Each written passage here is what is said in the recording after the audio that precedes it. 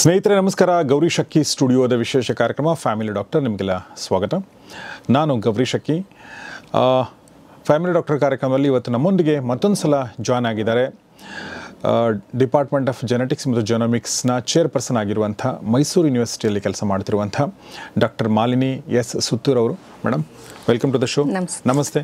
So ನಾವು doctor Malini ಅವರೊಂದಿಗೆ 10 ವಿಡಿಯೋಗಳನ್ನ ಮಾಡಿದ್ದೀವಿ ಮತ್ತು ಬಹಳಷ್ಟು ವಿಡಿಯೋಗಳನ್ನ ನೀವು ನೋಡಿ ಇಷ್ಟಪಟ್ಟಿದ್ದೀರಾ ಮತ್ತು ಅದನ್ನು ಅರ್ಥ ಮಾಡ್ಕೊಂಡಿದ್ದೀರಾ ಅಂತ ಅನ್ಕೋತೀನಿ. ಸೊ ಹೀಗಾಗಿ ಮತ್ತೊಂದು ಸಲ ಅವ್ರನ್ನ ನಾನು ಸ್ವಾಗತಿಸೋಕ್ಕೆ ತುಂಬ ಖುಷಿ ಆಗ್ತಾಯಿದೆ. ಮತ್ತು ಇವತ್ತು ಬಹಳ ಇಂಪಾರ್ಟೆಂಟ್ ವಿಚಾರ ಇಟ್ಕೊಂಡು ನಾವು ಕೂತ್ಕೊಂಡಿದ್ವಿ. ಒಂದು ಸಲ ಆರೋಗ್ಯದ ಬಗ್ಗೆ ನೀವು ಮಾತಾಡ್ತಾ ಹೇಳಿದ್ರಿ. ಆರೋಗ್ಯ ಅಂದರೆ ಕೇವಲ ದೈಹಿಕ ಅಲ್ಲ, ಅದರಲ್ಲಿ ಬೇರೆ ಬೇರೆ ಕಾಂಪೊನೆಂಟ್ ಇದೆ ಅಂತ ನೀವು ಹೇಳಿದ್ರಿ. ಅದರಲ್ಲಿ ಸಾಮಾಜಿಕ ಇರ್ಬೋದು, ಅದರಲ್ಲಿ ದೈಹಿಕ ಇರ್ಬೋದು, ಅದರಲ್ಲಿ ಆಧ್ಯಾತ್ಮಿಕ ಆರೋಗ್ಯ ಇರ್ಬೋದು, ಆ ಥರದ್ದು ಹೇಳಿದ್ರಿ. ಅದರಲ್ಲಿ ಇನ್ನೊಂದು ತುಂಬ ಇಂಪಾರ್ಟೆಂಟ್ ಆಗಿರುವಂಥದ್ದು ಮಾನಸಿಕ ಆರೋಗ್ಯ ಅಲ್ವಾ? ಬಹುಶಃ ದೈಹಿಕ ಆದ ನಂತರ ಬರುವಂಥದ್ದೇ ಮಾನಸಿಕ ಆರೋಗ್ಯ ಅನಿಸುತ್ತೆ ಅಲ್ವಾ? ಯಾಕಂದರೆ ಮಾನಸಿಕ ಆರೋಗ್ಯ ಹೇಗೆ ಅಂತಂದರೆ ಅದು ದೇಹದ ಮೇಲೂ ಪರಿಣಾಮ ಬೀರುತ್ತೆ, ಅವ್ರ ದೇಹದ ಮೇಲೂ ಪರಿಣಾಮ ಬೀರುತ್ತೆ, ಇನ್ನೊಬ್ಬರ ಮನಸ್ಸಿನ ಮೇಲೆ ಇನ್ನೊಬ್ಬರ ದೇಹದ ಮೇಲೂ ಪರಿಣಾಮ ಬೀರುತ್ತೆ. ಸುತ್ತಮುತ್ತ ಇರುವಂಥ ಎಲ್ಲರ ಮನಸ್ಸು ದೇಹಗಳನ್ನು ಪ್ರಭಾವಿಸುವಂಥ ಒಂದು ಏನಾದರೂ ಕಾಯಿಲೆ ಅಂದರೆ ಅದು ಮಾನಸಿಕ ಕಾಯಿಲೆ. ಯಾಕಂದರೆ ದೈಹಿಕ ಆರೋಗ್ಯ ಇದ್ದಾಗ ನಾವು ಅವ್ರನ್ನ ನೋಡ್ಕೊಳ್ತೀವಿ, ಹಾಸ್ಪಿಟ್ಲಿಗೆ ಕರ್ಕೊಂಡು ಹೋಗ್ತೀವಿ. ಸೊ ಮಾಯೋದನ್ನು ಕಾಯ್ತಿರ್ತೀವಿ ಅಷ್ಟೇ, ಬಿಟ್ಟರೆ ಬೇರೆ ಏನೂ ಆಗಲ್ಲ. ಮಾನಸಿಕ ಕಾಯಿಲೆ ಇದ್ದಾಗ ಸೊ ಅದು ಕಾಣಲ್ಲ ಕಣ್ಣಿಗೆ. ಸೊ ಹೀಗಾಗಿ ಅದು ಯಾವ ಹಂತದಲ್ಲಿದೆ, ಏನಾಗುತ್ತೆ ಅನ್ನೋದು ಗೊತ್ತಿರಲ್ಲ. ಸೊ ಹೀಗಾಗಿ ಈ ಪ್ರಶ್ನೆ ಬಹಳ ಮುಖ್ಯ ಅನಿಸುತ್ತೆ. ಮೇಡಮ್, ಮಾನಸಿಕ ಆರೋಗ್ಯ ಅಥವಾ ಅನಾರೋಗ್ಯ ಏನು, ಹೀಗಂದರೆ ಏನು ಕಾರಣಗಳು ಮತ್ತು ಏನು ಪರಿಹಾರಗಳು, ಅದನ್ನು ಹೇಳ್ಬೋದಾ? ಎಲ್ರಿಗೂ ನಮಸ್ಕಾರ ಸರ್. ಮೊದಲನೇದಾಗಿ ಮುಂದಿನ 10 ವರ್ಷದಲ್ಲಿ ಜಗತ್ತನ್ನು ಕಾಡುವ ಏಕೈಕ ಸಮಸ್ಯೆ ಅಂದರೆ ಮಾನಸಿಕ ಆರೋಗ್ಯ. ಈಗ ನಾವೆಲ್ಲ ಮಾತಾಡ್ತಾ ಇದ್ದೀವಿ, ಮಧುಮೇಹ, ಬೊಜ್ಜುತನ, ಕ್ಯಾನ್ಸರ್ಗಳು ಮತ್ತು ಹೃದಯಾಘಾತ, ಇದೆಲ್ಲ ತುಂಬ ಕಾಮನ್. ಇದೆಲ್ಲ ದೈಹಿಕ ಆರೋಗ್ಯಕ್ಕೆ ಸಂಬಂಧಿಸಿದ್ದು. ಆದರೆ ಇದಕ್ಕೆ ಒಂದು ಟ್ರೀಟ್ಮೆಂಟ್ ಇದೆ ಮತ್ತು ಇದಕ್ಕೆ ಗುಣಲಕ್ಷಣಗಳು ಇದೆ. ಅಂದರೆ ಭಾಳ ಸುಲಭವಾಗಿ ನಾವು ಈಗ ಏನೋ ಒಂದು ಹೃದಯಾಘಾತ ಆಗಬೇಕು, ಮೊದಲು ಅದಕ್ಕೆ ಎದೆನೋವು ಬರುತ್ತೆ, ಆವಾಗ ನಾವು ಅವರನ್ನು ಆಸ್ಪತ್ರೆಗೆ ಕರ್ಕೊಂಡು ಹೋಗ್ಬೋದು. ಅದೇ ಥರ ಬೊಜ್ಜುತನ, ವೆಯ್ಟ್ ಗೇನ್ ಆಗೋದೆಲ್ಲ ನಮಗೆ ಗೊತ್ತಾಗ್ತಿರುತ್ತೆ. ಅಂದರೆ ಇದು ಗುಣಲಕ್ಷಣಗಳು ಇರುತ್ತೆ, ನಮಗೆ ಸುಲಭವಾಗಿ ಇದನ್ನು ನಾವು ಟ್ರೀಟ್ ಮಾಡ್ಬೋದು. ಆದರೆ ಮಾನಸಿಕ ಆರೋಗ್ಯ ಅಂತ ಬಂದಾಗ ಆ ವ್ಯಕ್ತಿಗೆ ಅನಾರೋಗ್ಯ ಇದೆ ಅಂತ ಅವನ ಜೊತೆಲಿದ್ದವ್ರಿಗೂ ಗೊತ್ತಾಗಲ್ಲ. ಏಕೆಂದರೆ ಏನೂ ಸಿಂಪ್ಟಮ್ಸೇ ಇರಲ್ಲ. ಅವನಿಗೂ ಗೊತ್ತಿರ, ಅವನಿಗೆ ಒಂದು ಮಟ್ಟದಲ್ಲಿ ಗೊತ್ತಿರುತ್ತೆ. ಆದರೆ ಅವನು ಏನು ಮಾಡ್ತಾನೆ, ಅದನ್ನು ಮಾಸ್ಕ್ ಮಾಡ್ಕೊಂತ ಬರ್ತಾನೆ. ನನಗೇನು ಆಗಿಲ್ಲ, ನಾನು ಚೆನ್ನಾಗಿದ್ದೀನಿ ಅನ್ನೋ ಥರ ಅವನು ಅನ್ಕೊಂತಾನೆ ಮತ್ತು ಪ್ರಿಟೆಂಡ್ ಮಾಡ್ತಾನೆ. Correct madam. ಇನ್ನೊಂದು ಅದರಲ್ಲಿ ಏನಂದರೆ ಅವ್ನು ಪ್ರಿಟೆಂಡ್ ಮಾಡೋಕ್ಕಿಂತ ಮುಂಚೆ ಇನ್ನೊಂದು ಹಂತ ಇರುತ್ತೆ ನನ್ನ ಪ್ರಕಾರ. ಅವನಿಗೆ ಇದೇ ಅನ್ನೋದೇ ಗೊತ್ತಿರಲ್ಲ, ಕೆಲವು ಸಲ ಗೊತ್ತಾಗೋದಿಲ್ಲ. ಈಗ ಫಾರ್ ಎಕ್ಸಾಂಪಲ್ ಸಂಶಯ ಪಡುವಂಥದ್ದು ಒಂದು ಕಾಯಿಲೆ, ಅವ್ನು ಹಿ ಥಿಂಕ್ಸ್ ಇಟ್ಸ್ ನ್ಯಾಚುರಲ್ ಅಲ್ವಾ, ಬಟ್ ಅದು ನ್ಯಾಚುರಲ್ ಅಲ್ಲ ಆಕ್ಚುಲಿ ಅಲ್ಲ. ಹಾಗಾಗಿ ಈ ಮಾನಸಿಕ ಆರೋಗ್ಯ ಮುಂದಿನ 10 ವರ್ಷದಲ್ಲಿ ಇಡೀ ಜಗತ್ತನ್ನ ಕಾಡುವ ಏಕೈಕ ಸಮಸ್ಯೆ ಅಂದ್ರೆ ಇದೆ ಅಂತಾನೆ ನಾವು ಹೇಳ್ಬೋದು. ಬೇರೆದ್ರ ಜೊತೆ ಮುಂಚೂಣಿಯಲ್ಲಿರೋದು ಇದು. ಕಾರಣ ಏನಂತಂದ್ರೆ ನಾವೀಗಿರೋದು ಒತ್ತಡದ ಜಗತ್ತು. ಒತ್ತಡ ಎಲ್ಲಿದೆ ಅದು ಮಾನಸಿಕ ಅನಾರೋಗ್ಯವನ್ನ ಉಂಟು ಮಾಡೋದು ಸಹಜ. ಮೊದಲನೇದಾಗಿ ಮಾನಸಿಕ ಆರೋಗ್ಯ ಅಂತ ನಾವು ತಗೊಂಡಾಗ ಯಾವುದೇ ಒಬ್ಬ ವ್ಯಕ್ತಿ ಒತ್ತಡವನ್ನು ನಿಭಾಯಿಸಿಕೊಂಡು ಫಲಪ್ರದಾಯವಾಗಿ ಕೆಲಸ ಮಾಡುತ್ತಾ ಸಮಾಜಕ್ಕೆ ಒಳ್ಳೆಯದು ಮಾಡೋದನ್ನ ಒಂದು ಹಂತದಲ್ಲಿ ಮಾನಸಿಕ ಆರೋಗ್ಯ ಅಂತ ಕರಿತೀವಿ. ಅದರ ಜೊತೆಯಲ್ಲಿ ಆತ ನಕಾರಾತ್ಮಕವಾದದ್ದನ್ನು ಸಕಾರಾತ್ಮಕವಾಗಿ ಬದಲಾಯಿಸಿಕೊಂಡು ಚಟುವಟಿಕೆಯಲ್ಲಿ ಕೂಡಿರುವಂಥದ್ದನ್ನು ನಾವು ಮಾನಸಿಕ ಆರೋಗ್ಯ ಅಂತಲೂ ಸಹ ಹೇಳ್ಬಹುದು. ಹಾಗಾಗಿ ಯಾವ ವ್ಯಕ್ತಿಗೆ ಈ ಒಂದು ಗುಣ ಇರುತ್ತೆ, ಅವನು ಮಾನಸಿಕ ಆರೋಗ್ಯ ಇದ್ದಾಗ ನಿಮಗೆ ದೈಹಿಕ ಆರೋಗ್ಯ ಇರುತ್ತೆ, ಆಧ್ಯಾತ್ಮಿಕ ಆರೋಗ್ಯ ಇರುತ್ತೆ, ಸಾಮಾಜಿಕ ಆರೋಗ್ಯ ಇರುತ್ತೆ. ಹಾಗಾಗಿ ಈ ಮಾನಸಿಕ ಆರೋಗ್ಯ ಅನ್ನೋದು ಎಲ್ಲ ಆರೋಗ್ಯಕ್ಕೂ ಇದೇ ಮೂಲ ಅಂತ ನಾವು ಹೇಳ್ತಾ ಬರ್ಬೋದು. ಇದ್ರ ಜೊತೆಯಲ್ಲಿ ಈ ಮಾನಸಿಕ ಆರೋಗ್ಯ ಅನ್ನೋದು ಪ್ರತಿಯೊಬ್ಬ ವ್ಯಕ್ತಿಗೂ ಬಹಳ ಮುಖ್ಯ. ಕಾರಣ ಏನಂತಂದ್ರೆ ನಮ್ಮ ಒಟ್ಟಾರೆ ಆರೋಗ್ಯ ಈ ಮಾನಸಿಕ ಆರೋಗ್ಯದ ಮೇಲೇನೆ ನಿಂತಿರುತ್ತೆ. ಹಾಗಾಗಿ ಈ ಮಾನಸಿಕ ಆರೋಗ್ಯವನ್ನ ಕಾಪಾಡ್ಕೋಬೇಕಾದ್ರೆ ಅದಕ್ಕೆ ಅನಾರೋಗ್ಯ ಉಂಟಾಗದೇ ಇದ್ದಂಗೆ ನಾವು ನೋಡ್ಕೋಬೇಕು. ಹಾಗಾಗಿ ಇಲ್ಲಿ ಸಹಜವಾಗಿ ಏನಿರುತ್ತೆ ಅದು ಆರೋಗ್ಯ. ಏರುಪೇರು ಆದ್ರೆ ಅದು ಅನಾರೋಗ್ಯ ಅಂತ ನಾವು ಹೇಳ್ಬೋದು. ಸಹಜ ಅಂದ್ರೆ ಯಾವುದು, ಅಸಹಜ ಅಂದ್ರೆ ಯಾವುದು ಅನ್ನೋದು ಗೊತ್ತಾಗಬೇಕು ನಮಗೆ. ಇದಕ್ಕೆ ಕಾರಣಗಳು ಅಂತ ನಾವು ನೋಡಿದಾಗ ಇಂಟರ್ನಲ್ ಎಕ್ಸ್ಟರ್ನಲ್ ಫ್ಯಾಕ್ಟರ್ಸ್ ಅಂತ ಹೇಳ್ಬೋದು. ಅಂದ್ರೆ ನಮ್ಮ ಒಳಗಿರ ಒಂದು ಕಾರಣಗಳು ಮತ್ತೆ ಹೊರಗಡೆ ಇರೋಂಥ ಕಾರಣಗಳು. ಒಳಗಡೆ ಅಂತಂದ ಬಂದಾಗ ಅದು ನಮ್ಮ ಒಂದು ಕಾಯಿಲೆಗಳಾಗಿರ್ಬೋದು, ಏನೋ ಒಂದು ತೊಂದರೆ, ದೈಹಿಕ ತೊಂದರೆ ಆಗಿದೆ. ಈಗ ಡಯಾಬಿಟಿಕ್ ಇದೆ ಅಥವಾ ಒಬಿಸಿಟಿ ಇದೆ, ಕ್ಯಾನ್ಸರ್ ಇದೆ. ಆ ಕ್ಯಾನ್ಸರ್ ಬಂದಿದೆ ಅಂತಾನೆ ನಮಗೆ ಅವರು ಡಿಪ್ರೆಷನ್ಗೆ ಹೋಗೋಂಥ ಸಾಧ್ಯತೆನೂ ಇರುತ್ತೆ. ಕೆಲವೊಂದು ಕಾಯಿಲೆ ಬಂದಾಗ ಈಗ ಶುಗರ್ ಲೆವೆಲ್ ಜಾಸ್ತಿ ಇದೆ ಅಂದಾಗ ಅದರಿಂದನೇ ಡಿಪ್ರೆಷನ್ಗೆ ಹೋಗ್ತಾರೆ. ಅದರಿಂದ ಆಂಗ್ಸೈಟಿ ಶುರು ಆಗುತ್ತೆ, ಯೋಚನೆಗಳು ಶುರು ಆಗುತ್ತೆ, ಒತ್ತಡ ಜಾಸ್ತಿ ಆಗುತ್ತೆ. ದೈಹಿಕ ಕಾಯಿಲೆಯಿಂದ ಮಾನಸಿಕ ಕಾಯಿಲೆ ಬರುತ್ತೆ. ದೈಹಿಕ ಕಾಯಿಲೆಯಿಂದ ಮಾನಸಿಕ ಕಾಯಿಲೆ ಬರುತ್ತೆ. ಈ ಕ್ಯಾನ್ಸರ್ ಅಂತ ಗೊತ್ತಾದಾಗ ವ್ಯಕ್ತಿ ಎಷ್ಟು ಕುಗ್ಗೋಗ್ತಾನೆ ಅಂದರೆ ಅವನು ಡಿಪ್ರೆಷನ್ಗೆ ಹೋಗೋ ಸಾಧ್ಯತೆ ಇದೆ. ಅವನಷ್ಟೇ ಅಲ್ಲ, ಅವನ ಕುಟುಂಬದವರು ಸಹ ಚಿಂತಾಕ್ರಾಂತರಾಗ್ತಾರೆ. ಅಪ್ಪ ಹೇಗೆ ಮಾಡೋದು, ಟ್ರೀಟ್ಮೆಂಟ್ ಹೆಂಗೆ ಕೊಡಿಸೋದು, ಇವರು ಉಳ್ಕಂತಾರ ಇಲ್ವಾ, ಈ ಥರದ್ದೆಲ್ಲ. ಅಂದರೆ ನಮ್ಮ ಒಳಗಡೆಯಿಂದ ಉಂಟಾಗುವಂತಹ ತೊಂದರೆಗಳು, ಅದು ಅನಾರೋಗ್ಯ ಅಂದರೆ ದೈಹಿಕ ಕಾಯಿಲೆಗಳು. ಮತ್ತು ಮಿಕ್ಕ ಎಲ್ಲ ಒತ್ತಡ ಕಾರಕಗಳು ಮಾನಸಿಕ ಅನಾರೋಗ್ಯಕ್ಕೆ ಹೊರಗಡೆಯಿಂದ ಬಂದಿರೋಂಥದ್ದು. ಅದರಲ್ಲಿ ಮುಖ್ಯವಾಗಿ ನಾವು ಯಾವ್ದ್ಯಾವ್ದು ಅಂತ ನಾವು ನೋಡೋದಾದ್ರೆ ವೃತ್ತಿ ಅಂತ ನಾವು ತಗೋಬಹುದು. ಪ್ರತಿಯೊಂದು ಒಬ್ಬ ವ್ಯಕ್ತಿಯ ಜೀವನದಲ್ಲಿ ಅವನ ಒಂದು ವೃತ್ತಿಪರ ಅಂತ ನಾವು ಏನು ಹೇಳ್ತೀವಿ, ಔದ್ಯೋಗಿಕತೆ ಅಂತ, ಅದು ಬಹಳ ಮುಖ್ಯವಾದ ಒಂದು ಕಾರಣ ಒತ್ತಡ ಉಂಟು ಮಾಡಲು ಮತ್ತೆ ಮಾನಸಿಕ ಅನಾರೋಗ್ಯಕ್ಕೆ ಅದು ಬಹಳ ಮುಖ್ಯ ಕಾರಣ ಅಂತ ಹೇಳ್ಬೋದು. ಅದರಲ್ಲಿ ಮುಖ್ಯವಾಗಿ ಈಗ ನೋಡಿ, ನಾವು ಓದಿರೋದೊಂದು ಮಾಡ್ತಿರೋ ಕೆಲಸ ಇನ್ನೊಂದು. ನೀವು ಜೀವನ ಪೂರ್ತಿ ನಿಮಗೆ ಆ ಒಂದು ಸಂತೋಷ ಸಿಕ್ಕಲ್ಲ. ಈಗ ಇಂಜಿನಿಯರಿಂಗ್ ಮಾಡಿರ್ತಾರೆ, ತುಂಬಾ ಜನ ಬ್ಯಾಂಕಲ್ಲಿ ಕೆಲಸ ಮಾಡ್ತಾ ಇದ್ದಾರೆ ಕ್ಲರಿಕಲ್ ಅಲ್ಲಿ. ಅವ್ರು ಇಂಜಿನಿಯರಿಂಗ್ ಡಿಗ್ರಿ ಅವ್ರದ್ದು, ಅವರು ಓದಿರೋದೇ ಬೇರೆ, ಅವರು ಮಾಡ್ತಿರೋ ಕೆಲಸ ಕ್ಲರಿಕಲ್ ಇದು, ಅಥವಾ ಮ್ಯಾನೇಜರ್ ಆಗಿರ್ಬೋದು, ಕ್ಲರಿಕಲ್ ಆಗಿರ್ಬೋದು, ಏನೇ, ಅಲ್ಲಿ ಒಂದು ಸ್ಯಾಟಿಸ್ಫ್ಯಾಕ್ಷನ್ ಇರೋದಿಲ್ಲ. ಇದು ಈ ವೃತ್ತಿ ಓದಿರೋದು ಮತ್ತೆ ವೃತ್ತಿಯ ಒಂದೇ ಮಾಡ್ತೀವಲ್ಲ, ಆಗ ಮಾನಸಿಕ ನಮಗೆ ಆನಂದ ಸಿಕ್ಕುತ್ತೆ. ಮೇಡಮ್, ಅದ್ರಲ್ಲಿ ಇನ್ನೊಂದಿದೆ. ಈಗ ಆ ವ್ಯಕ್ತಿ ಇಂಜಿನಿಯರಿಂಗ್ ಅನ್ನ ಇಷ್ಟಪಟ್ಟು ಓದಿದಾನ ಇಲ್ವಾ ಅನ್ನೋದು ಕೂಡ ಇಂಪಾರ್ಟೆಂಟ್ ಆಗುತ್ತೆ. ಕೆಲವೊಂದ್ಸಲ ಸುಮ್ಮನೆ ಎಲ್ಲರೂ ಮಾಡ್ತಾರೆ ಅಂತ ಇಂಜಿನಿಯರಿಂಗ್ ಮಾಡಿದ್ರೆ ಪರವಾಗಿಲ್ಲ, ಆಮೇಲೆ ನೋಡಿದ್ರೆ ಏನೋ ಅವ್ರಿಗೆ ಏನೋ ಇಷ್ಟ ಆಯ್ತಾ. ಈಗ ಫಾರ್ ಎಕ್ಸಾಂಪಲ್ ತುಂಬಾ ಜನ ಫಿಲ್ಮ್ ಮೇಕರ್ಸ್ ಎಲ್ಲ ಇಂಜಿನಿಯರ್ ಡಿಗ್ರಿ ಹೋಲ್ಡರ್ಸ್, ಬಟ್ ಎಲ್ಲ ಸಿನಿಮಾ ಮಾಡ್ತಾ ಇದ್ದಾರೆ, ನಾಟಕ ಮಾಡ್ತಾ ಇದ್ದಾರೆ, ಟ್ರೆಕ್ಕಿಂಗ್ ಮಾಡ್ತಾ ಇದ್ದಾರೆ, ಯೂಟ್ಯೂಬರ್ಸ್ ಆಗಿದ್ದಾರೆ, ಹಿಂಗಾಗಿ. ಸೊ ನನಗನ್ಸುತ್ತೆ, ನೀವೇನೇ ಡಿಗ್ರಿ ನೀವೇನು ಓದ್ತಿರೋ ಅದನ್ನ ಮಾಡೋದು ಒಳ್ಳೇದು, ನಿಮ್ಗೆ ಇಷ್ಟ ಇಲ್ಲ ಅಂದ್ರೆ ನೀವು ಡೈವರ್ಟ್ ಮಾಡೋದ್ರಲ್ಲಿ ತಪ್ಪಿಲ್ಲ. ಕೆಲವು ಸಲ ಇನ್ನೋವೇಟಬಲ್ ಹೊಟ್ಟೆಪಾಡಿಗೆ ಅಂತ ಅಂತಾರಲ್ಲ, ಆ ತರ ಬೇರೆ ಫೀಲ್ಡ್ಗೆ ಹೋದಾಗ ಅವ್ರು ಓದಿರೋ ನಾಲೆಡ್ಜ್ ಬೇರೆ, ಡೊಮೈನ್ ಬೇರೆ. ಈಗ ಫಾರ್ ಎಕ್ಸಾಂಪಲ್ ನಾನು ಓದಿದ್ದು ಬೇರೆನೆ, ಮಾಡ್ತಿರೋದೇ ಬೇರೆ. ಹೌದು, ಆದ್ರೆ ನಿಮ್ಮ ಡೊಮೈನ್ ಅಲ್ಲಿ ನಿಮ್ಗೆ ಅವಕಾಶ ಸಿಕ್ಕಿದಾಗ ನೀವು ಇನ್ನೂ ಚೆನ್ನಾಗಿ ಪರ್ಫಾರ್ಮ್ ಮಾಡ್ಬೋದಾಗಿರುತ್ತೆ ಅಲ್ವಾ. ಅದು ಒಂದು ಎಲ್ಲೋ ಬಹಳಷ್ಟು ಜನಕ್ಕೆ, ಕೆಲವೊಂದು ಗ್ರೂಪ್ಗೆ ಅದೊಂದು ಇರುತ್ತೆ, ಅಯ್ಯೋ ನಾನು ಓದಿದ್ದೊಂದು ಮಾಡ್ತಾ ಇರೋದೊಂದು ಸ್ಯಾಟಿಸ್ಫ್ಯಾಕ್ಷನ್ ಇಲ್ಲ ನನಗೆ. ಅದು ಎಲ್ಲೋ ಸಬ್ ಕಾನ್ಶಿಯಸ್ ಲೆವೆಲ್ ಅಲ್ಲಿ ಕೊರಿತಾ ಇರುತ್ತೆ. ಅಯ್ಯೋ ನಾನು ಅಷ್ಟೆಲ್ಲ ಓದಿ ಈ ಕೆಲಸ ಮಾಡ್ತಾ ಇದ್ದೀನಲ್ಲ ಅನ್ನೋದು ಎಲ್ಲೋ ಒಂದ್ ಕಡೆ ಚುಚ್ಚುತ್ತೆ. ಅದು ಒಂದು ನಮಗೆ ಗೊತ್ತಿಲ್ದಂಗೆ ಸಟಲ್ ಲೆವೆಲಲ್ಲಿ ನಡ್ಕೊಂಡು ಹೋಗುವಂತಹ ಒಂದು ಒತ್ತಡ.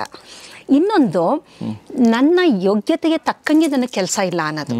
ನಾನು PhD ಮಾಡಿದ್ದೀನಿ, ನಾನು MS ಮಾಡಿದ್ದೀನಿ, ಆದರೆ ನಾನು ಏನೋ ಬೇರೆ ಕೆಲಸ ಮಾಡ್ತಾ ಇದ್ದೀನಿ, ನನ್ನ ಯೋಗ್ಯತೆಗೆ ನನಗೆ ಕೆಲಸ ಸಿಗ್ತಾ ಇಲ್ಲ. ಅದರಿಂದಾಗಿ ನಮ್ಮ ದೇಶದಲ್ಲಿ ಪ್ರತಿಭಾ ಪಲಾಯನ ಕೇಳಿರ್ಬೋದು ನೀವು. ಈ IIT ಓದಿರೋ ಮಕ್ಕಳುಗಳು ಭಾರತದಲ್ಲಿ ಇರಲ್ಲ ಅವರು. ಏನಕ್ಕೆ ಅಂದರೆ ನಮ್ಮ ಪ್ರತಿಭೆಗೆ ನಮ್ಮ ದೇಶದಲ್ಲಿ ಅವಕಾಶ ಇಲ್ಲ. ಹಾಗಾಗಿ ಅದೊಂದು, ಅಥವಾ ಇಲ್ಲೇ ಉಳ್ಕೊಂಡ್ರೆ ತುಂಬ ಕಷ್ಟ ಅವರು, ಏಕೆಂದ್ರೆ ತುಂಬಾ ಪ್ರತಿಭಾವಂತರು, ಇಲ್ಲಿ ಅವಕಾಶ ಇರೋದಿಲ್ಲ. ಹಾಗಾಗಿ ಅದು ಒಂದು ಅವ್ರಿಗೆ ತುಂಬಾ ಒತ್ತಡ ಆಗ್ತಾ ಇರುತ್ತೆ. ಇದರ ಜೊತೆಯಲ್ಲಿ ನಾನು ಮಾಡ್ತಿರೋ ಕೆಲಸಕ್ಕೆ ಸರಿಯಾಗಿ ನನಗೆ ಸಂಬಳ ಸಿಗ್ತಾ ಇಲ್ಲ, ರಿಕಗ್ನಿಷನ್ ಸಿಗ್ತಾ ಇಲ್ಲ, ಕ್ರೆಡಿಟ್ ಕೊಡ್ತಾ ಇಲ್ಲ ನನಗೆ. ಆಗೇನಾಗುತ್ತೆ, ಈಗ ನಮ್ಮಲ್ಲೇ ನೋಡಿ PhD ಎಲ್ಲ ಮಾಡಿರ್ತಾರೆ, ಗೆಸ್ಟ್ ಫ್ಯಾಕಲ್ಟಿಯಾಗಿ ಕೆಲಸ ಮಾಡ್ತಾರೆ ಅವರು. ಆಗ ಮಾಡಬೇಕಾದ್ರೆ ಅವ್ರಿಗೆ ಏನಾಗುತ್ತೆ ಅಂದರೆ, ಅಯ್ಯೋ ನಾನು ಇಷ್ಟೆಲ್ಲ ಮಾಡ್ತಾ ಇದ್ದೀನಿ, ಬರೀ ಒಂದು 30,000 ಬರೀ 50,000 ಹೇಗಿದು ಮಾಡೋದು ಅಂತೇಳಿ ಯೋಚನೆ ಮಾಡ್ತಾರೆ. ಹಾಗಾಗಿ ನನ್ನ ಕೆಲಸಕ್ಕೆ ತಕ್ಕಂಗೆ ನನಗೆ ಸ್ಯಾಲ್ರಿ ಸಿಗ್ತಾ ಇಲ್ಲ ಅನ್ನೋದು, ಪ್ರಮೋಷನ್ ಆಗದೆ ಇರೋ ಅಂಥದ್ದು, ಅದರ ಜೊತೆಗೆ ನನ್ನ ಪ್ರತಿಭೆನ ಗುರುತಿಸ್ದೇ ಇರೋ ಅಂಥದ್ದು. ಈಗ ಕೆಲವು ಸಲ ಏನಾಗುತ್ತೆ ಅಂದರೆ, ಅವರ ಪ್ರತಿಭೆಗೆ ತಕ್ಕಂತ ಇದಿರೋದಿಲ್ಲ, ಕತ್ತೆ ಕುದುರೆ ಎರಡೂ ಒಂದೇ ಮಾಡ್ಬಿಡ್ತಾರೆ. ಅದು ತುಂಬಾ ಜನಕ್ಕೆ ಅದು ಅವರ ವೃತ್ತಿಲಿ ಬಹಳ ಅವ್ರಿಗೆ ಒಂದು ಹೇಳ್ಕೊಳಕ್ ಆಗ್ತಿರಲ್ಲ, ಆದ್ರೆ ಒಳಗಡೆ ಎಲ್ಲ ಕೊರಿತಾ ಇರುತ್ತೆ. ಇದು ಸಬ್ ಕಾನ್ಶಿಯಸ್ ಲೆವೆಲ್ ಅಲ್ಲಿ ಬಹಳ ಕಾಡುತ್ತೆ. ಮುಂದಿನ ದಿನದಲ್ಲಿ ಅವರ ಅನಾರೋಗ್ಯಕ್ಕೆ ಇದು ಒಂದು ಕಾರಣ. ನಿಮ್ಗೆಲ್ಲ ಗೊತ್ತಿರೋ ಹಾಗೆ ಈ ನಮ್ಮ ಚಲನಚಿತ್ರ ಕ್ಷೇತ್ರದಲ್ಲೇ ನೀವು ನೋಡಿರ್ಬೋದು, ಒಳ್ಳೆಯ ಪ್ರತಿಭಾವಂತ ನಟ ಎಲ್ಲೋ ಒಂದ್ಸಲ ಮಾಡ್ತಾರೆ, ಆಮೇಲೆ ನಾವೆಲ್ಲ ಯೋಚನೆ ಮಾಡ್ತಿರ್ತೀವಿ ಎಲ್ಲೋದ್ರು ಅವರು, ಇಲ್ವೇ ಇಲ್ಲ, ಮಾಯಾ ಅವರು, ಇನ್ನ ಯಾವತ್ತೂ ನಾವು ನೋಡೇ ಇರೋದಿಲ್ಲ ಅವ್ರನ್ನ. ಕಾರಣ ಏನಂತಂದ್ರೆ, ನಿಮ್ಗೆ ಗೊತ್ತಿದೆ, ಎಲ್ಲಾ ಕ್ಷೇತ್ರದಲ್ಲೂ ಓಲೈಕೆ ಇರಬೇಕು, ಎಲ್ಲ ಕ್ಷೇತ್ರದಲ್ಲೂ ಕಾಂಪಿಟೇಷನ್ ಇದೆ, ಅದ್ರ ಜೊತೆಗೆ ಸ್ವಲ್ಪ ಓಲೈಕೆನೂ ಜಾಸ್ತಿ ಇರುತ್ತೆ. ಅಂತ ಸಂದರ್ಭದಲ್ಲಿ ಅದಾಗದೇ ಇರ್ಬೋದು. ಕೆಲವು ಸಲ ದೌರ್ಜನ್ಯಗಳು ನಡೆಯುತ್ತೆ, ಇಲ್ಲ ಅಂತ ನಾವು ಹೇಳೋಕ್ಕಾಗಲ್ಲ, ಎಲ್ಲ ಕ್ಷೇತ್ರದಲ್ಲೂ ಇದೆ ಅದು. ಆವಾಗ ಅಂಥ ಸಂದರ್ಭದಲ್ಲೂ ಎಲ್ಲೋ ಒಂದು ಕಡೆ ಈ ವೃತ್ತಿ ಸಹ ಒಂದು ಮಾನಸಿಕ ಅನಾರೋಗ್ಯ ಉಂಟು ಆಗಲು ಕಾರಣ ಅಂತ ನಾವು ಹೇಳ್ಬೋದು. ಇದು ಒಂದು ಬಹಳ ಪ್ರಮುಖವಾದ ಪಾತ್ರ. ಮಾನಸಿಕ ಅನಾರೋಗ್ಯಕ್ಕೆ ವ್ಯಕ್ತಿ ಚೆನ್ನಾಗೇ ಇರ್ತಾನೆ, ನಂತರ ಈಗ ರಿಯಾಲಿಟಿ ಶೋಗಳಲ್ಲಿ ನೀವು ನೋಡಿರ್ಬೋದು, ರಿಯಾಲಿಟಿ ಶೋ ನಂತರ ಅವ್ರು ಏನಾದರೂ ಅಂತ ನೀವು ನೋಡಿದ್ರೆ, ಎಲ್ಲಿದ್ದಾರೆ ಅವರು ಅಂತ ನೋಡಿದ್ರೆ ಸಾಮಾನ್ಯರಂತ ಇರ್ತಾರೆ ಅವರು. ಆಮೇಲೆ ಅವ್ರಿಗೆ ಸಾಮಾನ್ಯರಂತ ಇರೋಕ್ಕೂ ಆಗಲ್ಲ, ಸೆಲೆಬ್ರಿಟಿ ತರ ಇರೋಕ್ಕೂ ಆಗಲ್ಲ. ಬಹಳ ಕಷ್ಟ ಇದೆ. ಆತ್ಮಹತ್ಯೆನೂ ಮಾಡ್ಕೊಂಡಿದಾರಲ್ಲ ಒಂದಷ್ಟು ಜನ ಅನಾರೋಗ್ಯ. ಈಗ ನೋಡಿ ಹುಚ್ಚ ವೆಂಕಟ್ ತರದ್ರು ಒಂದು ಹಂತಕ್ಕೆ ಹೋದ್ರು. ಆಮೇಲೆ ಒಬ್ಬ ಹುಡುಗ ಬಂದು ಹಳ್ಳಿ ಹುಡುಗ, ಹೌದು, ಮಂಡ್ಯದ ಹತ್ರ ರಾಜೇಶ್ ಅಂತ ಆತ್ಮಹತ್ಯೆ ಮಾಡ್ಕೊಂಡ. ಹೌದು, ಸೊ ಆತರ. ಯಾಕೆಂದ್ರೆ ಅವರು ಜನಸಾಮಾನ್ಯರ ಜೊತೆ ಬೆರೆಯೋಕ್ಕೂ ಆಗೋದಿಲ್ಲ, ಆ ಸೆಲೆಬ್ರಿಟಿ ಸ್ಟೇಟಸ್ ನ ಮೇಂಟೈನ್ ಮಾಡಕ್ಕೂ ಆಗೋದಿಲ್ಲ. ಹಾಗಾಗಿ ಎಡಬಿಡಂಗಿ ಆಗ್ಬಿಡ್ತಾರೆ ಅವರು. ಅದೇ ರೀತಿ ಕೆಲವು ಸಲ ಈ ಪ್ರತಿಭಾವಂತ ರ್ಯಾಂಕ್ ಸ್ಟೂಡೆಂಟ್ಸ್ ಇರ್ತಾರಲ್ಲ, ಅವರು ಸರಿಯಾಗಿ ಅವ್ರಿಗೆ ಏನಾದ್ರೂ ಒಂದು ಸಿಕ್ಲಿಲ್ಲ ಅಂದ್ರೆ ಅಂತ ಸಂದರ್ಭದಲ್ಲೂ ಅವರು ಸಹ ಈ ಸೂಸೈಡಲ್ ಅಟೆಂಪ್ಟ್ಗಳು ಮಾಡ್ಬಿಡ್ತಾರೆ. ಹಾಗಾಗಿ ವೃತ್ತಿಪರ ಅಂತಂದಾಗ ನಾವು ನಿಜವಾಗ್ಲೂ ನಮ್ಮ ಓದಿಗೆ ತಕ್ಕಂತೆ ನಮಗೆ ಕೆಲಸ ಸಿಕ್ಕಿ ನಾವು ಚೆನ್ನಾಗಿತ್ತು ಅಂದರೆ ಫೈನ್, ಇಲ್ಲ ಅಂತಂದರೆ ಅದು ಸಹ ಒನ್ ಆಫ್ ದ ರೀಸನ್ ಈ ಒಂದು ಮಾನಸಿಕ ಅನಾರೋಗ್ಯಕ್ಕೆ ಅಂತ ನಾವು ಹೇಳ್ಬಹುದು. Correct madam. ಒಂದು ಇದರಲ್ಲಿ ನಾನು ಆ್ಯಡ್ ಮಾಡೋಕ್ಕೆ ಏನು ಇಷ್ಟಪಡ್ತೀನಿ ಅಂದರೆ, ನಾನು ಇತ್ತೀಚೆಗೆ ಬೇರೆ ಬೇರೆ ದೇಶಗಳ ಬೇರೆ ಬೇರೆ ದೇಶಗಳ ಕೆಲಸ ಮಾಡೋರ ಜೊತೆ ನಾನು ಇಂಟ್ರ್ಯಾಕ್ಟ್ ಮಾಡ್ತಿರ್ಬೇಕಾದ್ರೆ, ಇಲ್ಲಿದ್ಕೊಂಡು ಬೇರೆ ದೇಶದಲ್ಲಿ ಕೆಲಸ ಮಾಡೋವಂಥವ್ರು ಅಂಥವ್ರ ಜೊತೆ ಮಾಡ್ತಿರ್ಬೇಕಾದ್ರೆ, ಭಾಳಷ್ಟು ಅಭಿವೃದ್ಧಿ ಹೊಂದಿದ ದೇಶಗಳಲ್ಲಿ ಕಂಪ್ನಿಗಳು ಎಂಪ್ಲಾಯಿಗಳು ಅಂದರೆ ಉದ್ಯೋಗಿಗಳ ಮಾನಸಿಕ ಆರೋಗ್ಯದ ಬಗ್ಗೆ ಬಹಳಷ್ಟು ಒತ್ತು ಕೊಡ್ತಾ ಇದ್ದಾರೆ. ಖಂಡಿತ. ನಿಮ್ಮ ಹೆಲ್ತನ್ನು ನೀವು you have to take care. ಅಂದರೆ ಈಗ ಫಾರ್ ಎಕ್ಸಾಂಪಲ್ ನಮ್ಮ ಪ್ರವೀಣ್ ನಾಯಕ್ ಮಾನಸಿಕ ತಜ್ಞ, ಅವ್ರ ಮಗಳು ಕೆಲಸ ಮಾಡ್ತಾಳಲ್ಲ, ಅವ್ರು ಹೇಳ್ತಾ ಇದ್ರು ಮೊನ್ನೆ, ಅವರು ಇವ್ರ ಮಗಳು ಕೆಲಸ ಮಾಡೋದು ಏನಂದ್ರೆ ಆ ಕಂಪ್ನಿಯಲ್ಲಿರುವಂಥ ಉದ್ಯೋಗಿಗಳ ಮಾನಸಿಕ ಆರೋಗ್ಯದ ಬಗ್ಗೆನೇ ಕಾಪಾಡೋದೇ ಇವ್ರ ರೆಸ್ಪಾನ್ಸಿಬಿಲಿಟಿ. ಆಮೇಲೆ ಅವ್ರು ಹೇಳ್ತಾರಂತೆ, ಒಂದಷ್ಟು ಅಂದರೆ ಸಂಜೆ ಮಧ್ಯಾಹ್ನ ಆದಮೇಲೆ ಆಯ್ತು ನೀವು ಮನೆಗೆ ಹೋಗಿ ನೀವು ನಿಮ್ಮ ಮಾನಸಿಕ ಆರೋಗ್ಯ ನೀವು ನೋಡ್ಕೊಳ್ಳಿ ಅಂತ ಹೇಳ್ತಾರಂತೆ. ಅಂದರೆ ನಾನು ಹೇಳೋದು, ಇನ್ನೊಂದು ಕಂಪನಿ CEO ಒಬ್ಬರು ಟ್ವೀಟ್ ಮಾಡಿದ್ದ, ನಾನು ಓದಿದೆ ತುಂಬ ದಿನಗಳ ಹಿಂದೆ. ಅವ್ರು ಹೇಳ್ತಾರೆ, ಮಧ್ಯಾಹ್ನ ಏನಾದರೂ ಮಲ್ಕೋಬೇಕು ಅನಿಸಿದ್ರೆ ಒಬ್ಬ ಎಂಪ್ಲಾಯ್ಗೆ ಅವ್ನಿಗೆ ಮಲ್ಗೋಕ್ಕೆ ಅವಕಾಶ ಇರಬೇಕು ಅಂಥೇಳಿ. ಹೌದು. ಸೊ ಈ ಥರ. ಆಮೇಲೆ ಇನ್ನೊಂದು ಹೇಳ್ತೀನಿ ಮೇಡಮ್ ನಿಮಗೆ, ಈಗ ಒಂದು ಮೇಲ್ ಬಂದಿದೆ ಅಂತ ಅಂದ್ಕೊಳ್ಳಿ, ನಿಮಗೆ ಮನೆಗೆ ಹೋದ್ಮೇಲೆ ಒಂದು 7 ಗಂಟೆ 8 ಗಂಟೆಗೆ ಒಂದು ಮೇಲ್ ಬಂದರೆ ನೀವು ಇಮಿಡಿಯೇಟಾಗಿ ರೆಸ್ಪಾಂಡ್ ಮಾಡಬೇಕಾಗಿಲ್ಲ. ನೀವು ನಾಳೆ ಬೆಳಿಗ್ಗೆ 10 ಗಂಟೆಗೆ ಬಂದು ಆಫೀಸ್ಗೆ ಬಂದು ರೆಸ್ಪಾಂಡ್ ಮಾಡಿ ಅಂತ ಹೇಳ್ತಾರಂತೆ. It's not SMS. ಹೌದು, ಟೇಕ್ ಯುವರ್ ಟೈಮ್. ಸೊ ಆ ಥರ ನಮ್ಮ ಆಫೀಸಲ್ಲಿ ನಾವು ಆದಷ್ಟು ಅದನ್ನೆಲ್ಲ ಇಂಪ್ಲಿಮೆಂಟ್ ಮಾಡೋಕ್ಕೆ ನಾವು ಪ್ರೊಡಕ್ಟಿವಿಟಿ ಚೆನ್ನಾಗಿರುತ್ತೆ. ಎಕ್ಸಾಕ್ಟ್ಲಿ. ಆಮೇಲೆ ಇನ್ನೊಂದು ಹೇಳ್ತೀನಿ ನಿಮಗೆ, ನಾನೊಂದ್ಸಲ ಸುವರ್ಣ ನ್ಯೂಸಲ್ಲಿದ್ದಾಗ ಹೈದರಾಬಾದ್ಗೆ ಹೋಗಿದ್ದೆ. ಭಾಳ ದಿನಗಳಾದ್ಮೇಲೆ ನಾನು ಫ್ಯಾಮಿಲಿ ಟೂರ್ಗೆ ಹೋಗಿದ್ದೆ. ನಂಗೆ ಆಫೀಸ್ನಾಗ ಎಷ್ಟು ಕಾಲ್ಗಳು ಬಂದು ಅಂತಂದರೆ ನನಗಲ್ಲಿ ಎಂಜಾಯ್ ಮಾಡೋಕ್ಕೆ ಆಗ್ತಿರಲಿಲ್ಲ. ಖಂಡಿತ. ಸೊ ಹಾಗೆ ರಜೆ ಅವ್ರದ್ದು, ಅವ್ರ ಪರ್ಸನಲ್ ಸ್ಪೇಸ್ ಅನ್ನೋದು ನಮ್ಮ ಇಂಡಿಯಾದಲ್ಲಿ ಇನ್ನೂ ಅದು ಡಿಫ್ರೆನ್ಷಿಯೇಟೇ ಆಗಿಲ್ಲ. ಅವ್ರ ಎಂಪ್ಲಾಯಿ ಅಂದ್ರೆ ಅವ್ರು 24 ಗಂಟೆನೂ ಅವ್ರ ಎಂಪ್ಲಾಯಿ ಅವೈಲೇಬಲ್ ಇರಬೇಕು ಅನ್ನೋದು. So that's A wrong thing. ಅದನ್ನು ಆದಷ್ಟು ಯಾರ್ಯಾರು ಈ ಥರ ಎಂಪ್ಲಾಯರ್ಸ್ ಇದ್ದೀರಿ ಅವರೆಲ್ಲ ಅರ್ಥ ಮಾಡಿಕೊಂಡು ಇದನ್ನು ಇಂಪ್ಲಿಮೆಂಟ್ ಮಾಡೋಕ್ಕೆ ಟ್ರೈ ಮಾಡಿ. ಸೊ ಮೇಡಮ್, ಈಗ ಸರ್ ಒಂದು ಆಫೀಸಲ್ಲಿ ಒಬ್ಬ ಅಧಿಕಾರಿ ಅವನು ತುಂಬ ಚೆನ್ನಾಗಿ ಒಂದು ಅಡ್ಮಿನಿಸ್ಟ್ರೇಟರ್ ಆಗಿ ಅವನು ಕೆಲಸ ಮಾಡಬೇಕು ಅಂತಂದರೆ ಆ ಕಂಫರ್ಟಬಲ್ ಝೋನು ಕೊಡಲೇಬೇಕಾಗುತ್ತೆ ಅವನು. ಯಾವುದೇ ಒಬ್ಬ ಅವ್ರ ಕೆಳಗಡೆ ಕೆಲಸ ಮಾಡೋರನ್ನ ಅವನು ಒತ್ತಡಕ್ಕೆ ತಳ್ಳಿದ್ರೆ ಖಂಡಿತವಾಗ್ಲೂ ಆ ಒಂದು ಏನು ಪ್ರೋಗ್ರೆಸ್ ಅಂತ ಇರುತ್ತೆ ಅದನ್ನ ನಾವು ನೋಡೋಕ್ಕಾಗೋದಿಲ್ಲ. ಉದಾಹರಣೆಗೆ ಹೇಳ್ಬೇಕು ಅಂದರೆ, ಈಗ ನಮ್ಮ ಡಿಪಾರ್ಟ್ಮೆಂಟಲ್ಲೇನೆ ನಾನು ಯಾರಿಗೂ ಕಟಾಕಲ್ಲ, ಕೆಲಸ ಇದ್ದಾಗ ಕೆಲಸ ಮಾಡಲಿ, ಇಲ್ಲ ಅಂತಂದ್ರೆ ರಿಲ್ಯಾಕ್ಸ್ ಮಾಡಲಿ. ಆ ಫ್ರೀಡಮ್ ನಾವು ಅವ್ರಿಗೆ ಕೊಟ್ಟಾಗ ಖಂಡಿತವಾಗಿ ನಾವು ಏನೇ ಒಂದು ಪ್ರೋಗ್ರಾಮ್ ಮಾಡಿದ್ರು ಅದು ಸಕ್ಸಸ್ಫುಲ್ ಆಗುತ್ತೆ. ಅವರೇ ಮನೆ ಕೆಲಸ, ಮನೆ ಸಮಾರಂಭ ನಾವು ಏನು ಮಾಡ್ತೀವಿ ಆ ಥರ ಓಡಾಡ್ಕೊಂಡು ಕೆಲಸ ಮಾಡ್ತಾರೆ. ಏನಕ್ಕೆ ಅಂದರೆ ಆ ಫ್ರೀಡಮ್ ಅವ್ರಿಗಿರುತ್ತೆ. ಹಾಗಾಗಿ ನಮ್ಮ ವೃತ್ತಿಪರ ಅಂತ ಬಂದಾಗ ಆ ಕಂಫರ್ಟಬಲ್ ಝೋನ್ ಎಲ್ಲಿ ಸಿಕ್ಕೋದಿಲ್ಲ ಅಂಥ ಸಂದರ್ಭದಲ್ಲಿ ವ್ಯಕ್ತಿ ಮಾನಸಿಕ ಅನಾರೋಗ್ಯಕ್ಕೆ ತುತ್ತಾಗ್ತಾನೆ.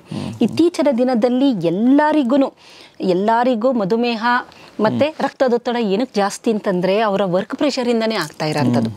ದೊಡ್ಡ ಈ CEO ಇರ್ತಾರಲ್ಲ, ಸಣ್ಣ ವಯಸ್ಸಿನಲ್ಲಿ ಅವ್ರಿಗೆ ರಕ್ತದೊತ್ತಡ ಮತ್ತು ಮಧುಮೇಹ ಬರುತ್ತೆ. ಕಾರಣ ಏನಂತಂದರೆ ಮನುಷ್ಯನಿಗೆ ಒಂದು ಟಾಲರೆನ್ಸ್ ಲೆವೆಲ್ ಇರುತ್ತೆ, ಅದು ಬಿಟ್ಟು ಬಿಯಾಂಡ್ ನೀನು ಮಾಡು ಅಂತಂದಾಗ ಬಾಡಿ ಕೊಲ್ಯಾಪ್ಸ್ ಆಗಿಬಿಡುತ್ತೆ. ಹಾಗಾಗಿ ವೃತ್ತಿನದಿದೆಯಲ್ಲ ಅದು ಸಹ ಒನ್ ಆಫ್ ದ ರೀಸನ್ ಅಂತ ಹೇಳ್ಬೋದು ಮಾನಸಿಕ ಅನಾರೋಗ್ಯಕ್ಕೆ. ತುಂಬ ಚೆನ್ನಾಗಿ ಹೇಳಿದ್ರು ಮೇಡಮ್. ಅದರಲ್ಲಿ ಕಾಂಪಿಟೇಷನ್ ಬಂದ್ಬಿಡುತ್ತೆ. ಈಗ ನಮ್ಮ ಥರ TV ಚಾನಲ್ ಕೆಲಸ ಮಾಡೋದ್ರಲ್ಲಿ TRP ಬಂದ್ಬಿಡುತ್ತೆ ಪ್ರತಿ ಗುರುವಾರ.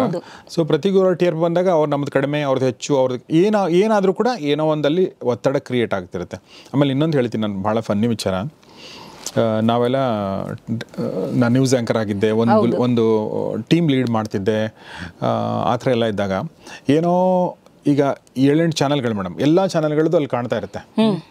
ಪ್ರತಿ ಚಾನಲ್ಲು ಕಾಣುತ್ತೆ. ನಾನು ಸುವರ್ಣ ನ್ಯೂಸ್ ಇರುತ್ತೆ, TV ನೈನು, ಎಲ್ಲ ಚಾನಲ್ಗಳು ಕಾಣ್ತಿರುತ್ತೆ. ನಾವು ಯಾವುದೊಂದು ಸುದ್ದಿನ ತರ್ತೀವಿ, ನಾವು ಬ್ರೇಕಿಂಗ್ ನ್ಯೂಸ್ ಮಾಡ್ತೀವಿ, ಎಕ್ಸ್ಕ್ಲೂಸಿವ್ ಸುದ್ದಿ ತರ್ತೀವಿ, ತಂದು ಚೆನ್ನಾಗಿ ಮಾಡಿ ಒಂದು ಸ್ವಲ್ಪ ರಿಲ್ಯಾಕ್ಸ್ ಆಗೋಣ ಅಂತ ಅನ್ನೋಷ್ಟೊತ್ತಿಗೆ ಇನ್ನೊಂದು ಚಾನಲ್ ಇನ್ನೊಂದು ಬ್ರೇಕಿಂಗ್ ಬಂದ್ಬಿಡುತ್ತೆ. ಎಲ್ಲರೂ ನಮ್ಮ ಕಡೆ ನೋಡ್ತಾರೆ, ಇನ್ನು ಬಂದಿಲ್ಲ ಇವ್ರದ್ದು ಸುದ್ದಿ ಬಂದಿಲ್ವಾ ಅಂತೇಳಿ. ಅದನ್ನು ಮಾಡೋಕ್ಕೆ ಹೋದ್ರೆ ಇನ್ನೊಂದು ಚಾನಲ್ ಎಷ್ಟು ಅಂದ್ರೆ ನಾನು ಹೇಳೋದು ನಮ್ಮ ಚಾನಲ್ನವ್ರಲ್ಲಿ ಕೆಲಸ ಮಾಡೋರಿಗೆ ಗೊತ್ತಿಲ್ಲ ಇದು ಇಟ್ಸ್ ಅ ರಾಂಗ್ ಥಿಂಗ್ ಅಂತ. ಆ ಥರ ನಾವು ಎಲ್ಲರ ಜೊತೆ ಕಾಂಪೀಟ್ ಮಾಡಿ ಪ್ರತಿ ಸಂದರ್ಭದಲ್ಲೂ ನಾವು ಮುಂದಿರೋದು ಇದೆಯಲ್ಲ, ಸಾಧ್ಯನೇ ಇಲ್ಲ. ಯಾರೋ ಒಬ್ರು ಏನೋ ಒಂದು ಬ್ರೇಕ್ ಮಾಡೇ ಮಾಡ್ತಾರೆ. ಓಕೆ, ಎಷ್ಟು ಒತ್ತಡ ಕ್ರಿಯೇಟ್ ಮಾಡುತ್ತಂದ್ರೆ ಅದು ಅಂದ್ರೆ ನಾನು ನಮ್ಮ ನ್ಯೂಸ್ ಚಾನಲ್ ಸ್ನೇಹಿತರಿಗೆ ಹೇಳ್ತೀನಿ, ಇದನ್ನ ಅರ್ಥ ಮಾಡ್ಕೊಳ್ಳೋದು ತುಂಬ ಇಂಪಾರ್ಟೆಂಟ್. ಇದು ವೃತ್ತಿದಾದ್ರೆ ಮೇಡಮ್, ಇನ್ನೂ ಒಂದು ಕೌಟುಂಬಿಕ ಒತ್ತಡಗಳು. ಓಕೆ, ಅದು ಹೆಂಡತಿ ಗಂಡನ ಮಧ್ಯೆ ಇರ್ಬೋದು, ಅಥವಾ ಬೇರೆ ಬೇರೆ ವಿಚಾರಗಳಿರ್ಬೋದು, ಮಕ್ಕಳ ಜೊತೆಗಿರ್ಬೋದು, ಸೊ ಅದ್ರ ಬಗ್ಗೆ ಏನು ಹೇಳಕ್ಕೆ ಇಷ್ಟಪಡ್ತೀರಿ ಸರ್? ಈಗ ಕೌಟುಂಬಿಕ ಒತ್ತಡ ಅಂತ ನಾವು ಬಂದಾಗ ಯಾವುದೇ ಒಬ್ಬ ವ್ಯಕ್ತಿಗೆ ಅದು ಆರಂಭವಾಗುವುದು ಆತ ತಾಯಿಯ ಗರ್ಭದಲ್ಲಿದ್ದಾಗ. ಮಗು ಭ್ರೂಣಾವಸ್ಥೆಯಲ್ಲಿದ್ದಾಗಲೇ ಅದು ಯಾವ ರೀತಿ ಬೆಳೆಯುತ್ತೆ ಅನ್ನುವುದರ ಮೇಲೆ ಮುಂದಿನ ದಿನದಲ್ಲಿ ಆ ಮಗುವಿನ ಮಾನಸಿಕ ಆರೋಗ್ಯನ ನಾವು ನಿರ್ಧಾರ ಮಾಡಬಹುದು. ನಾನು ಕೆಲವೊಂದು ವಿಡಿಯೋದಲ್ಲಿ ಮೊದಲೇ ಹೇಳಿದ್ದೀನಿ, ಗರ್ಭಿಣಿಯರು ಬಹಳ ಅವರು ಎಲ್ಲಾ ರೀತಿಯಲ್ಲೂ ಅವರು ತಮ್ಮನ್ನ ತಾವು ನೋಡ್ಕೋಬೇಕಾಗುತ್ತೆ. ಗರ್ಭಿಣಿಯರ ದೈಹಿಕ, ಮಾನಸಿಕ, ಸಾಮಾಜಿಕ, ಆಧ್ಯಾತ್ಮಿಕ ಆರೋಗ್ಯ ಮಗುವಿನ ಮೇಲೆ ನೇರ ಪರಿಣಾಮ ಬೀರುತ್ತೆ ಅಂತ ನಾನು ಕೆಲವು ವಿಡಿಯೋಗಳಲ್ಲಿ ನಿಮಗೆ ತಿಳಿಸಿದ್ದೀನಿ. ಕಾರಣ ಏನಂತಂದರೆ, ಮಗು ಈಗ ನಿಮಗೆಲ್ಲ ಗೊತ್ತಿರ್ಬೋದು, ಸ್ವಾತಂತ್ರ್ಯ ಪೂರ್ವದಲ್ಲಿ ಸ್ವಾತಂತ್ರ್ಯಕ್ಕಾಗಿ ಹೋರಾಡಿದಂತಹ ಮಹನೀಯರುಗಳನ್ನ ನೀವು ಕಥೆಗಳನ್ನ ನೋಡಿದಾಗ, ಅಥವಾ ತುಂಬ ದೊಡ್ಡ ವ್ಯಕ್ತಿಯಾದಂಥವರ ಕಥೆಗಳನ್ನ ನೀವು ನೋಡಿದಾಗ, ಆ ಮಗು ಹುಟ್ಟಕ್ಕೆ ಮೊದಲೇ ಆ ತಂದೆ ತಾಯಿ ಇಬ್ಬರೂ ತಪಸ್ ಮಾಡಿದ್ದಾರೆ, ವ್ರತ ಮಾಡಿದ್ದಾರೆ ಅಂತ ನಾವು ಕೇಳಿರ್ತೀವಿ. ಅವ್ರಿಗೆ 10 ವರ್ಷ ಆದ್ರೂ ಮಕ್ಕಳಾಗಿರ್ಲಿಲ್ಲ, 20 ವರ್ಷ ಆದ್ರೂ ಮಕ್ಕಳಾಗಿರ್ಲಿಲ್ಲ. ಅವಾಗ ಅವ್ರು ಯಾವುದೋ ಒಂದು ದೇವ್ರ ಹತ್ರ ವ್ರತ ಮಾಡಿದ್ರು, ಪೂಜೆ ಮಾಡಿದ್ರು, ನಂತರ ಮಗು ಹುಟ್ಟಿತು ಅಂತ ಕೇಳಿದೀವಿ. ಅಂದ್ರೆ ಇಲ್ಲಿ ಗಂಡು ಹೆಣ್ಣು ಇಬ್ರು ದೈಹಿಕ ಮಾನಸಿಕವಾಗಿ ಒಂದು ಆಧ್ಯಾತ್ಮಿಕತೆಯನ್ನ ಹೊಂದಿ ಒಂದು ಆ ಸಂದರ್ಭದಲ್ಲಿ ಕೂಡಿರ್ತಾರೆ. ಆ ಒಂದು ಸಮ್ಮಿಲನದಿಂದ ಏನಾಗುತ್ತೆ ಅಂತಂದ್ರೆ ಒಂದು ಒಳ್ಳೆಯ ಒಂದು ಭ್ರೂಣ ಬೆಳವಣಿಗೆ ಆಗ್ತಾ ಇರುತ್ತೆ. ಆ ಹಂತದಲ್ಲೂ ಇಬ್ಬರು ಅವರು ದೈವ ಭಕ್ತರಾಗಿರ್ತಾರೆ, ಒಳ್ಳೆಯ ವ್ಯಕ್ತಿಗಳಾಗಿರ್ತಾರೆ ಅಂತ ನಾವು ಓದಿರ್ತೀವಲ್ವಾ. ಹಾಗಾಗಿ ಒಳ್ಳೆಯ ಒಂದು ವಿಚಾರಗಳನ್ನ ಕೇಳ್ತಾ, ಒಳ್ಳೆಯ ಕೆಲಸಗಳನ್ನ ಮಾಡ್ತಾ, ಒಳ್ಳೆಯ ಆಹಾರವನ್ನು ಸೇವಿಸ್ತಾ ಇರೋದ್ರಿಂದ ಯಾವಾಗಲೂ ಸಕಾರಾತ್ಮಕವಾಗಿ ನೀವು ಯೋಚನೆ ಮಾಡ್ತಾ ಇದ್ದಾಗ ಏನಾಗುತ್ತೆ ಅಂದರೆ, ಬೆಳೆಯುತ್ತಿರುವ ಭ್ರೂಣಕ್ಕೂ ಸಹ ಅಲ್ಲಿಂದನೇ ಅದರ ಮಾನಸಿಕ ಆರೋಗ್ಯ ದೃಢವಾಗ್ತಾ ಬರುತ್ತೆ. ಹಾಗಾಗಿ ಸ್ವತಂತ್ರ ಪೂರ್ವದಲ್ಲಿ ಅಷ್ಟೊಂದು ಸ್ವಾತಂತ್ರ್ಯ ಹೋರಾಟಗಾರರು ನಮ್ಗೆ ಯಾಕೆ ಸಿಕ್ಕಿದ್ರು ಅಂದರೆ, ಆ ತಾಯಿಯಂದಿರು ಆ ಸಂದರ್ಭದಲ್ಲಿ ನನ್ನ ದೇಶಕ್ಕೆ ಸ್ವಾತಂತ್ರ್ಯ ಕೊಡಿಸ್ಬೇಕು ನನ್ನ ಮಗ ಅಂತೇಳಿ ಅಲ್ಲಿಂದನೇ ಇನ್ಸ್ಟ್ರಕ್ಷನ್ ಕೊಡ್ತಾ ಬಂದ್ರು, ಗರ್ಭ ಸಂಸ್ಕಾರ. ಹಾಗಾಗಿ ಮಗು ಅಲ್ಲಿಂದನೇ ಮಾನಸಿಕವಾಗಿ ಒಂದು ಸ್ಟ್ರಾಂಗ್ ಆಗ್ತಾ ಬಂತು. ನೀವು ಅವ್ರನ್ನೆಲ್ಲ ನೋಡಿರ್ಬೋದು. ನಮ್ಗೆ ಆಶ್ಚರ್ಯ ಆಗುತ್ತೆ, ಮನುಷ್ಯರು ಈಗೂ ಇರ್ತಾರಾ? ಗಾಂಧೀಜಿಯವರ ಬಗ್ಗೆ ನೀವು ಓದಿದಾಗ, ಅಥವಾ ವಲ್ಲಭಭಾಯಿ ಪಟೇಲ್ ಆಗ್ಬೋದು, ಲಾಲ್ ಬಹದ್ದೂರ್ ಶಾಸ್ತ್ರಿ ಅವ್ರನ್ನೆಲ್ಲ ಅವ್ರದ್ದು ಕೇಳಿದಾಗ ಈ ಥರನೂ ಜೀವನ ನಡೆಸಿದ್ರ? ಈಗ ನಾವು ನೋಡ್ತಾ ಇಲ್ಲ ಆ ಥರ ಜನಗಳನ್ನ. ಹಿಂಗೂ ಇರ್ಬೋದಾ ಅಂತ ನಾವು ಯೋಚನೆ ಮಾಡ್ತೀವಿ. ಕಾರಣ ಏನಂದರೆ, ಅವರ ಮಾನಸಿಕ ಸ್ಥೈರ್ಯ ಎಲ್ಲಿಂದ ಬಂತದು? ಅದು ಆಮೇಲಿಂದ ಬಂದಿದ್ದು ಇರಬಹುದು. ಅದಕ್ಕೆ ಮೊದಲು ಆ ಬೀಜ ಎಲ್ಲ ಆಯಿತು, ಬಿತ್ತಿದ್ರಲ್ಲ, ಅಲ್ಲಿಂದನೇ ಅದು ಆರಂಭ ಆಯಿತು. ಅದನ್ನು ನಾವು ಎಪಿಜೆನೆಟಿಕ್ ಫಿನಾಮಿನನ್ ಅಂತ ಕರಿತೀವಿ. ಅಂದರೆ ತಾಯಿಯ ಗರ್ಭದಲ್ಲಿ ಮಗು ಬೆಳವಣಿಗೆ ಆಗಬೇಕಂದ್ರೆ ಕೆಲವೊಂದು ಜೀನ್ಗಳು ಸಪ್ರೆಸ್ ಆಗುತ್ತೆ, ಕೆಲವೊಂದು ಜೀನ್ಗಳು ಆಕ್ಟಿವೇಟ್ ಆಗೋ ಥರ ಆಗುತ್ತೆ. ಅಂದರೆ DNA ಮೇಲೆ ಕೆಲವೊಂದು ಗುಂಪುಗಳಿರುತ್ತೆ, ಪ್ರೋಟೀನ್ಗಳು. ಆ ಪ್ರೋಟೀನ್ಗೆ ಕೆಲವೊಂದು ಕೆಮಿಕಲ್, ರಾಸಾಯನಿಕ ಗುಂಪುಗಳು ಬಂದು ಬೈಂಡ್ ಆಗ್ತಾ ಬರುತ್ತೆ. ಅದರಲ್ಲಿ ಮುಖ್ಯವಾಗಿ phosphate group, acetyl group, methyl group. ಇದೇನು ಮಾಡುತ್ತೆ ಅಂದರೆ, ಕೆಲವೊಂದು ಜೀನ್ಸ್ಗಳು ಎಕ್ಸ್ಪ್ರೆಸ್ ಆಗಬೇಕು ಅಂದರೆ ಅದು ತೋರಿಸ್ಕೋಬೇಕು, ಆ ಥರ ಮಾಡುತ್ತೆ. ಕೆಲವೊಂದು ತೋರಿಸ್ಕೊಳ್ಳದೆ ಇದ್ದಾಗ ಮಾಡುತ್ತೆ.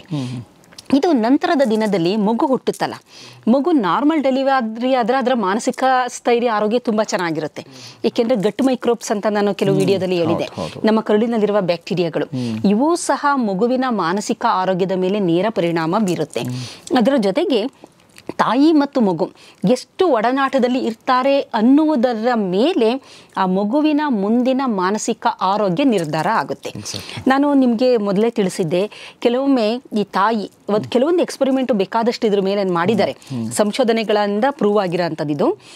ಇಲ್ಲಿ ತಾಯಿಯ ದೇಹದ ಬಿಸಿಯಲ್ಲಿ ಮಗು ಬೆಳೀತಾ ಬರುತ್ತೆ.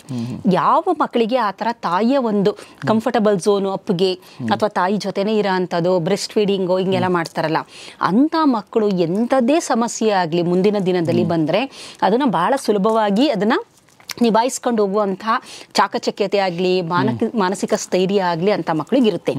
ಯಾವ ತಾಯಿ ಬ್ರೆಸ್ಟ್ ಫೀಡ್ ಮಾಡೋದಿಲ್ಲ, ಆ ಮಗುನ ಬೇರೆಯವ್ರ ಹತ್ರ, ಸರ್ವೆಂಟ್ ಹತ್ರ ಕೊಟ್ಟು ಒಂದು 3-4 ತಿಂಗಳಿಗೆ ಕೆಲಸಕ್ಕೆ ಹೋಗ್ತಾರೆ ನೋಡಿ, ಆಗ ಆ ಮಗು ಒಂಟಿಯಾಗಿ ಬೆಳೆಯುತ್ತೆ. ಅದು ಬಾಟಲ್ ಹಾಲೇ ಕುಡಿಬೋದು. ಅಂದರೆ ಅದಕ್ಕೆ ಪೌಷ್ಟಿಕಾಂಶ ಸಿಗ್ತಾ ಇದೆ, ಇಲ್ಲ ಅಂತೇನಿಲ್ಲ. ಆದರೆ ತಾಯಿಯ ದೇಹದ ಬಿಸಿ ಅದಕ್ಕೆ ಸಿಗ್ತಾ ಇಲ್ಲ. ಅಥವಾ ಬೇರೆ ಈಗ ಸರ್ವೆಂಟ್ ಅಂದರೆ ಆಕೆ ತಾಯಿಯಾಗಕ್ಕೆ ಸಾಧ್ಯ ಇಲ್ಲ. ಅಥವಾ ಬೇರೆ ಯಾರೇ ನೋಡ್ಕೊಂಡ್ರು ಅದು ತಾಯಿಯ ಮತ್ತು ಮಗುವಿನ ಒಂದು ಸಂಬಂಧ ಇದೆಯಲ್ಲ, ಅದು ಬೇರೆ ಥರ ಇರುತ್ತದು. ಅದನ್ನು ಬೇರೆ ಯಾರೂ ಕೊಡೋಕ್ಕೆ ಸಾಧ್ಯ ಇಲ್ಲ. ಹಾಗಾಗಿ ಮಗುವಿನ ಮಾನಸಿಕ ಸ್ಥೈರ್ಯ ಆರಂಭ ಆಗೋದು ಗರ್ಭದಲ್ಲಿದ್ದಾಗ, ನಂತರ ಹೊರಬಂದಾಗ. ಮೊದಲೆಲ್ಲ ಏನಾಗ್ತಿತ್ತು, ಮಕ್ಕಳುಗಳು, ನಾನು ಬಾಲ್ಯದ ಬಗ್ಗೆ ಹೇಳ್ತಾ ಇರೋದು, ಮೊದಲು ಸಣ್ಣ ಮಕ್ಕಳನ್ನ ತಂದೆ ತಾಯಿ ಜೊತೆಲೇ ಮಲಗಿಸ್ಕೊಂತ ಇದ್ರು. ಇಲ್ಲ ಅಂತಂದ್ರೆ ಅಜ್ಜ ಅಜ್ಜಿ ಜೊತೆ ಮಲ್ಕೊಂಡು ಕತೆಗಳನ್ನೆಲ್ಲ ಕೇಳ್ಕೊಂಡು ಎಲ್ಲ ಮಾಡ್ಕೊಂಡು ಮೊಮ್ಮಕ್ಕಳುಗಳು ಬೆಳೀತಾ ಇದ್ರು.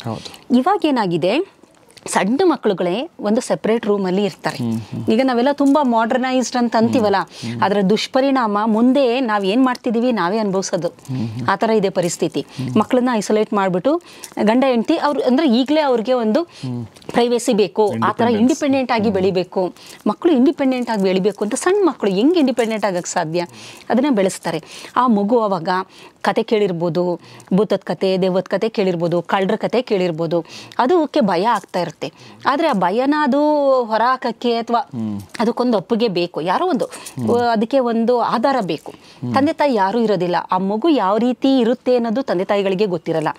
ಯಾವ ಮಕ್ಕಳು ಈ ಥರ ಐಸೋಲೇಟ್ ಆಗಿ ಬೆಳೀತಾರೆ, ಮುಂದಿನ ದಿನದಲ್ಲಿ ಅವರ ಮಾನಸಿಕ ಆರೋಗ್ಯ ಹದಗೆಡುತ್ತೆ. ತುಂಬ ಸೆನ್ಸಿಟಿವ್ ಆಗಿರ್ತಾರೆ. ತುಂಬ ಅಂದರೆ ಅವರು ಇಂಡಿಪೆಂಡೆಂಟ್ ಆಗಿ ಅವರು ಏನೂ ಮಾಡೋಕ್ಕಾಗಲ್ಲ. ಆ ಥರ ಅಂಥ ಮಕ್ಕಳಿಗೆ ಬೆಳೀತಾರೆ. ಯಾವ ಮಕ್ಕಳು ಅಜ್ಜ ಅಜ್ಜಿ ಜೊತೆ ಅಥವಾ ತಂದೆ ತಾಯಿ ಜೊತೆ ಭಾಳಷ್ಟು ವರ್ಷಗಳ ಕಾಲ ಬೆಳೀತಾರೆ, ಅಂಥ ಸಂದರ್ಭದಲ್ಲಿ ಆ ಮಗುವಿನ ಮೆದುಳಿನ ಬೆಳವಣಿಗೆ ಚೆನ್ನಾಗಾಗುತ್ತೆ. ನ್ಯೂರೋಪ್ಲಾಸ್ಟಿಸಿಟಿ ಅಂತೀವಿ. 15 ವರ್ಷಗಳವರೆಗೂ ಆ ನ್ಯೂರೋಪ್ಲಾಸ್ಟಿಸಿಟಿ ಇರುತ್ತೆ. ಅದು ಚೆನ್ನಾಗಬೇಕು ಅಂದರೆ ಯಾವ್ದಾದ್ರು ಒಬ್ಬರು ದೊಡ್ಡವರ ಒಂದು ಅಪ್ಪಿಗೆ ಇರಬೇಕು. ಅದಕ್ಕೆ ತಂದೆ ಆಗ್ಬೋದು. ತಂದೆ ಆದ್ರಂತೂ ಮಗುಗೆ ಇನ್ನೂ ಯಾವ ಮಕ್ಕಳಿಗೆ ತಂದೆಯ ಒಂದು ಪ್ರೀತಿ ಚೆನ್ನಾಗಿ ಸಿಕ್ಕುತ್ತೆ, ಆ ಮಕ್ಕಳು ಎಮೋಷನಲ್ ಆಗಿ ತುಂಬ ಸ್ಟ್ರಾಂಗ್ ಆಗಿರ್ತಾರೆ. ಯಾವ ಮಕ್ಕಳಿಗೆ ತಂದೆ ಪ್ರೀತಿನೇ ಇರಲ್ಲ, ಎಮೋಷನಲಿ ತುಂಬ ವೀಕ್ ಆ ಮಕ್ಕಳು. ಅಪ್ಪ ಅನ್ನೋದೇ ಧೈರ್ಯ ಅಂತ ಹೇಳ್ತಾರೆ ನೋಡಿ ಅಲ್ವಾ. ಆ ಅಪ್ಪ ಅನ್ನೋ ಧೈರ್ಯ ಸಣ್ಣ ಮಕ್ಕಳಿಂದ ಅವ್ರಿಗೆ ಸಿಕ್ಕಬೇಕದು. ಆಗ ಅವ್ರಿಗೆ ಇಡೀ ಜಗತ್ತನ್ನು ನಾನು ಗೆಲ್ತೀನಿ ಅನ್ನೋದು ಒಂದು ಮನೋಧೈರ್ಯ ಬರೋದ್ರಿಂದ ಇತ್ತೀಚೆಗೆ ನಮಗೆ ಈ ಮಾನಸಿಕ ಕಾಯಿಲೆ ಜಾಸ್ತಿ ಆಗ್ತಿರೋದೇ ಆ ಕಾರಣದಿಂದ. ಅದು ಇತ್ತೀಚೆಗೆ ಬರದಿರೋಂಥದ್ದಲ್ಲ. ಮಗು ಹೊಟ್ಟೆಲಿದ್ದಾಗಿಂದ ಮತ್ತು ಮಗು ಬೆಳವಣಿಗೆ ಹಂತದಲ್ಲಿ ಮಗುವಿಗೆ ಸರಿಯಾದ ಒಂದು ವಾತಾವರಣನ ನಾವು ಯಾವಾಗ ಕೊಡೋದಿಲ್ಲ, ಅಂಥ ಸಂದರ್ಭದಲ್ಲಿ ಅದು ಎಲ್ಲೋ ಒಂದು ಕಡೆ ಮಗು ಸಣ್ಣದಿದ್ದಾಗ ಎದುರ್ಕೊಂಡಿರ್ಬೋದು. ಅದು ಯಾವ ಥರ ಇರುತ್ತೆ ಅಂದರೆ, ಮುಂದೆ ಎಷ್ಟು ಅದು ದೊಡ್ಡದಾದರೂ ಅದು ಕಾಡ್ತಾ ಇರುತ್ತೆ. ಅದನ್ನು ಯಾವಾಗಲೂ ಎದುರ್ಕೊಂಡಿರೋ ಅಂಥದ್ದು ಸಬ್ ಕಾನ್ಷಿಯಸ್ ಲೆವೆಲಲ್ಲಿ ಅದರ ಕನಸಿನಲ್ಲಿ ಪ್ರತಿ ಸಲ ಬರ್ತಾ ಇರುತ್ತದು. ಬಂದು ಏನಾಗುತ್ತೆ ಅಂದರೆ, ಆ ಮಗು ಎಲ್ಲೋ ಒಂದು ಡಿಸ್ಟರ್ಬ್ ಆಗ್ತಾ ಇರುತ್ತೆ. ಬಟ್ ಅದು ಏನು ಅಂತ ಅದಕ್ಕೂ ಹೇಳಕ್ಕೆ ಬರಲ್ಲ. ಅದಕ್ಕೆ ಎಕ್ಸ್ಪ್ರೆಸ್ ಮಾಡೋಕ್ಕಾಗಲ್ಲ. ಎಲ್ಲೋ ಅದು ಈ ಗೆದ್ಲು ಹಿಡಿಯೋ ಮರ ನೋಡಿದಿರಲ್ವಾ, ಒಳಗಡೆ ತಿಂದಿರುತ್ತಲ್ಲ, ಆ ಥರ ಎಲ್ಲೋ ಒಳಗಡೆ ಆ ಮಗು ವೀಕ್ ಆಗ್ತಾ ಬಂದಿರುತ್ತೆ. ಇದರ ಜೊತೆಗೆ ಭಾಳ ಮುಖ್ಯ ಅಂತಂದರೆ, ಭಾಳ ತುಂಬ ಇಂಪಾರ್ಟೆಂಟ್, ಒಬ್ಬ ವ್ಯಕ್ತಿ ಮಾನಸಿಕವಾಗಿ ತುಂಬ ಸ್ಟ್ರಾಂಗ್ ಆಗಿದ್ದಾನೆ ಅಂತಂದರೆ ತಂದೆ ತಾಯಿಗಳ ಒಂದು ಸಂಬಂಧ ಚೆನ್ನಾಗಿರಬೇಕು. ತಂದೆ ತಾಯಿಗಳು ಅದಕ್ಕೆ ಹೇಳ್ತಾರೆ, ನಿಮಗೆ ಚೈಲ್ಡ್ ಸ್ಪೆಷಲಿಸ್ಟ್ ಅಥವಾ ಕೌನ್ಸಿಲರ್ ಹೇಳ್ತಾರೆ, ಮಕ್ಕಳ ಮುಂದೆ ತಂದೆ ತಾಯಿಗಳು ಜಗಳ ಆಡಬೇಡಿ. ತಂದೆ ತಾಯಿಗಳು ಯಾವತ್ತೂ ಮಕ್ಕಳ ಮುಂದೆ ಜಗಳ ಆಡೋದಾಗಲಿ, ರೇಗೋದಾಗಲಿ, ಅಥವಾ ಡೊಮೆಸ್ಟಿಕ್ ವೈಲೆನ್ಸು, ತಂದೆ ತಾಯಿಗೆ ಹೊಡೆಯೋದಾಗಲಿ, ಅಥವಾ ತಾಯಿ ಒಂದು ಮನೆಯಲ್ಲಿ ಅದನ್ನು ಮಕ್ಕಳ ಮುಂದೆ ಯಾವತ್ತೂ ಜಗಳ ಆಡಬೇಡಿ. ನಿಮ್ಮ ಡಿಫ್ರೆನ್ಸ್ ಆಫ್ ಒಪಿನಿಯನ್ ಏನಿದೆ ಮಗು ಮುಂದೆ ತೋರಿಸ್ಕೋಬೇಡಿ ಅಂತ ಹೇಳ್ತಾರೆ. ಅದೇ ಕಾರಣಕ್ಕೆ. ಕಾರಣ ಏನಂದರೆ, ಇವತ್ತು ನೀವು ತೋರಿಸ್ಕೊಂಡ್ರೆ ಆ ಮಗುವಿಗೆ ಇನ್ಸೆಕ್ಯೂರ್ ಫೀಲಿಂಗು ಶುರು ಆಗ್ಬಿಡುತ್ತದೆ. ಅದಕ್ಕೆ ಅದು ಯಾವಾಗ ಶುರು ಆಗುತ್ತೆ, ನೀವು ಇನ್ನೇನೇ ಕೊಡಿ ಕಮಾಡಿಟಿ, ಅದನ್ನು ಎಂಥ ಸ್ಕೂಲಲ್ಲಿ ಹಾಕಿ ಲಕ್ಷಾಂತರ ರೂಪಾಯಿ ಖರ್ಚು ಮಾಡಿ ಓದಿಸಿ ನೀವು ಏನೇ ಮಾಡಿದ್ರೂ ಆ ಮಗುವಿಗೆ ಆತ್ಮಸ್ಥೈರ್ಯನ ಕೊಡೋಕ್ಕೆ ಸಾಧ್ಯ ಇಲ್ಲ. ಆತ್ಮಸ್ಥೈರ್ಯ ಇಂಥದ್ದೆಲ್ಲ ದುಡ್ಡು ಕೊಟ್ಟು ಅಥವಾ ವಸ್ತುಗಳಿಂದ ಕೊಡೋಕ್ಕಾಗಲ್ಲ. ನೀವೊಂದು ಫೋನ್ ಕೊಡೋದು, ಲ್ಯಾಪ್ಟಾಪ್ ಕೊಡೋದು, ನಾನು ಅದ್ಯಾವುದೋ ಇಂಟರ್ನ್ಯಾಷನಲ್ ಸ್ಕೂಲಲ್ಲಿ ಓದಿಸ್ತೀನಿ ಅನ್ನೋದು, ಇದು ಯಾವುದರಿಂದನೂ ಸಾಧ್ಯ ಇಲ್ಲ. ಮಗುವಿಗೆ ಬೇಕಾಗಿರೋದು ತಂದೆ ತಾಯಿ ಅಪ್ಪುಗೆ ಬೇಕು, ಪ್ರೀತಿ ಮಾತು ಬೇಕು, ಅಜ್ಜ ಅಜ್ಜಿ ಕತೆ ಬೇಕು, ಅದ್ರ ಜೊತೆ ಸಮಯ ಸ್ಪೆಂಡ್ ಮಾಡಬೇಕು. ಎಷ್ಟು ಸಮಯ ತಂದೆ ತಾಯಿಗಳು ಮಕ್ಕಳಿಗೆ ಸಣ್ಣದ್ರಲ್ಲಿ ಕೊಡ್ತಾ ಬರ್ತಾರೆ. ಏಕೆಂದರೆ ಹದಿಹರಿಯ ಬಂದಮೇಲೆ ಅವರೇ ದೂರ ಆಗ್ತಾರೆ, ಅದು ಬೇರೆ ಮಾತು. ಬಟ್ ಸಣ್ಣದ್ರಲ್ಲಿ ನೀವು ಎಷ್ಟು ಅವ್ರ ಜೊತೆ ಇರ್ತೀರಾ, ಅದು ನೀವು ಅವ್ರಿಗೆ ಕೊಡುವಂತಹ ಒಂದು ತುಂಬ ಪ್ರೆಷಸ್ ಗಿಫ್ಟ್ ಅಂತ ಹೇಳ್ಬೋದು. ಕೊಡಲೇಬೇಕದು. ಇಲ್ಲಾಂದರೆ ತಂದೆ ತಾಯಿಯೇ ಆಗಬೇಡಿ. ತಂದೆ ತಾಯಿ ಅಂತ ಆದಮೇಲೆ ಅದು ಒಂದು ಕರ್ತವ್ಯ. ಅದು ಒಂದು ಮಗು ಅಂತ ನನಗಾದಮೇಲೆ ಆ ಮಗುವಿನ ಚೆನ್ನಾಗಿ ಬೆಳೆಸಿ ಅದನ್ನು ಸಮಾಜದಲ್ಲಿ ಒಳ್ಳೆಯ ಮನುಷ್ಯನಾಗಬೇಕು ಅಂತಂದರೆ ಇದೆಲ್ಲ ಅದಕ್ಕೆ ಪೂರಕವಾದ ಅಂಶಗಳು ಅಂತ ನಾವು ಹೇಳ್ಬೋದು. ಭಾಳ ಚೆನ್ನಾಗಿ ಹೇಳಿದ್ರಿ. ನಾವು ಆ್ಯಕ್ಚುಲಿ ಒತ್ತಡದ ಬಗ್ಗೆ ಮಾತಾಡ್ತಾ ಇದ್ವಿ, ಕೌಟುಂಬಿಕ ಒತ್ತಡ. ಬಟ್ ಮಗುವಿನ ಬಗ್ಗೆ ವಿಚಾರ ಬಂದು ಮಗುವಿನ ಬಗ್ಗೆ ತುಂಬ ಚೆನ್ನಾಗಿ ಹೋಯ್ತಿದೆ ಆ್ಯಕ್ಚುಲಿ. ಸೊ ಮಗುಗೆ ಒಬ್ಬ ತಂದೆ ತಾಯಿಗಳು ಕೊಡಬೇಕಾಗಿರೋ ಅದ್ಭುತವಾದ ಗಿಫ್ಟ್ ಯಾವುದು ಅಂದರೆ ಈ ಉತ್ತರ ಇವ್ರೇನು ಹೇಳಿದ್ರು ಮೇಡಮ್ ಅದು. ಸರ್ ಇದ್ರ ಜೊತೆಗೆ ಈಗ ಮಗು ಸಣ್ಣದಿದ್ದಾಗ ಸಡನ್ನಾಗಿ ಅದು ತುಂಬ ಹಚ್ಕೊಂಡಿರೋಂಥ ವ್ಯಕ್ತಿಗಳು ಯಾರು ಇರ್ತಾರೆ. ಭಾಳ ಮುಖ್ಯ ಮಾನಸಿಕ ಆರೋಗ್ಯದಲ್ಲಿ ಇದನ್ನು ಎಲ್ಲ ಮರೀತಾರೆ. ಡಾಕ್ಟ್ರ್ ಕೇಳಬೇಕಾದ್ರೆ ಕೌನ್ಸಿಲಿಂಗ್ ಮಾಡಬೇಕಾದ್ರೆ ಇದನ್ನೇ ಕೇಳೋದು. ಆದರೆ ಮಗುವಿಗೆ ಅದು ಗೊತ್ತಿರಲ್ಲ, ಜ್ಞಾಪಕ ಇರೋದಿಲ್ಲ. ದೊಡ್ಡವರು ಈಗ ನೀವು ದೊಡ್ಡವರಾಗಿದ್ದೀರಾ, ನಮಗೆ ಎಲ್ಲೋ ಒಂದು ಘಟನೆ ನಡೆದಿರುತ್ತೆ ನಮ್ಮ ಜೀವನದಲ್ಲಿ, ಅದು ನಮ್ಮ ಸಬ್ಕಾನ್ಷಿಯಸ್ ಲೆವೆಲಲ್ಲಿ ನಮ್ಮನ್ನು ವೀಕ್ ಮಾಡ್ಕೊಂಡು ಬಂದು ಮುಂದೆ ನಮಗೆ ಗೊತ್ತಿಲ್ಲದಂಗೆ ನಮಗೆ ಯಾವುದೋ ಒಂದು ರೀತಿಯ ಮಾನಸಿಕ ಅನಾರೋಗ್ಯನ ಉಂಟು ಮಾಡಿರುತ್ತದು. ಉದಾಹರಣೆಗೆ ಹೇಳ್ಬೇಕು ಅಂದರೆ ಅಜ್ಜ ಅಜ್ಜಿ ಜೊತೆ ಯಾವುದೋ ಒಂದು ಮೊಮ್ಮಗು ತುಂಬ ಅಟ್ಯಾಚ್ಮೆಂಟು ಬೆಳೆಸ್ಕೊಂಡಿರುತ್ತೇನೆ. ಸಡನ್ ಆಗಿ ಅವರು ತೀರೋದಾಗ ಅದಕ್ಕೆ ಪೂರ ಕಳೆದೋಗ್ಬಿಡುತ್ತದು. ಅದ್ರ ಜೊತೆ ಇದ್ದಂಥವ್ರು ಇಲ್ಲ ನಾಳೆ, ಅದು ಏನಾಗಬೇಕು, ಅದು ಎಲ್ಲೋ ಒಂದು ಶಾಕ್ ಅದಕ್ಕೆ ಈ ಥರ. ಅಥವಾ ಅವರ ಸಹಪಾಠಿಗಳು ಫ್ರೆಂಡ್ ಯಾರೋ ಸತ್ತೋದ, ಅದ್ರ ಜೊತೆ ಇದ್ದಂಥವರು ಯಾರೋ ತೀರೋದ್ರು, ಅದು ಹೇಳ್ಕೊಳಕ್ಕಾಗಲ್ಲ ಯಾರಿಗೂ, ತಂದೆ ತಾಯಿಗಳಿಗೂ ಗೊತ್ತಾಗಲ್ಲ. ಮಗುಗೆ ಇಷ್ಟೊಂದು ಶಾಕ್ ಆಗಿದೆ ಅಂತ ತಂದೆ ತಾಯಿಗೂ ಗೊತ್ತಾಗಲ್ಲ. ಅಜ್ಜಿ ಅಜ್ಜ ಸತ್ತೋದ್ರು ಅಂತ ಮಗುಗೆ ತುಂಬ ನೋವಾಗಿದೆ, ಏಕೆಂದರೆ ಅದು ಸುಮ್ಮನೆ ಇರುತ್ತದು, ಅದೇನು ಎಕ್ಸ್ಪ್ರೆಸ್ ಮಾಡ್ತಾ ಇಲ್ಲ, ಸುಮ್ಮನೆ ಇದೆ, ಅದು ಅಳೋದು ಇಲ್ಲ, ಏನೂ ಇಲ್ಲ. ಬಟ್ ಎಲ್ಲೋ ಒಂದು ಕಡೆ ಜೊತೆಲಿದ್ದಂಥ ಅಜ್ಜಿ, ಮುದ್ದು ಮಾಡ್ತಿದ್ದಂಥ ಅಜ್ಜಿ ಅಥವಾ ತಾತ ಆಗಿರ್ಬೋದು, ಕತೆ ಹೇಳ್ತಿದ್ದವರು, ಕೈ ತುತ್ತು ತಿನ್ನಿಸ್ತಿದ್ದವರು ಇಲ್ಲ ಅಂದಾಗ ಮಗು ಒಂಟಿ ಆಗುತ್ತೆ. ಇದು ಒನ್ ಆಫ್ ದ ರೀಸನ್ನು ನಮ್ಮ ಕೌಟುಂಬಿಕ ಅಂತ ನಾವು ನೋಡಿದಾಗ. ಇದರ ಜೊತೆಯಲ್ಲಿ ಇನ್ನು ಹದಿಹರೆಯ ಅಂತ ಬಂದಾಗ ಭಾಳಷ್ಟು ಫ್ಯಾಕ್ಟರ್ಸ್ ಬರುತ್ತೆ ಸರ್. ಅಲ್ಲಿ ಒತ್ತಡ ಶುರು ಆಗೋದು ಆ್ಯಕ್ಚುಲ್ ಆಗಿ ಇನ್ಫ್ಯಾಕ್ಚುಯೇಷನ್ ಸ್ಟೇಜ್, ಅದು ಹದಿಹರೆಯದಲ್ಲಿ. ಇತ್ತೀಚೆಗೆ ನಾವು ನೋಡ್ತಿರೋದು ಈಗ ಒಂದು ಲವ್ ಫೇಲ್ಯೂರ್ ಅಂತ, ಯಾರನ್ನೋ ಪ್ರೀತಿ ಮಾಡ್ತೀವಿ ಅಂತ ಅನ್ಕೊಂತಾರೆ, ಅದಲ್ಲ, ಅದರಿಂದ ಗೊತ್ತಾಗುತ್ತದೆ ಮೇಲೆ ಆ ನಂತರ ಅದರಿಂದ ಈಚೆಗೆ ಬರೋದಿದೆಯಲ್ಲ, ಅಂಥ ಸಂದರ್ಭದಲ್ಲಿ ಬಹಳಷ್ಟು ಮಕ್ಕಳು ಬರ್ತಾರೆ. ಆದರೆ ಎಲ್ಲೋ ಒಂದೊಂದು ಮಕ್ಕಳಿಗೆ ಅದರಿಂದ ಈಚೆಗೆ ಬರೋಕ್ಕೆ ಸಾಧ್ಯ ಆಗಲ್ಲ. ಹಾಗಾಗಿ ಅಲ್ಲೂ ಸಹ ಅದು ಮುಂದಿನ ದಿನದಲ್ಲಿ ಆ ಪರ್ಸನ್ ಹಂಗೆ ವೀಕ್ ಆಗ್ತಾವೇ ಹೋಗ್ತಾನೆ, ಅವನು mentally he is not stable ಅವನು. ಅದೇ ರೀತಿ ಈ ಓದಿನಲ್ಲಿ ಅವನೇನೋ ಅಂದ್ಕೊಂಡಿರ್ತಾನೆ, ಅದು ಓದೋಕ್ಕಾಗಲ್ಲ, CETಲಿ ಒಳ್ಳೆ ಸ್ಕೋರಿಂಗ್ ಬರುತ್ತೆ ಅಂತ ಬರೋದಿಲ್ಲ, ನಿರೀಕ್ಷೆಗೆ ಗಿಂತ ಕಮ್ಮಿ ಆಯಿತು. ಅಂಥ ಸಂದರ್ಭದಲ್ಲಿ ಅದನ್ನು ಭರಿಸೋಕ್ಕೆ ಆ ಮಗುಗಾಗೋದಿಲ್ಲ. ತಂದೆ ತಾಯಿ ಎಕ್ಸ್ಪೆಕ್ಟೇಷನ್ ಹೊಂದಿರುತ್ತೆ, ಅದನ್ನು ಭರಿಸೋಕ್ಕೆ ಮಗುಗಾಗೋದಿಲ್ಲ. ಈ ಥರದ್ದೆಲ್ಲದೂ ಬಾಲ್ಯದಲ್ಲಿ ಸಾಮಾನ್ಯವಾಗಿ ಮಕ್ಕಳನ್ನು ಎಲ್ಲೋ ಒಂದು ಹಂತದಲ್ಲಿ ಕಾಡುವಂತಹ ಒಂದು ಮಾನಸಿಕ ಸಮಸ್ಯೆಗಳು ಅನ್ಬೋದು. ಇದ್ರ ಜೊತೆಗೆ ದೌರ್ಜನ್ಯನೂ ಸಹ ಇದೆ. ದೌರ್ಜನ್ಯ ಮಲತಾಯಿ ಆಗಿರ್ಬೋದು, ಮಲತಂದೆ ಆಗಿರಬಹುದು, ಅಥವಾ ಬಡತನ, ತುಂಬ ಬಡತನದಲ್ಲಿ ಇರೋ ಅಂಥವ್ರು. ಈಗ ಸಾಮಾನ್ಯ ನೀವು ನೋಡಿ ಕೆಲವೊಂದು ವ್ಯಕ್ತಿಗಳು ಆ ಹಠಕ್ಕೇನೆ ಅವರು ದೊಡ್ಡ ವ್ಯಕ್ತಿಗಳಾಗಿ IAS IPS ಎಲ್ಲ ಆಗ್ತಾರೆ. ತುಂಬ ಬಡತನ ಅಂದರೆ ಅವ್ರನ್ನ ತುಂಬ ಅವಮಾನಗಳಾಗಿರುತ್ತೆ. ಆ ಮಗುವಿಗೆ, ಸಣ್ಣ ಮಗುವಿಗೆ ತುಂಬ ಅವಮಾನ ಮಾಡಿರ್ತಾರೆ. ಊಟ ತಿಂಡಿ ಆಗ್ಬೋದು, ಬಟ್ಟೆಲಾಗಿರ್ಬೋದು, ಅಥವಾ ಅವ್ರ ಸುತ್ತಮುತ್ತ ಇರೋ ಜನ ಆಗಿರ್ಬೋದು, ನೆಂಟ್ರಿಸ್ಟ್ರಾಗಿರ್ಬೋದು, ಅದು ಆ ಮನಸ್ಸಿನ ಮೇಲೆ ಒಂದು ಬರೆ ಎಳ್ದಂಗೆ ಆಗೋಗಿರುತ್ತೆ. ಆ ಹಠಕ್ಕೆ ಮಗು ದೊಡ್ಡ ಹುದ್ದೆಗೆ ಹೋಗ್ತಾನೆ, ಆದರೆ ಅವ್ನು ಏನು ಮಾಡ್ತಾನೆ ಅಂದರೆ he will be the corrupt officer. ಕಾರಣ ಏನಂದರೆ ಅವನಿಗೆ ದುಡ್ಡಿನ ಮೇಲೆ ಎಷ್ಟು ಆಕ್ರೋಶ ಇರುತ್ತೆ ಅಂದರೆ ದುಡ್ಡನ್ನ ಗುಡ್ಡೆ ಹಾಕ್ಬಿಡ್ಬೇಕು ನಾನು. ಅವನು ದುಡ್ಡು ಮೇಲೆ ಅವನಿಗೆ ಕೋಪ ಮೊದಲಿಂದ, ಆ ದುಡ್ಡಿಲ್ವಲ್ಲ ಅಂತ ನನ್ನ ಜನ ಇದು ಮಾಡ್ತಾ ಇಲ್ಲ, ನಮ್ಮ ನೆಂಟ್ರಿಸ್ಟ್ರು ನಮಗೆ ಮರ್ಯಾದೆ ಕೊಡ್ತಿಲ್ಲ, ನಮ್ಮ ಅಮ್ಮನ ಆಳ್ ಥರ ನೋಡ್ಕೊಂತಾರೆ, ನನಗೆ ತಂಗಳನ್ನ ಹಾಕ್ತಾರೆ, ಅವ್ರ ಮಕ್ಕಳು ಹಾಕೊಂಡು ಬಿಟ್ಟಿರೋ ಬಟ್ಟೆಗಳನ್ನ ನನಗೆ ಕೊಡ್ತಾ ಇದ್ದಾರೆ, ಇವ್ರಿಗಿನ್ನ ನಾನು ಬೆಳಿಬೇಕು. ಅದು ಸಕಾರಾತ್ಮಕವಾಗಿ ಹೋದರೆ ಅವನು ತುಂಬ ಚೆನ್ನಾಗಿ ದೊಡ್ಡ ಆಫೀಸರ್ ಆಗಿ ಬಡ ಮಕ್ಕಳಿಗೆ ಸಹಾಯ ಮಾಡ್ಕೊಂಡು, ಓದಕ್ಕೆ ಸಹಾಯ ಮಾಡ್ಕೊಂಡು ಮಾಡ್ಬೋದು. ಅದೇನಾದ್ರು ನೆಗೆಟಿವ್ ಆಗಿ ಏನಾದರೂ ಟರ್ನ್ ಆದರೆ ಡಿಸಾಸ್ಟರ್. ಅದು ನಮ್ಮ ಸಮಾಜದಲ್ಲಿ ಆಗ್ತಿರೋದೇ ಅದು. ಅದನ್ನು ಸಕಾರಾತ್ಮಕವಾಗಿ ತಗೊಂಡೋಗಿರೋ ಅಂಥ ಆಫೀಸರ್ಸು ತುಂಬ ಕಮ್ಮಿ ಇದ್ದಾರೆ, ಇಲ್ಲ ಅಂತಲ್ಲ, ಅದು ಎರಡು ಥರನೂ ಇದ್ದಾರೆ. ಅದು ಆ ಪರ್ಸನ್ ಮೇಲೆ ಡಿಪೆಂಡ್ ಆಗಿರುತ್ತೆ. ಅವನೇನಾದರೂ ಅದನ್ನ ಸಕಾರಾತ್ಮಕವಾಗಿ ತಗೊಂಡೋದ್ರೆ ಅವನು ಆಫೀಸರ್ ಆದಮೇಲೆ ಆ ಊರಿನ ಜನದಲ್ಲಿ ಆ ಬಡ ಮಕ್ಕಳಿಗೆ, ಪ್ರತಿಭಾವಂತರಿಗೆ ಅವರನ್ನು ಹುಡುಕಿ ಅವ್ರಿಗೇನೋ ಒಂದು ಸಹಾಯ ಮಾಡಿ ವಿದ್ಯಾಭ್ಯಾಸಕ್ಕೆ ಮುಂದೆ ಥರ ಅಂಥದ್ದು, ಅಥವಾ ಸ್ಕೂಲ್ ಕಟ್ಸೋ ಅಂಥದ್ದು, ಇಂಥದ್ದೆಲ್ಲ ಮಾಡ್ತಾನೆ. ನಕಾರಾತ್ಮಕವಾದರೆ ಕರಪ್ಟಾಗಿ ಅವನು ಬಂಗಲೆಗಳಂತೆ, ಅಂದರೆ ಅವನಿಗೆ ದುಡ್ಡು ಮೇಲೆ, ದುಡ್ಡಿಂದ ನನಗೆ ಹಿಂಗಾಗಿದೆ, ಅವಮಾನಗಳಾಗಿದೆ, ಅದಕ್ಕೆ ನಾನು ಸೇಡ್ ತೀರಿಸ್ಕೋಬೇಕು, ದುಡ್ಡಿಂದ ನನ್ನ ಜನನ ಕೊಂಡ್ಕೋಬೇಕು, ನಮ್ಮ ಸಂಬಂಧಿಕರನ್ನು ಕೊಂಡ್ಕೋಬೇಕು, ಸಮಾಜನೇ ಕೊಂಡ್ಕೋಬೇಕು ಅನ್ನೋ ಥರ ಹೋಗಿ ಕೊನೆಗೆ ಒಂದಿನ ಅವನಿಗದು ಮುಳು ಆಗುತ್ತದು. ಬಟ್ ಅದು ಅರ್ಥ ಆಗಷ್ಟರಲ್ಲಿ ಕಾಲ ಮಿಂಚೋಗಿರುತ್ತೆ. ಇದು ಬಾಲ್ಯದಿಂದ ಆಗಿರೋಂಥದ್ದು. ಅವನು ಕರಪ್ಟ್ ಆಗಬೇಕು ಅಂತ ಏನಿಲ್ಲ ಅವನಿಗೆ. ಅವನಿಗೆ ಗೊತ್ತು ನೀಡ್ ಏನು ಅಂತಂದರೆ ನಮಗೆ ತಿನ್ನಕ್ಕೆ ಬೇಕು, ನೆಮ್ಮದಿಯಾಗಿ ನಿದ್ದೆ ಬೇಕು, ಖುಷಿಯಾಗಿರಬೇಕು ಅನ್ನೋದು ಅವನಿಗೂ ಅರ್ಥ ಇರುತ್ತೆ. ಆದರೆ ಅವನು ಗೊತ್ತಿಲ್ಲದಂತೆ ಸಬ್ಕಾನ್ಷಿಯಸ್ ಲೆವೆಲಲ್ಲಿ ಆ ಒಂದು ಭಾವನೆ ಇರುತ್ತೆ. ಹಾಗಾಗಿ ಇಂಥದ್ದನ್ನೆಲ್ಲ ನಾವು ಇತ್ತೀಚೆಗೆ ನೋಡ್ತಾ ಇರೋದು ಸಮಾಜದಲ್ಲಿ ಸಾಮಾನ್ಯವಾಗಿ ಇದೇ ಕಾರಣಗಳಿಗೆ. ಇದರ ಜೊತೆಯಲ್ಲಿ ಇನ್ನು ಹದಿಹರೆಯ ಯೌವನ ಅಂತ ಬಂದಾಗ ಈಗ ಏನೋ ಮಗುಗೆ ಅವನು ತುಂಬ ಪ್ರತಿಭಾವಂತ, ಮೆಡಿಕಲ್ ಓದಬೇಕು ಅಂತ ಆಸೆ ಇರುತ್ತೆ, ಆದರೆ ಅವನಿಗೆ ಅವ್ರ ತಂದೆಗೆ ಓದ್ಸಕ್ ಆಗೋದಿಲ್ಲ. ಅದು ಅಂಥ ಸಂದರ್ಭದಲ್ಲೂ ಸಹ ಮಗು ಮಂಕಾಗಂಥದ್ದು, ಮಾನಸಿಕವಾಗಿ ಕುಗ್ಗ ಅಂಥದ್ದು. ಮುಂದೆ ತುಂಬಾ ಪ್ರತಿಭಾವಂತ ಮಕ್ಕಳು ಈ ಥರ ಆಗೋಗಿದೆ. ಏಕೆಂದ್ರೆ ಅವು ಅನ್ಕೊಂಡಿರಂಗೆ ಆಗಲ್ಲ, ಇಂಜಿನಿಯರಿಂಗ್ ಮಾಡ್ಕೋಬೇಕು ಅಂತಿರುತ್ತೆ, ಸಾಧ್ಯನೇ ಇಲ್ಲ, ಅವರ ಬಡತನದಲ್ಲಿ ಅವರಿಗೆ ಅದಾಗದೇ ಇಲ್ಲ. ಇಂಥ ಸಂದರ್ಭದಲ್ಲಿ ಈ ಲವ್ ಫೇಲ್ಯೂರ್ ಆಗ್ಬೋದು, ಅಥವಾ ಎಜುಕೇಷನ್ ಆಗದೆ ಇರ್ಬೋದು, ಅಥವಾ ತುಂಬಾ ಓದಕ್ಕೆ ಇಂಟ್ರೆಸ್ಟ್ ಇರೋ ಅಂಥವ್ರಿಗೆ ಓದಕ್ಕಾಗದೆ ಕೆಲ್ಸಕ್ಕೆ ಹೋಗೋ ಅಂಥದ್ದು. ಎಲ್ಲೋ ಒಂದು ಕಡೆ ಸತತವಾಗಿ ಅವನ ಜೀವನ ಪರ್ಯಂತ ಅವನನ್ನು ಅದು ಕಾಡ್ತಾ ಇರುತ್ತೆ.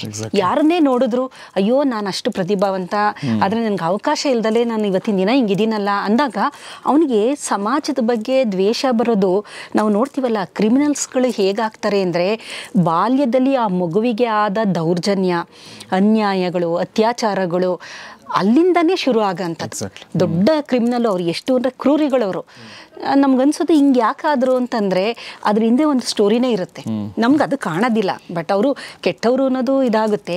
ಆದರೆ ಅದಕ್ಕೆ ಮೂಲ ಅಂತ ನಾವು ಹುಡ್ಕೊಂಡು ಹೋದಾಗ ಮಾನಸಿಕ ಅನಾರೋಗ್ಯದಿಂದ, ಈ ಥರ ಅನಾರೋಗ್ಯ ಇನ್ ದ ಸೆನ್ಸ್ ಒಂದು ಸಬ್ಕಾನ್ಷಿಯಸ್ ಲೆವೆಲಲ್ಲಿ ಆ ತೊಂದರೆಗಳಿಂದಾಗಿ ಆ ವ್ಯಕ್ತಿಯ ವ್ಯಕ್ತಿತ್ವ ಬದಲಾವಣೆ ಆಗಿರುತ್ತೆ. ಇದು ಸಾಮಾನ್ಯವಾಗಿ ಒಂದು ಕೌಟುಂಬಿಕ ಅಂತಂದಾಗ ಮಗುವಿನ ಹಂತದಲ್ಲಿ, ಹದಿಹರೆಯದ ಹಂತದಲ್ಲಿ, ಮತ್ತೆ ಒಂದು ಅಡಲ್ಟ್ ಅಂತ ನಾವು ಬರ್ತೀವಲ್ಲ, ಆವಾಗ ನಿಜವಾದ ಸಮಸ್ಯೆ ಮಾನಸಿಕ ಅನಾರೋಗ್ಯ ಬರದೇ. ಆವಾಗ ಅದು ಹೆಣ್ಣು ಮಕ್ಕಳಿಗಾದರೆ ಮದುವೆಯಾಗ ಸಂದರ್ಭದಲ್ಲಿ ಅಲ್ಲಿಂದನೇ ಶುರು ಆಗುತ್ತೆ. ವರದಕ್ಷಿಣೆ ಅಂತ ಬರ್ಬೋದು, ಅಲ್ಲೇ ಗಲಾಟೆಗಳಾಗಿರುತ್ತೆ. ಆಮೇಲೆ ಮದುವೆ ಆದಮೇಲೆ ಗಂಡ ಸರಿ ಇಲ್ಲ, ಮದುವೆ ಮಾಡಿಬಿಡ್ತಾರೆ. ಖಂಡಿತ ಅಲ್ಲಿ ಅವ್ರನ್ನ ಪ್ರತಿಭೆನ ಮೊಟಕಾಕ್ದಂಗೆ, ಆಮೇಲೆ ಗಂಡ ಸರಿ ಇಲ್ಲ ಅನ್ನೋದು. ಅದರ ಜೊತೆಗೆ ದೈಹಿಕ ತೊಂದರೆಗಳಿರುತ್ತೆ, ಗರ್ಭಿಣಿ ಆಗೋದು, ಹೆರಿಗೆ ಆಗೋದು, ಮಕ್ಕಳು. ಇದರ ಜೊತೆಗೆ ಸಮಾಜದಲ್ಲಿ ಅತ್ತೆ ನಾದ್ನಿ ಇವ್ರದ್ದು ಕಾಟಗಳು ಇರ್ಬೋದು ಹೆಣ್ಣು ಮಕ್ಕಳಿಗೆ. ಇನ್ನು ಗಂಡಸರಿಗೂ ಸಹ ಆ ಒಂದು ಹಂತದಲ್ಲಿ ಕುಟುಂಬ ನಿಭಾಯಿಸಬೇಕು, ಬೇಕಾದಷ್ಟು ಜವಾಬ್ದಾರಿಗಳಿರುತ್ತೆ. ಬೇಕಾದಷ್ಟು ನಿಜವಾಗ್ಲೂ ಹೇಳ್ಬೇಕು ಅಂದ್ರೆ ಗಂಡಸಿನದ್ದೇ ಅವ್ರಿಗೆ ಜಾಸ್ತಿ ಒತ್ತಡ ಅಂತ ಹೇಳ್ಬೋದು. ಏಕೆಂದ್ರೆ ಅವನು ಮಗ ಅಂತಂದ್ಮೇಲೆ ಅವನದ್ದೇ ಜವಾಬ್ದಾರಿ ಅಂತ. ಅವನು ತಂಗಿರ್ ಮದುವೆ ಮಾಡಬೇಕು, ತಮ್ಮಂದಿರನ್ನು ಓದಿಸ್ಬೇಕು, ತಂದೆ ತಾಯಿ ನೋಡ್ಕೋಬೇಕು. ಈ ತರದ ಒತ್ತಡದ ಜೊತೆಗೆ ತನ್ನ ಹೆಂಡತಿ ಮಕ್ಕಳನ್ನು ಪೋಷಣೆ ಮಾಡ್ಬೇಕು. ಅವನು ಕುಟುಂಬದ ಎಲ್ಲಾರನ್ನೂ ನೋಡ್ಕೊಂಡು ತನ್ನ ಕುಟುಂಬನೂ ತಾನು ನೋಡ್ಕೋಬೇಕು, ಅವರ ನೀಡ್ಸ್ಗಳನ್ನ ಅವನು ಕೇಟರ್ ಮಾಡಬೇಕು. ಸೊ ಕೊನೆಗೆ ಅವನೆಲ್ಲನೂ ನೋಡ್ಕೊಂಡು ಅವನು ತನ್ನನ್ನೇ ನೋಡ್ಕೊಳ್ಳಲ್ಲ. ಒತ್ತಡಕ್ಕೆ ಸಿಕ್ಕಿ ಮತ್ತೆ ಹೇಳ್ಕೊಳಕ್ಕಾಗಲ್ಲ. ಒತ್ತಡಕ್ಕೆ ಸಿಕ್ಕಿದ್ ಹೆಂಗೆ ಅಂದ್ರೆ ಕರ್ಪೂರ ಉರ್ದೋದಂಗೆ. ಇದು ಕರ್ಪೂರ ಉರ್ದಾಗ ಅದು ಮಂಗಳಾರತಿ ಮಾಡಿದಾಗ ನೋಡಿ ಉರ್ದೋಗುತ್ತದು, ಅದನ್ನ ಮಂಗಳಾರತಿ ಅಂತೀವಿ. ಆದ್ರೆ ಅದು ಉರಿತಾ ಇರುತ್ತೆ, ದೀಪ ಉರಿಯುತ್ತೆ ಅಂತ, ಬೆಳಕು ಕೊಡುತ್ತೆ, ತಾನೇ ಸುಡುತ್ತೆ ಅಂತ. ಇದು ಹಾಗೆ ಬೇಕಾದಷ್ಟು ಜನ ಹೇಳ್ಕೊಳ್ಳಲ್ಲ. ಅವರ ತಮ್ಮ ಆಸೆ ಆಕಾಂಕ್ಷೆಗಳನ್ನ ತಾವು ಎಲ್ಲೋ ಹೋಗ್ಬೇಕು, ಯಾವುದೋ ಒಂದು ಊರಿಗೆ ಹೋಗ್ಬೇಕು ಅಂತ ಅನ್ಕೊಂಡಿರ್ತೀವಿ, ಅವ್ನು ಫಾರಿನ್ ಟ್ರಿಪ್ ಅಂತನೋ ಏನೋ. ಅವನ ಜೀವನದಲ್ಲಿ ಹೋಗಕ್ಕೆ ಆಗಲ್ಲ. ಅವನು ಕಾರಣ ಏನಂದ್ರೆ ಆ ಕೂಡ್ಸಿಟ್ಟಿದ್ದ ಹಣ ಎಲ್ಲ ಬೇರೆ ಬೇರೆ ಬೇರೆ ಅಂತ ಆಗೋಗಿರುತ್ತೆ. ಎಷ್ಟು ಆಸೆ ಈ ತರದ್ದು ಜನರಿಗೆ ಇದು ಹೌದಲ್ವಾ, ನನ್ನ ಬದುಕಲ್ಲಿ ಹಿಂಗೆ ಆಯ್ತಲ್ಲ ಅಂತ ಅನಿಸ್ತಾ ಇರುತ್ತೆ. ಖಂಡಿತ. ಆಮೇಲೆ ಎಲ್ಲೋ ಹೋಗ್ಬೇಕು, ತನ್ನ ಹೆಂಡತಿ ಜೊತೆ ಒಂದಿನ ಚೆನ್ನಾಗಿರ್ಬೇಕು, ಅವಳಿಗೆ ಏನೋ ಒಂದು ಗಿಫ್ಟ್ ಕೊಡಬೇಕು ಅನ್ಸಿರುತ್ತೆ, ಅದು ಕೊಡೋಕ್ಕೆ ಆಗಲ್ಲ. ಏನಕ್ಕೆ ಅಂದರೆ ಕಮಿಟ್ಮೆಂಟ್ ಹಂಗಿರುತ್ತೆ. ತಂದೆ ತಾಯಿ ನೋಡ್ಕೋಬೇಕು, ಕಾಯಿಲೆ, ಸಂಸಾರದ ನಿಜವಾಗ್ಲೂ ಹೇಳ್ಬೇಕು ಅಂತಂದರೆ ಅಂತಹ ಕುಟುಂಬದಲ್ಲಿ ಅಂಥವ್ರಿಗೆ ನಾವು ಕೈ ಎತ್ತು ಮುಗಿಬೇಕು. ಏಕೆಂದರೆ they have sacrificed themselves for the family. ಇದು ಎಲ್ಲೋ ಒಂದು ಕಡೆ ಅವನ್ನ ಕಾಡ್ತಾ ಇರುತ್ತದು. ಅವನ ಬಗ್ಗೆ ಅಂತಲ್ಲ, ನನ್ನ ಮಗುನ ನಾನು ನೋಡ್ಕೊಳಕ್ಕಾಗ್ತಿಲ್ವಲ್ಲ, ನನ್ನ ಹೆಂಡತಿ ನೋಡ್ಕೊಳಕ್ಕಾಗ್ತಿಲ್ವಲ್ಲ ಅನ್ನೋದೊಂದು ಕೊರಗಿರುತ್ತಲ್ಲ, ಅವನ ಬಗ್ಗೆ ಯೋಚನೆ ಮಾಡಲ್ಲ. ನನ್ನ ನಮ್ಮದವ್ರನ್ನ ನಾನು ಸರಿಯಾಗಿ ನೋಡ್ಕೊಳಕ್ಕಾಗ್ತಿಲ್ವಲ್ಲ ಅನ್ನೋದಿರುತ್ತಲ್ಲ, ಇದೂ ಸಹ ಒತ್ತಡವನ್ನು ಉಂಟು ಮಾಡಿ ಆ ವ್ಯಕ್ತಿ ಅವನು ಸಿಡ್ಕೋದು ಅಥವಾ ಮತ್ತೊಂದು ಮಾಡೋದೆಲ್ಲ ನೋಡಿದಾಗ ಯಾಕೆ ಹಿಂಗೆ ಇವರು ಅಂತೀವಿ. ಕೆಲವರು ಮಾತಾಡೋದೇ ಇಲ್ಲ, ಸೋಷಿಯಲೈಸೇ ಆಗಿರೋದಿಲ್ಲ. ಆದರೆ ಅವನದೇ ಆದ ಬಹಳಷ್ಟು ಕಾರಣಗಳು ಅದಿರುತ್ತೆ, ಅದನ್ನ ಯಾರು ಕೇಳೋದು ಇಲ್ಲ, ಅದನ್ನ ಒಂದು ಸೊಲ್ಯೂಷನ್ನೇ ಇಲ್ಲ ಪಾಪ. ಹಾಗಾಗಿ ಇದು ಕೌಟುಂಬಿಕ ಅಂತ ಬಂದಾಗ ಇದೆಲ್ಲ ನೋಡ್ಬೋದು. ಇನ್ನು ವಯಸ್ಸಾದವ್ರನ್ನ ನೋಡಿದಾಗ ಅವರದ್ದೇ ಆದ ಬೇರೆ ತರದ ಒತ್ತಡಗಳು. ಅಲ್ಲಿ ಏನಾಗುತ್ತೆ ಅಂದ್ರೆ ಕಾಯಿಲೆಗಳು ಶುರು ಆಗ್ಬಿಡುತ್ತೆ. ಕಾಯಿಲೆ, ನಾನು ಅಷ್ಟು ಚೆನ್ನಾಗಿದ್ದೆ, ನನಗೆ ಈ ಕಾಯಿಲೆ ಬಂತು, ನಾನು ಎಷ್ಟು ಚೆನ್ನಾಗಿ ನಡೀತಾ ಇದ್ದೆ, 10 ಕಿಲೋಮೀಟರ್ ನಡೀತಿದ್ದೆ, ಸ್ಟೆಪ್ಸ್ ಹತ್ತಕ್ಕಾಗಲ್ಲ. ಈ ಸಾಮಾನ್ಯವಾಗಿ ಎಲ್ಲ ಮಾತಾಡೋದು. ನಿನ್ನೆ ಒಬ್ಬರು ಸಿಂಗರ್ ಜೊತೆ ಮಾತಾಡ್ತಾ ಇದ್ದೆ, ಅವ್ರಿಗೆ 72 ವರ್ಷ, ಅವ್ರಿಗೆ ಮಾತಾಡಕ್ ಬರ್ತಾ ಇಲ್ಲ, ಈಗ ನೆನಪು ಬರ್ತಾ ಇಲ್ಲ. ಹೇಳ್ಬೇಕು ಅಂದ್ರೆ ಅವ್ರು ಎಷ್ಟು ಕೊರಗ್ತಾ ಇದಾರೆ ಅಂದ್ರೆ, ನಾನು ಎಷ್ಟು ಮಾತಾಡ್ತಿದ್ದೆ ಅಂದ್ರೆ, ಆಮೇಲೆ ಎಲ್ಲರೂ ನನ್ನ ಕಲೀಗ್ಸ್ ಎಲ್ಲ ಏನಾದ್ರು ಮಾತಾಡೋ ಸಂದರ್ಭದಲ್ಲಿ ನೀನೇ ಹೋಗಿ ಮಾತಾಡು ಅಂತಿದ್ರು. ಈಗ ನನಗೆ ಮಾತಾಡಕ್ಕೆ ಬರ್ತಾ ಇಲ್ಲ. ಈಗ ನನಗೆ ಬ್ರೈನ್ ಶ್ರಿಂಕ್ ಆಗಿದೆ ಅಂತ ಹೇಳಿದ್ದಾರೆ. ಅಲ್ಝೈಮರ್, ಡಿಮೆನ್ಷಿಯಾ ಎಲ್ಲ ಶುರು ಆಗ್ಬಿಡುತ್ತೆ. ಮರೆಗುಳಿತನ ಅಂತಂತೀವಲ್ಲ, ನರಕೋಶದ ನಶಿಸುವಿಕೆ ಅಂತ ಕರಿತೀವಿ, ಏಜ್ ರಿಲೇಟೆಡ್ ಪ್ರಾಬ್ಲಮ್, ಇಂಥದ್ದೆಲ್ಲ ಕಾಯಿಲೆಗಳು ಶುರು ಆಗುತ್ತೆ. ಆಮೇಲೆ ಶುಗರ್ ಶೂಟಪ್ ಆಗೋದು, ಹೈ ಬ್ಲಡ್ ಪ್ರೆಷರು, ಮತ್ತು ಈ ಮರೆಗುಳಿತನ ಆಗಿರ್ಬೋದು, ಅಲ್ಝೈಮರು, ಪಾರ್ಕಿನ್ಸನ್ನು, ಹಂಟಿಂಗ್ಸ್ಟನ್ನು, ಈ ಥರದ ಕಾಯಿಲೆ. ಇದು ಒಂದು ಮಾನಸಿಕ, ಇದರಿಂದನೂ ಸಹ ಭಾಳ ಡಿಪ್ರೆಷನ್ ಕೊಟ್ಟೋಗ್ತಾರೆ. ಇದ್ರ ಜೊತೆ ಕ್ಯಾನ್ಸರು ಅಥವಾ ಸ್ಟಂಟು, ಬೈಪಾಸ್ ಎಲ್ಲ ಅಂದ್ಬಿಟ್ರೆ ಖಂಡಿತವಾಗ್ಲೂ ನಿಜವಾಗ್ಲೂ ದೈಹಿಕ ಕಾಯಿಲೆ ಜೊತೆ ಮಾನಸಿಕ ಕಾಯಿಲೆಗಳು ಶುರು ಆಗುತ್ತೆ. ಹ್ಯಾಲುಸಿನೇಷನ್ ಎಲ್ಲ ಶುರು ಆಗ್ಬಿಡುತ್ತೆ ಅವ್ರಿಗೆ, ತುಂಬಾ ಅತಿರೇಕಕ್ಕೆ ಹೋಗಿ ಆತಂಕ, ಭಯ. ಇದ್ರ ಜೊತೆಗೆ ವಯಸ್ಕರನ್ನು ಕಾಡುವ ಬಹಳ ಮುಖ್ಯವಾದದ್ದು ಇನ್ನೊಂದು ಅಂತಂದ್ರೆ ಒಂಟಿತನ. ಈ ಒಂದು ಏಜ್ ಆದ್ಮೇಲೆ ನೋಡಿ, ಈಗ 60 ವರ್ಷ ಆಗಿರುತ್ತೆ, ಅವರ ಗಂಡನ ಅಥವಾ ಹೆಂಡತಿನೋ ತೀರೋಗ್ತಾರೆ. ಹೆಂಗಸರಿಗೆ ಅಷ್ಟು ಕಾಡಲ್ಲ ಇದು. ಕಾರಣ ಏನಂದ್ರೆ ಅವರು ಎಂಗೇಜ್ ಆಗ್ಬಿಡ್ತಾರೆ, ಅಡಿಗೆ ಮನೆಯಲ್ಲಿ ಇದ್ ಮಾಡ್ತಾರೆ, ಅಥವಾ ಮೊಮ್ಮಕ್ಕಳ ಜೊತೆ ಇದ್ ಮಾಡ್ತಾರೆ, ಅಥವಾ ಏನಾದ್ರೂ ಒಂದು ಸೇರ್ಕೊಂಡ್ಬಿಡ್ತಾರೆ ಅವರು. ಆದ್ರೆ ಗಂಡಸರಿಗೆ ಇದಾಗೋದಿಲ್ಲ. ಅವರು ಅಷ್ಟೊಂದು ಫ್ರೀ ಆಗಿ ಫ್ಯಾಮಿಲಿಲಿ ಸಮ್ ಎಕ್ಸ್ಟೆಂಟ್ ಏನೋ ಮಾಡ್ಬೋದು, ಆದ್ರೆ ಪ್ರತಿ ಹಂತದಲ್ಲೂ ತನ್ನ ಸಂಗಾತಿ ತನ್ನ ಜೊತೆಗಿಲ್ಲ ಅನ್ನೋದು ಒಂದು ಕೊರಗಿರುತ್ತಲ್ಲ, ಅದು ಬಹಳ ಕಾಡ್ತಾ ಬರುತ್ತೆ. ಏಕೆಂದ್ರೆ ಸಂಗಾತಿ ಬೇಕಾಗಿರೋದು ವಯಸ್ಸಾದ್ಮೇಲೆನೆ. ಅವಾಗ ನಿಜವಾಗ್ಲೂ ಕಂಪ್ಯಾನಿಯನ್, ರಿಯಲ್ ಕಂಪ್ಯಾನಿಯನ್ ಅನ್ನೋದು ನಮ್ಗೆ ಬೇಕಾಗಿರೋದು ಅವಾಗ. ಏಕೆಂತಂದ್ರೆ ಅವಾಗ ಇನ್ಯಾರು ಇರೋದಿಲ್ಲ, ಮತ್ತೆ ವಯಸ್ಸಾಗಿರುತ್ತೆ, ಈ ಕಾಯಿಲೆಗಳು, ಈ ಒಂಟಿತನ ಅನ್ನೋದು ಇನ್ನೊಂದು ಮಾನಸಿಕವಾಗಿ ಕುಗ್ಗದಕ್ಕೆ ಬಹಳ ಮುಖ್ಯ ಕಾರಣ. ಇದ್ರ ಜೊತೆಗೆ ಸಾಮಾನ್ಯವಾಗಿ ಏನಾಗುತ್ತೆ ಅಂದ್ರೆ, ನೀವು ನೋಡಿ, ವಯಸ್ಸಾದವ್ರಿಗೆ ಬಹಳ ಅವ್ರಿಗೆ ಮಾನಸಿಕವಾಗಿ ಕುಗ್ಗೋದು, ಅವರ ಫ್ರೆಂಡ್ಸ್ಗಳು ಸತ್ತೋದ್ರು, ಯಾರ್ದೋ ಡೆತ್ ಆಯ್ತು, ಹೋಗಿ ಬರ್ತಾರೆ, ಕುಗ್ಗೋಗ್ತಾರೆ. ಈಗ ಅದು ಅಂದ್ರೆ ಆ ಏಜಲ್ಲಿ ಅದು ಆಗುತ್ತೆ, ಸೀರೀಸ್ ಆಫ್ ಇದು ಬರುತ್ತೆ. ಈಗ ನ್ಯೂಸ್ಗಳು, ಅವ್ರದ್ದು ಯಾರೋ ಫ್ರೆಂಡು ತಿರೋದ್ರು ಅಂತ ನ್ಯೂಸ್ ಬರುತ್ತೆ, ಅಲ್ಲಿ ಹೋಗ್ತಾರೆ ಬರ್ತಾರೆ. ಇನ್ನೊಬ್ರು ಫ್ರೆಂಡ್ ತಿರೋದ್ರು ಅಂತಾರೆ, ಅಲ್ಲಿ ಹೋಗ್ತಾರೆ ಬರ್ತಾರೆ. ನನ್ನ ಸರ್ದಿ ಯಾವಾಗ, ನನ್ಗೇನಾಗುತ್ತೋ, ಯಾವಾಗ ನನಗೇನಾಗುತ್ತೋ, ಅದು ಸಾವಿನ ಭಯ ಇದೆಯಲ್ಲ, ಅದು ನಿಜವಾಗ್ಲೂ ವಯಸ್ಸಾದ್ಮೇಲೆ ಗೊತ್ತಾಗೋದು. ಈಗ ನಮ್ಗೇನು ಅನಿಸ್ತಾ ಇಲ್ಲ. ಬಟ್ ಈಗ ನಮ್ಮ ಜೊತೆ ಜೊತೆ ಇದ್ದವರು ಒಬ್ಬೊಬ್ಬರೇ ಜಾಗ ಖಾಲಿ ಮಾಡ್ತಿದ್ದಾರೆ ಎಂದಾಗ ಆ ಮನುಷ್ಯನ ಪರಿಸ್ಥಿತಿನ ನೀವು ಯಾರು ಯೋಚನೆ ಮಾಡಿದಾರ? ಈಗ ಒಬ್ರು ವಯಸ್ಸಾದವ್ರು ಮನೇಲಿದ್ದಾರೆ, ಅವ್ರ ಫ್ರೆಂಡ್ಸ್ಗಳು ಒಬ್ಬೊಬ್ಬರೇ ತೀರೋದಾಗ ಇವರ ಮಾನಸಿಕ ಸ್ಥಿತಿ ಏನಾಗ್ತಿದೆ ಅಂತ ಯಾರು ಯೋಚನೆ ಮಾಡಲ್ಲ. ವ್ಯಕ್ತಿ ಕೂತ್ಕೊಂಡು ಯೋಚನೆ ಮಾಡ್ತಾರೆ, ಅವ್ರ ಬಗ್ಗೆ ಯೋಚನೆ ಮಾಡ್ತಿರ್ತಾರೆ, ನಾವು ಹಂಗಿದ್ವು, ಬಿಟ್ಟೋದ ಅವನು ಅನ್ನೋದೆಲ್ಲ. ಆಮೇಲೆ ನಂದು ಯಾವಾಗಲೋ ಏನೋ, ನಂದು ಹೆಂಗಿರ್ಬೋದು. ಕೊನೆಗೆ ವಯಸ್ಸಾದ್ಮೇಲೆ ಪ್ರತಿಯೊಬ್ಬ ಮನುಷ್ಯನ ಕಾಡುವ ಒಂದು ಮಾನಸಿಕ ಒಂದು ಒತ್ತಡ ಅಂತಂದ್ರೆ, ನಾನು ಯಾವ ಥರ ಸಾಯ್ತೀನಿ ಅನ್ನೋದು. ಒಳ್ಳೆ ಸಾವು ಬರಲಿ ಅಂತ ಕೇಳ್ತಾರೆ ನೋಡಿ ಎಲ್ಲರೂ. ಸಾವು ಯಾವಾಗ್ಲೂ ಒಳ್ಳೇದಿರ್ಬೇಕು. ಶರಣನ ಸಾವನ್ನು ಮರಣದಲ್ಲಿ ಕಾಣುವಂತ ಒಂದು ಇದೆ. ಅನಾಯಾಸ ಮರಣಂ ವಿನಾ ದೈನ್ಯ ಹೌದು ಆತರ ಇದೆ. ಕೊನೆಗಾಲದಲ್ಲಿ ನಾನು ಯಾರಿಗೂ ಬೇಡ್ಕೊಳ್ಳೋತ್ರ ಆಗೋದು ಬೇಡ, ಹಾಗೆ ಸಾವು ನನಗೆ ಅನಾಯಾಸವಾಗಿ ಬರಲಿ ಅಂತ ದೇವಸ್ಥಾನದಲ್ಲಿ ಹೋಗಿ ಬಂದು ಹೊರಗಡೆ ಕೂತ್ಕೊಂತೀವಲ್ಲ, ಆಗ ಅದನ್ನ ಕೇಳ್ಕೋಬೇಕಂತೆ ನಾವು. ಕೃಷ್ಣನಲ್ಲಿ ಕೇಳ್ಕೋಬೇಕು, ಯಾರಿಗೂ ತೊಂದರೆ ಆಗದಿದ್ದಂಗೆ ನಾನು ಸಂತೋಷದಿಂದ ಈ ದೇಹ ತ್ಯಾಗ ಮಾಡಬೇಕು, ಆ ಥರ ನನಗೆ ಸಾವು ಕೊಡು ಅಂತ. ಏಕೆಂದರೆ ನೀವು ನೋಡಿದ್ದೀರಾ, ಕ್ಯಾನ್ಸರ್ ಅಂದರೆ ನರಕನೇ, ಅದು ಕಾಯಿಲೆಗಳು ನಾವು ನೋಡಿದ್ದೀವಲ್ಲ, ನರಕ ಅದು. ಆ ನರಕ ಇಲ್ಲೇನೆ ಎಲ್ಲ ಅನುಭವಿಸಿ ಹೋಗೋಂಥದ್ದು. ಕೂತಲ್ಲೇನೆ ಹೊರಟೋಗಿರ್ತಾರೆ. ಅವಾಗ ಅದು ಬಹಳಷ್ಟು ಕಾಡುತ್ತೆ ನನಗೆ. ನಾನು ಕೈ ಕಾಲು ಏನಾದರೂ ಆಗ್ಬಿಟ್ಟು ನಾನು ಹೊರೆಯೇ ಆಗ್ತೀನ. ವಯಸ್ಸಾದವ್ರನ್ನ ಕಾಡೋದೇ ಆ ಒಂದು ಸಮಸ್ಯೆಗಳು, ಒತ್ತಡ. ಅದು ಆ ಒತ್ತಡ ಎಷ್ಟು ಜಾಸ್ತಿ ಆಗಿರುತ್ತೆ ಅಂದರೆ, ಶುಗರ್ ಜಾಸ್ತಿ ಆಗುತ್ತೆ, ಬ್ಲಡ್ ಪ್ರೆಷರ್ ಜಾಸ್ತಿ ಆಗುತ್ತೆ.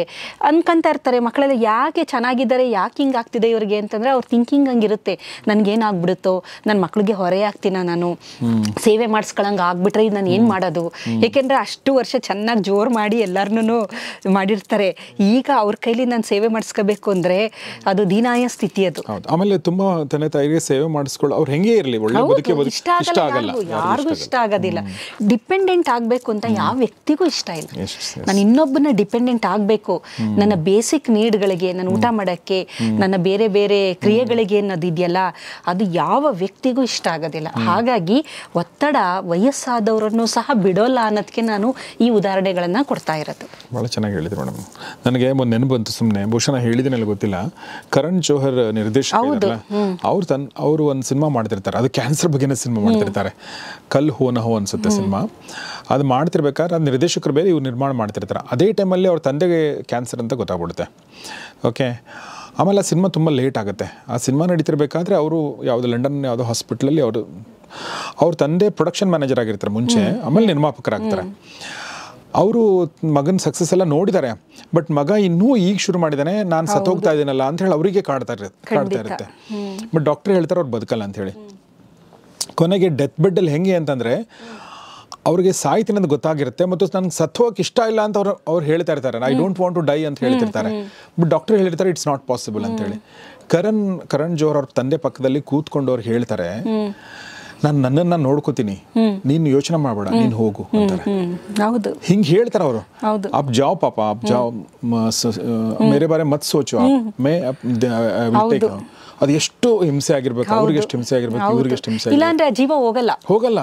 ಹೌದು, ನೀವು ಅದಕ್ಕೆ ಸಮಾಧಾನ ಮಾಡಿ ನೀನು ಹೋಗು, ಆರಾಮಾಗಿ ಈ ಮಾತು ಕೇಳಿದಾಗ ನನಗೆ ಬಹಳ ಒಂದು ಇತ್ತೀಚೆಗೆ ನಾವು ಮೂಕಜ್ಜಿಯ ಕನಸಿನ ದಿನಗಳು, ಅವರು ಗಿರೀಶ್ ಕಾಸರವಳ್ಳಿ ಮತ್ತೆ ಪಿ ಶೇಷಾದ್ರಿ ನಮ್ಮ ಬಂದಿದ್ರು ಯೂನಿವರ್ಸಿಟಿಲಿ. ಒಂದು ನಮ್ದು MMTTC ಅಂತ ಒಂದು ಇದೆ, ಅಲ್ಲಿ ನಾನು ಡೈರೆಕ್ಟರ್. ಅಲ್ಲಿ ಈ 2 ಮೂವಿಗಳನ್ನ, ಅವ್ರದ್ದು ಕೆಲವೊಂದು ಮೂವಿಗಳನ್ನ ಶೋ ಮಾಡಿದ್ವು ಒಂದು ರಿಫ್ರೆಶರ್ ಕೋರ್ಸ್ ಅಲ್ಲಿ. ಮೂಕಜ್ಜಿಯ ಕನಸಿನ ದಿನಗಳಲ್ಲಿ ಕನಸುಗಳು ಆ ಮೂವಿಲಿ ಅದು ನೋಡಿದೆ ನಾನು. ಅಲ್ಲಿ ಆ ಮೂಕಜ್ಜಿ ಅದ್ರ ಗೆಳತಿ ಇರುತ್ತೆ, ಅದಕ್ಕೆ ಲಾಸ್ಟ್ ಇದರಲ್ಲಿ ಹೋಗುತ್ತೆ, ಅದಕ್ಕೆ ತಳಮಳ ಆಗ್ತಿರುತ್ತೆ, ಅದ್ರ ಗೆಳತಿ ಸಾವು ಆಗಿರಬಹುದು, ಆಗ್ತಾ ಇದೆ, ಕೊನೆ ದಿನ ಅದು ಗೊತ್ತಾಗುತ್ತದು. ಅದು ಟೆಲಿಪತಿ ಅಂತೀವಲ್ಲ, ನಮಗೆ ಬೇಕಾದವ್ರಿಗೆ ಏನಾದ್ರು ತೊಂದರೆ ಇದ್ರೆ ತುಂಬಾ ನೀಡಿದ್ದಾಗ ನಮ್ಗೆ ಎಲ್ಲೋ ಒಂಥರ ಕಸಿವಿಸಿ ತಳಮಳ ಆಗ್ತಾ ಇರುತ್ತದು. ಹಾಗಾಗಿ ಅಲ್ಲಿ ಹೋದಾಗ ಅದು ಹೇಳುತ್ತೆ, ನೋಡು ನೀನು ಹೋಗ್ಬಾ, ಆರಾಮಾಗಿ ಹೋಗ್ಬಾ, ತಾಯಿ ಹತ್ರ ಹೋಗ್ತಾ ಇದೀಯ ನೀನು, ಏನು ಯೋಚನೆ ಮಾಡಬೇಡ, ನಾವ್ ಇಲ್ಲಿ ಬಂದು ನಾವ್ ಏನೇನೋ ಡ್ರಾಮಾ ಮಾಡಬೇಕು, ನಾಟಕಗಳು ಎಲ್ಲ ನಾಟಕಗಳು ಆಡಿದೀವಿ, ನಮ್ಮ ಪಾತ್ರಗಳನ್ನ ಚೆನ್ನಾಗಿ ನಾವು ನಿಭಾಯಿಸಿದೀವಿ, ಹೋಗ್ಬಾ ಅಂತೇಳಿ ನೀರ್ ಹಾಕಿದಾಗ ಅದು ಪ್ರಾಣ ಬಿಡುತ್ತೆ. ಅಂದ್ರೆ ನೀವ್ ಹೇಳಿದ್ದು ಹೋಗ ಜೀವಕ್ಕೆ ತಡಿಬಾರ್ದು, ನೀವು ಇರಿ, ಅಯ್ಯೋ ನೀವ್ ಇದ್ದಿದ್ರೆ ನಮ್ಗಿನ್ನ ಅದು ಇಲ್ಲ. ಏಕೆಂದ್ರೆ ಸಾವು ನಾವು ಬಹಳ ನೆಮ್ಮದಿಯಾಗಿ ಸಾವನ್ನ ಮಾಡ್ಬೇಕು. ಹಾಗಾಗಿ ನಾನು ಹೇಳ್ದೆ, ಶರಣನ ಸಾವನ್ನು ಮರಣದಲ್ಲಿ ಕಾಣು ಅಂದ್ರೆ ಅದು ಸಾಮಾನ್ಯ ಜನ ಯಾವ ತರ ಅರ್ಥ ಮಾಡ್ಕೊಂಡಿದ್ದಾರೆ ಗೊತ್ತಿಲ್ಲ. ಆದ್ರೆ ಆತ ಶರಣ ಅಂದ್ರೆ ಅವನಿಗೆ ಬ್ರಹ್ಮರಂಧ್ರ ಓಪನ್ ಆಗಿ ಅಲ್ಲಿಂದ ಪ್ರಾಣ ಹೋಗುತ್ತೆ ಅನ್ನೋದು ಒಂದು ಆಧ್ಯಾತ್ಮದಲ್ಲಿ ಹೇಳ್ತಾರೆ. ಇಲ್ಲಿ ನೆತ್ತಿ ಇದೆಯಲ್ಲ, ಬ್ರಹ್ಮರಂಧ್ರ ಓಪನ್ ಆಗುತ್ತಂತೆ, ಅಲ್ಲಿಂದ ಅವನ ಆತ್ಮ ಹೋಗುತ್ತೆ. ಆತರ ಅವನು ನಿಜವಾಗ್ಲೂ ಶರಣ ಆದ್ರೆ ಅವ್ನಿಗೆ ಆತರ ಇಲ್ಲಿ ಓಪನ್ ಆಗಿರುತ್ತೆ, ಒಂದು ನೆತ್ತಿಲಿ ನೋಡಿದ್ರೆ ಅಂತ ಹೇಳ್ತಾರೆ. ಅಂದ್ರೆ ಸಂತೋಷವಾಗಿ ಪ್ರಾಣ ಬಿಡುತ್ತಲ್ಲ, ಅದು ಒಂದು ಜೀವನದ ಸಾರ್ಥಕತೆ. ಎಲ್ಲಿ ಅಂತಂದ್ರೆ ನಿಮಗೆ ಮಾನಸಿಕ ಒತ್ತಡ ಇರಬಾರ್ದಲ್ಲಿ, ಮಾನಸಿಕವಾಗಿ ನಿಮಗೆ ನೆಮ್ಮದಿ ಇರಬೇಕು. ನಾನು ಮಾಡಿದ್ದೀನಿ, ಒಳ್ಳೆ ಕೆಲಸ ಮಾಡಿದ್ದೀನಿ, ಈ ಜೀವನದಲ್ಲಿ ನನ್ಗೆ ಎಷ್ಟಾಗಿದೆ ಅಷ್ಟು ಒಳ್ಳೆ ಕೆಲಸ ಮಾಡಿದ್ದೀನಿ ಅಂತ ಯಾವ ವ್ಯಕ್ತಿಗೆ ವಯಸ್ಸಾದಾಗ ನಂತರ ಅನ್ಸುತ್ತೆ, ಅಂತ ವ್ಯಕ್ತಿ ಮಾನಸಿಕವಾಗಿ ತುಂಬಾ ಸ್ಟೇಬಲ್ ಆಗಿರ್ತಾರೆ. ಬಹಳಷ್ಟು ಜನಕ್ಕೆ ಆಫ್ಟರ್ ರಿಟೈರ್ಮೆಂಟು ಅವ್ರಿಗೆ ಅರ್ಥ ಆಗುತ್ತೆ, ಅಯ್ಯೋ ನಾನು ಹಂಗಿರಬಾರ್ದಾಗಿತ್ತು, ನಾನು ತುಂಬಾ ಅಡಮೆಂಟ್ ಆಗಿದೆ, ನೆಗೆಟಿವ್ ಆಗಿದೆ, ನಾನು ಇನ್ನೊಂದು ಸ್ವಲ್ಪ ಹೆಲ್ಪ್ ಮಾಡ್ಬೋದು. ಬಟ್ ಹೆಲ್ಪ್ಲೆಸ್, ಅವಾಗ ಅಧಿಕಾರ ಇರೋದಿಲ್ಲ. ಎಲ್ಲ ಮುಗಿದ ಮೇಲೆ ಯೋಚನೆ ಮಾಡಕ್ ಬದಲು ಇದ್ದಾಗ್ಲೇನೆ ನಮ್ಮ ಕೈಲಿ ಏನಾಗುತ್ತೆ ಅದನ್ನ ಮಾಡೋಣ ಅನ್ನೋದು ಯೋಚನೆ ಮಾಡಿದ್ರೆ, ವಯಸ್ಸಾದ ನಂತರ ಈ ಮಾನಸಿಕ ಅನಾರೋಗ್ಯ, ಇಲ್ಲಿಂದ ನಾನು ಅಲ್ಲಿಗೆ ಲಿಂಕ್ ಮಾಡ್ತಾ ಇದ್ದೀನಿ, ಮಾನಸಿಕ ಅನಾರೋಗ್ಯ ಬರದಿದ್ದ ಹಾಗೆ ಬಹಳ ಉತ್ತಮವಾದ ಜೀವನವನ್ನ ನಡೆಸ್ಕೊಂಡು ಎಕ್ಸಿಟ್ ಆಗ್ಬೋದು. ಉದಾಹರಣೆಗೆ ಹೇಳ್ಬೇಕು ಅಂದ್ರೆ, ನೀವು ಇಬ್ಬರು ಉದಾಹರಣೆಗಳನ್ನ ನಾನು ವ್ಯಕ್ತಿಗಳನ್ನ ಕಂಪೇರ್ ಮಾಡ್ತೀನಿ. MS Subbulakshmi, Michael Jackson. ನೀವಿಬ್ರನ್ನ ನೋಡಿದಾಗ ಈಕೆ ದೇವತೆ ತರ ಕಾಣ್ತಾರೆ, ತುಂಬದಂಗೆ ಕಳೆ, ಆ ಓಲೆ ಆಗಿರ್ಬೋದು, ಅವರ ಒಂದು ಹಾಡುಗಾರಿಕೆ ಆಗಿರ್ಬೋದು, ಇಬ್ರು ಹಾಡುಗಾರರೇನೆ.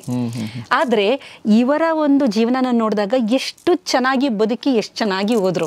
ಮೈಕಲ್ ಜಾಕ್ಸನ್ಗೆ ಎಲ್ಲ ಇತ್ತು, ಎಲ್ಲ ಇದ್ರು, ಕೊನೆಗೆ ಆತನ ನಾವು ನೋಡಿದಾಗ ಅವನ ಬಣ್ಣ ಬದಲಾವಣೆ ಮಾಡ್ಕೊಂಡ, ದೇಹದ ಎಲ್ಲಾ ತರದ್ದು ಕಾಸ್ಮೆಟಿಕ್ ಸರ್ಜರಿ ಮಾಡ್ಕೊಂಡು ಕೊನೆಗೆ ಆ ಅಂತ್ಯ ಇದೆಯಲ್ಲ ಅದು ಚೆನ್ನಾಗಾಗ್ಲಿಲ್ಲ ಅಲ್ವಾ. ಹಾಗಾಗಿ ನಮ್ಮ ವಯಸ್ಸಾದಂತೆ ನಮಗೆ ಅಲ್ಲಿ ಏನು ಅಂತಂದ್ರೆ ಆ ಒತ್ತಡ ಇತ್ತು. ಆ ಒತ್ತಡ ತುಂಬಿದ ಜೀವನ ನಡೆಸಿದವ್ರಿಗೆ ಒತ್ತಡ ಇರೋದಿಲ್ಲ, ಮನಸ್ಸು ಶಾಂತ ಸಾಗರದ ತರ ಇರುತ್ತೆ. ಹಾಗಾಗಿ ನಮ್ಮ ಮಾನಸಿಕ ಆರೋಗ್ಯ ಅಂತ ನಾವು ನೋಡಿದಾಗ ವಯಸ್ಸಾದವರಿಗೂ ಇರುತ್ತೆ, ಅದನ್ನ ನಿಭಾಯಿಸಬೇಕು. ಇದರ ಜೊತೆಗೆ ವಯಸ್ಸಾದವರಿಗೆ ಒಂದು ಲೈಂಗಿಕತೆನೂ ಇರುತ್ತೆ, ಅಲ್ಲೂ ಸಹ ಒತ್ತಡನೇ, ಅದನ್ನ ನಿಭಾಯಿಸೋದೂ ಒತ್ತಡನೇ ಅವರಿಗೆ. ಏಕೆಂದ್ರೆ ಅವರ ಪಾರ್ಟ್ನರು ತೀರೋಗಿರ್ತಾರೆ, ಇಲ್ಲ ಅವ್ರಿಗೆ. ಹಾಗಾಗಿ ಆದಷ್ಟು ಒಂದು ವಯಸ್ಸಾದ್ಮೇಲೆ ಆಧ್ಯಾತ್ಮಿಕತೆಗೆ ನಮ್ಮನ್ನ ನಾವು ತೊಡಗಿಸ್ಕೊಳ್ಳೋದಿದೆಯಲ್ಲ, ಅದು ಬಹಳ ಮುಖ್ಯ, ಬೇಕೇ ಬೇಕದು. ಇತ್ತೀಚೆಗೆ ನಮ್ಗೆ ಎಲ್ಲಾ ಸಾಧನಗಳು ಇದೆ, ಮೊಬೈಲ್ ಇದೆ, ಟ್ಯಾಬ್ ಇದೆ, ಅಥವಾ ಅದೆಲ್ಲ ಇದ್ರೂ ನೀವು ಅದರಲ್ಲಿ ಒಳ್ಳೆಯ ಒಂದು ವಸ್ತುನ, ಒಳ್ಳೆಯ ವಿಚಾರಗಳನ್ನ ನೀವು ಯಾವಾಗ ಹುಡುಕಿ ಅದಕ್ಕೆ ನೀವು ನಮ್ಮನ್ನ ನಾವು ಆ ಒಂದು ಡೈರೆಕ್ಷನ್ಗೆ ತಗೊಂಡು ಹೋಗೋದಿಲ್ಲ, ಅದು ಮಾನಸಿಕ ಒತ್ತಡನ ಉಂಟು ಮಾಡುತ್ತೆ. ಆ ಒಂದು ಆಸಕ್ತಿ ಅಥವಾ ಒಂಟಿತನ ಅನ್ನೋದಿದೆಯಲ್ಲ, ಅದು ಮುಂದಿನ ದಿನದಲ್ಲಿ ಹನಿ ಟ್ರ್ಯಾಪ್ ಆಗಿರ್ಬೋದು. ಮತ್ತೊಂದು ಈಗ ಸೈಬರ್ ಬುಲ್ಲಿಂಗ್ ಅಲ್ಲಿ ನೀವು ಕೇಳಿ ನೋಡಿ, ಎಷ್ಟು 65 ವರ್ಷ 75 ವರ್ಷದವರು 3 ಕೋಟಿ ಕಳ್ಕೊಂಡ್ರು, 4 ಕೋಟಿ. ಹೆಂಗೆ ಅಂತಂದ್ರೆ ಹನಿ ಟ್ರ್ಯಾಪ್ ಈ ತರ. ಅಂದ್ರೆ ಅವರ ಒಂದು ಕೆಲವೊಂದು ಆಸೆಗಳನ್ನ ಪೂರೈಸ್ಕೊಳ್ಳಕ್ಕೆ ಆಗದೆ ಇದ್ದಂತ ಸಂದರ್ಭದಲ್ಲಿ ಅವರಿಗೆ ಅವ್ರಿಗೆ ಒಂದು ದಾರಿ ಬೇಕು. ಈ ಮಾನಸಿಕ ಆರೋಗ್ಯವನ್ನು ಕಾಪಾಡ್ಕೊಳ್ಳೋಕ್ಕೆ ದಾರಿ ಯಾವುದು ಅಂತಂದರೆ ಆಧ್ಯಾತ್ಮಿಕತೆ. ಇದು ಒಂದು ಕುಟುಂಬ ಅಂತ ನಾವು ಅಂದಾಗ ಯಾವ್ಯಾವುದು ಮಾನಸಿಕ ಕಾರಣಗಳು ಅವರನ್ನು ಬಾಧಿಸುತ್ತೆ, ಅವರನ್ನು ಅನಾರೋಗ್ಯವನ್ನಾಗಿ ಮಾಡುತ್ತೆ ಅಂತ ನಾವು ಹೇಳ್ಬಹುದು. ಈಗ ನಾನು ಇನ್ನೊಂದು ಕಾರಣ ತಗೊಳ್ತೀನಿ ಮಾನಸಿಕ ಆರೋಗ್ಯಕ್ಕೆ. ಒಂದು ಅದು ತುಂಬ ಮುಖ್ಯವಾದ ಕಾರಣ ಆರ್ಥಿಕ ಕಾರಣ. ಹೌದಾ? ಪ್ರೊಫೆಷನಲ್ ಕಾರಣದಲ್ಲಿ ಅದೊಂದು ಬರುತ್ತೆ, ಬಟ್ ದುಡ್ಡು ಅನ್ನೋದು ಬೇರೆ ಥರದ್ದೇ ಒಂದು ಕಾಂಪೊನೆಂಟ್ ಆಗಿ ವರ್ಕ್ ಮಾಡುತ್ತೆ. ವಿಶೇಷವಾಗಿ ದುಡ್ಡು ಅಥವಾ ಆರ್ಥಿಕ ಪರಿಸ್ಥಿತಿ ಬಂದಾಗ 90% ಅಥವಾ 70 ಅಥವಾ 60% ಅಂತ ಹೇಳ್ಬೋದು ಗಂಡಸರ ಮೇಲೆ ಜಾಸ್ತಿ ಒತ್ತಡ ಇರುತ್ತೆ. ಸೊ ಅದು ನೀವು ಒಪ್ಕೊಳ್ಬೋದು, ಬಿಡ್ಬೋದು. ಬಹುಶಃ ಬಹಳಷ್ಟು ಜನ ಒಪ್ಕೋತಾರೆ ಅನಿಸುತ್ತೆ. ನಾನು ಎಕ್ಸಾಂಪಲ್ ಏನು ಕೊಡ್ತಾ ಇದ್ದೆ. ಈಗ ನಾವು ಒಂದು ಫ್ಯಾಮಿಲಿ ಜೊತೆ ಒಂದು ಡಿನ್ನರ್ಗೆ ಹೋದರೆ ಅಥವಾ ಲಂಚ್ಗೆ ಹೋದರೆ, ಹೆಣ್ಮಕ್ಳು ನನ್ನ ವೈಫು ನಾನು ಹೋದರೆ, ಸೊ ನಾನೇ ಬಿಲ್ ಕೊಡ್ತೀನಿ ಅಥವಾ ಯಾವುದೇ ಗಂಡಸು ಬಿಲ್ ಕೊಡ್ತಾನೆ, ಅದನ್ನು ಗಂಡಸು ಅದನ್ನೇ ಅಕ್ಸೆಪ್ಟ್ ಮಾಡಿರ್ತಾನೆ ಮತ್ತು ಹೆಂಡ್ತಿನೂ ಅದನ್ನೇ ಎಕ್ಸ್ಪೆಕ್ಟ್ ಮಾಡ್ತಿರ್ತಾಳೆ, ನನ್ನ ಗಂಡನೇ ಕೊಡಬೇಕು ಅಂಥೇಳಿ. ಎಕ್ಸೆಪ್ಷನ್ ಇರ್ಬೋದು, ಹಾಗೇನು ಈ ಥರ ಇಲ್ಲ. ಹೆಣ್ಮಕ್ಳು ದುಡಿತಾ ಇದ್ದಾರೆ, ಅವರು ಕೊಡ್ಬೋದು. ಅವ್ರು ದುಡಿತಾ ಇದ್ರು ಕೂಡ ಗಂಡೇ ಕೊಡ್ತಾನೆ. ಅದು ಒಂದು ಏನೋ ಅದು ನಮ್ಮ ಜೀನ್ಸಲ್ಲೇ ಬಂದುಬಿಟ್ಟಿದೆ ಸರ್. ಅದು ಕಾರಣ ಇದೆ ಒಂದು ಸೈಂಟಿಫಿಕ್. ಓಕೆ, ಈಗ ಶಿವಲ್ರಸ್ ಅಂತಂತಾರಲ್ಲ. ಹೌದು. ಏನಂದ್ರೆ ಈಗ ಗಂಡು ಹೆಣ್ಣು ಇಬ್ರು ಹೋಗ್ತಾರೆ, ಇಬ್ರು ದುಡಿತಿರ್ತಾರೆ. ಅಕಸ್ಮಾತ್ ಹೆಣ್ಣೇನಾದ್ರೂ ಅದನ್ನ ಬಿಲ್ ಕೊಟ್ರೆ ಅವನ ಅಹಂಗೆ ಅದು ಪೆಟ್ಟು ಬೀಳುತ್ತೆ. ಅದಕ್ಕೋಸ್ಕರ ಗಂಡಸರಿಗೇನೆ ಸಾಮಾನ್ಯವಾಗಿ ಬಿಲ್ ಕೊಡೋದು. ಮತ್ತೆ ಎಲ್ಲೇ ಹೋಗ್ಲಿ ಅವರು ಒಂದು ಗುಂಪಲ್ಲಿ ಗಂಡಸರು ಇದ್ರೆ ಅವನೇ ಕೊಡ್ತಾನೆ.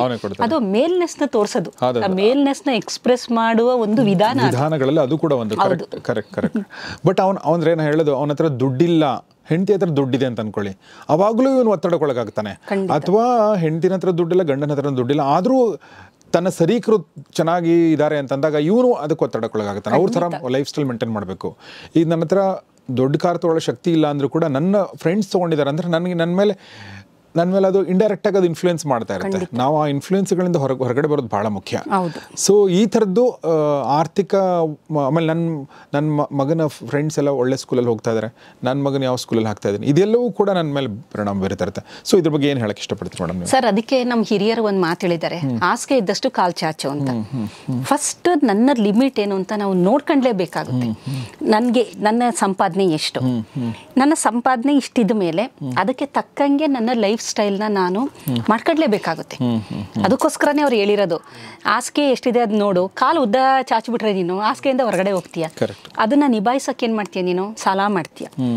ಸಾಲನ ತೀರ್ಸಕ್ಕೆ ನಿನಗೆ EMI, ನಿಮ್ಗೆ ಬೇರೆ ರಿಸೋರ್ಸ್ ಇರೋದಿಲ್ಲ. ನಿನ್ನ ಪ್ರತಿ ನಿಮಿಷ ಅದು ಯಾರನ್ನೋ ಸ್ಯಾಟಿಸ್ಫೈ ಮಾಡೋಕ್ಕೋಸ್ಕರ, ಯಾರನ್ನೋ ಇದು ಮಾಡೋಕ್ಕೋಸ್ಕರ ಪ್ರತಿ ಹಂತ ಪ್ರತಿ ಕ್ಷಣದಲ್ಲೂ ನಿನ್ಗೆ ಒತ್ತಡ ಉಂಟಾಗ್ತಿರುತ್ತೆ. ಇತ್ತೀಚೆಗೆ ನೀವು ನೋಡಿರ್ಬೋದು, ಇನ್ನೊಂದು ಕಥೆ ಹೇಳ್ತಾರೆ, ಹೊಟ್ಟೆಗೆ ಇಟ್ಟಿಲ್ದೆ ಹೋದ್ರು ಜುಟ್ಟು ಮಲಗೆ ಎಲ್ಲ ಮಾಡ್ತಿರೋದು ಅದು. ಈಗ ನಮ್ಗೇನು ಬೇಕೋ ಅದ್ರ ಬಗ್ಗೆ ನಮ್ಗೆ ಯೋಚನೆ ಇಲ್ಲ. ನಾನೇನು ಮಾಡ್ತಾ ಇದ್ದೀನಿ, ನನ್ನ ಫ್ರೆಂಡ್ ಸರ್ಕಲು, ಸಂಬಂಧಿಕರು, ಇವರು ಹೊಟ್ಟೆ ಉರ್ಸಕ್ಕೆ ಅವ್ರೇನು ಖುಷಿ ಆಗಲ್ಲ, ಅವ್ರಿಗೆ ಒಂದು ಜಲಸ್ ಕ್ರಿಯೇಟ್ ಮಾಡಬೇಕು. ಅದಕ್ಕೋಸ್ಕರ ನಾನು ಬದುಕ್ತಾ ಇದ್ದೀನಿ. ನನಗೆ ಬದುಕ್ತಾ ಇಲ್ಲ, ನಾನು ಬದುಕ್ತಿರೋದೇ ಬೇರೆಯವ್ರಿಗೋಸ್ಕರ. ಅದು ಯಾವ ಥರ ಅಂದರೆ ಅವರು ಹೊಟ್ಟೆ ಉರ್ಕಂಡ್ಲಿ ಅಂತ. ಇದು ಇತ್ತೀಚೆಗೆ ಆಗಿರೋದು. ಮೊದಲೆಲ್ಲ ಈ ಥರದ್ದೇನು ನಾವು ನೋಡ್ತಾ ಇರಲಿಲ್ಲ. ಯಾರ್ದೋ ಮನೆ ಸಮಾರಂಭ ಅಂದರೆ ಇವರು ಅವರ ಸಮಾರಂಭಕ್ಕೆ ಹೊಸ ಸೀರೆ ಮ್ಯಾಚಿಂಗು, ಇದು ಅಂದರೆ ನೋಡಿ, ಸಮಾರಂಭ ಮಾಡ್ತಿರೋರು ಮಾಡ್ಕೊಂಡ್ರೆ ಫೈನು. ಅಲ್ಲಿಗೆ ಹೋಗಿ ಒಂದು ನಿಮಿಷ, ಒಂದು ಅರ್ಧ ಗಂಟೆ, 1 ಗಂಟೆ ಹೋಗಿ ಬರೋ ಅಷ್ಟರಲ್ಲಿ ಇವರು ಒಂದು 10,000 20,000 ಖರ್ಚು ಮಾಡೋದು. ಅಂದರೆ ಇವರು ಇದ್ರೆ ಆದಾಯ ಇದ್ರೆ ಫೈನು, ಇಲ್ಲ ಅಂದಾಗ ನೀವೇನಾಗುತ್ತೆ, ಇದನ್ನ ಮೊದಲನೇದಾಗಿ ಹೆಣ್ಣು ಮಕ್ಕಳು ಅರ್ಥ ಮಾಡ್ಕೋಬೇಕು. ಈಗ ನಾವು ಕರಪ್ಟ್ ಅಂತ ಅಂದಾಗ ಸಾಮಾನ್ಯ ಇದೊಂದರಲ್ಲಿ ನಾನು ಓಪನ್ ಆಗಿ ಮಾತಾಡ್ತೀನಿ. ಹೆಣ್ಮಕ್ಳನ್ನ ಬೈಕೊಂಡ್ರು ಪರವಾಗಿಲ್ಲ, ಅಥವಾ ಸ್ತ್ರೀ ವಿರೋಧಿ ಅಂತ ಅಂದ್ಕೊಂಡ್ರು ಪರವಾಗಿಲ್ಲ. ಏಕೆಂದರೆ ವಾಸ್ತವನ ಅರ್ಥ ಮಾಡ್ಕೋಬೇಕು ನಾವು. ಮನುಷ್ಯ ಗಂಡಸು Y ಕ್ರೋಮೋಸೋಮ್ X ಕ್ರೋಮೋಸೋಮ್ ಅಂತ ನಾನು ಜೆನೆಟಿಕ್ಸ್ ಕಡೆಯಿಂದ ಮಾತಾಡಿಸ್ತಾ ಬಂದರೆ, ಬೈ ನೇಚರು ಗಂಡು ಮಕ್ಕಳು ಅವ್ರಿಗೆ ಈ ಥರ ಆಡಂಬರ ಇದು ಅದ್ರದ್ದು ಇಲ್ಲ, ಅವರು ಜೀನ್ಸಲ್ಲಿ ಇಲ್ಲ. ಅವ್ರಿಗೆ ವೆರಿ ಕ್ಯಾಶುವಲ್. ನೀವು ನೋಡಿ ಗಂಡು ಮಕ್ಳು ಹೆಂಗಿರ್ತಾರೆ, ಯಾವುದೋ ಒಂದು ಜೀನ್ಸ್ ಹಾಕ್ಕೊಂಡು ತಲೆ ಕೆದ್ರಕೊಂಡು, ಆ ತಲೆನೇ ಕೆಡಿಸ್ಕೊಳ್ಳಲ್ಲ ಅವರು. ಮ್ಯಾನರಿಸಮ್ ಇಲ್ಲವೇ ಇಲ್ಲ ಅವ್ರಿಗೆ. ಫಂಕ್ಷನ್ಗಳಲ್ಲಿ ಭಾಳ ಜಗಳ ಎದಕ್ಕಾಗುತ್ತೆ ಗಂಡ ಹೆಂಡತಿ ಅಂದರೆ, ಗಂಡ ಯಾವುದೋ ಒಂದು ಡ್ರೆಸ್ ಹಾಕೊಂಡ್ಬಂದ್ಬಿಡ್ತಾನೆ, ಹಳೆ ಟಿ ಶರ್ಟ್ ಹಾಕೊಂಡ್ಬಂದ್ಬಿಟ್ಟಿದ್ದಾನೆ, ಹೆಂಡತಿ ಬೈತಾಳೆ, ನೀನು ಯಾಕೆ ಈ ಡ್ರೆಸ್ ಹಾಕೊಂಡ್ಬಂದೆ. ಯಾಕೆಂದರೆ ಅವ್ರಿಗೆ ಕೇರ್ ಇಲ್ಲ. ಆಮೇಲೆ ಯಾರೋ ಮನೆ ಕಟ್ಟಿದ್ರು ತಲೆ ಕೆಡಿಸ್ಕೊಳ್ಳಲ್ಲ ಅವರು. ಖುಷಿಯಾಗೇ ಇರ್ತಾರೆ. ಯಾರೋ ಕಾರ್ ತಗೊಂಡ್ರು, ಇದು ಒಂದು ಮೆಜಾರಿಟಿ ಹೇಳ್ತಾ ಇರೋದು ನಾನು, ಎಲ್ಲ 100% ಗಂಡಸರು ಅಂತಲ್ಲ, 99% ವೈ ಕ್ರೋಮೋಸೋಮ್ದು ಕ್ಯಾರೆಕ್ಟರಿಸ್ಟಿಕ್ಕೇ ಹಂಗೆ. ಮರ್ತೋಗೋದು, ಆಮೇಲೆ ಒಂದೇ ಫೋಕಸ್ ಮಾಡ್ತಾರೆ, ಅವರು ಮಲ್ಟಿ ಟಾಸ್ಕಿಂಗ್ ಮಾಡೋಕ್ಕಾಗಲ್ಲ, ಆಮೇಲೆ ಬೇರೆಯವ್ರ ಬಗ್ಗೆ ತಲೆ ಕೆಡಿಸ್ಕೊಳ್ಳಲ್ಲ. ಈ ಥರದ್ದೆಲ್ಲ ಗಂಡಸಿನ ನೇಚರು. ಎಕ್ಸ್ ಕ್ರೋಮೋಸೋಮ್ ನೇಚರ್ ಏನು ಅಂತಂದರೆ ಈ ಥರ ತನಗೋಸ್ಕರ ಬದುಕಲ್ಲ, ಬೇರೆಯವ್ರಿಗೋಸ್ಕರ. ಅಂದರೆ ನಮ್ಮನ್ನ ನೋಡಲಿ, ಬೇರೆಯವ್ರು ನಮ್ಮನ್ನ ನೋಡ್ಲಿನಕ್ಕೋಸ್ಕರ ಬದುಕೋದು ಹೆಂಗಸರು. ಹಾಗಾಗಿ ಏನಾಗುತ್ತೆ, ಒಬ್ಬ ಅಧಿಕಾರಿ ಕರಪ್ಟ್ ಅಂದರೆ ಅವನು ಕೆಲಸಕ್ಕೆ ಜಾಯ್ನ್ ಆಗ್ತಾನಲ್ಲ, ಆಗ ಅವನು ಒಬ್ಬ ಆಫೀಸರ್, ಪೊಲೀಸ್ ಆಫೀಸರ್ ಅಂದರೆ ಅವನು ಮೊದಲಿನಿಂದಲೂ ನಾನು ತುಂಬ ಒಳ್ಳೆ ಅಧಿಕಾರಿ ಆಗಬೇಕು ಅಂತಲೇ ಜಾಯ್ನ್ ಆಗ್ತಾನವನು. ಒಬ್ಬ ಪೊಲೀಸ್ ಅಧಿಕಾರಿ ಅಂದರೆ ಯಾವುದೇ ಆಗಲಿ ಸಾಮಾನ್ಯ ಒಂದು ಹುಮ್ಮಸ್ಸಿರುತ್ತೆ, ನಾನು ಏನೋ ಮಾಡಬೇಕು, ನಾನು ಸಾಧನೆ ಮಾಡಬೇಕು, ದೇಶಕ್ಕೋಸ್ಕರ ಇದು ಮಾಡಬೇಕು, ಪ್ರಾಮಾಣಿಕ ಅಂತ ಬಿರುದು ತಗೋಬೇಕು ಅಂತ. ಆದರೆ ಆಗಲ್ಲ. ಅದು ಕಾರಣ ಏನು ಅಂದರೆ ಮನೆಯವ್ರು ಬಿಡಲ್ಲ. ಅವರ ಬೇಡಿಕೆಗಳನ್ನು ಇವನ ಕೈಲಿ ಪೂರೈಸೋಕ್ಕೆ ಸಾಧ್ಯನೇ ಇಲ್ಲ. ಅವನಿಗೆ ಬರೋ ಸಂಬಳದಲ್ಲಿ ಇವರ ಬೇಡಿಕೆಗಳು, ಇವರ ಸ್ಟೇಟಸ್ ಮೇಂಟೈನ್ ಮಾಡೋದು, ಈ ಥರದ್ದೆಲ್ಲ ಅದು ಸಾಮಾನ್ಯ. ಇಂಥದ್ದೆಲ್ಲ ಬರೋದು, ಆರ್ಥಿಕತೆ ಬರೋದು ಹೆಣ್ಣು ಮಕ್ಕಳಿಂದಾನೆ ಅಂತ ಪ್ರೆಷರ್ ಜಾಸ್ತಿ ಆಗುತ್ತೆ.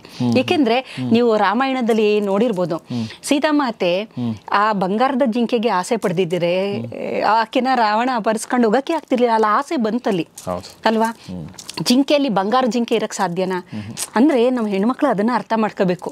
ಜಿಂಕೆಯಲ್ಲಿ ಹೆಂಗೆ ಬಂಗಾರದ ಜಿಂಕೆ ಇರೋಕ್ಕೆ ಸಾಧ್ಯ ಇಲ್ವೋ, ಅದೇ ಥರ ಇವೆಲ್ಲ ಅವ್ರು ಏನೋ ಒಂದು ಕಮಾಡಿಟೀಸ್ ಅಂತೀವಿ, ಆಡಂಬರ, ಅದು ಬಂಗಾರದ ಜಿಂಕೆನೆ.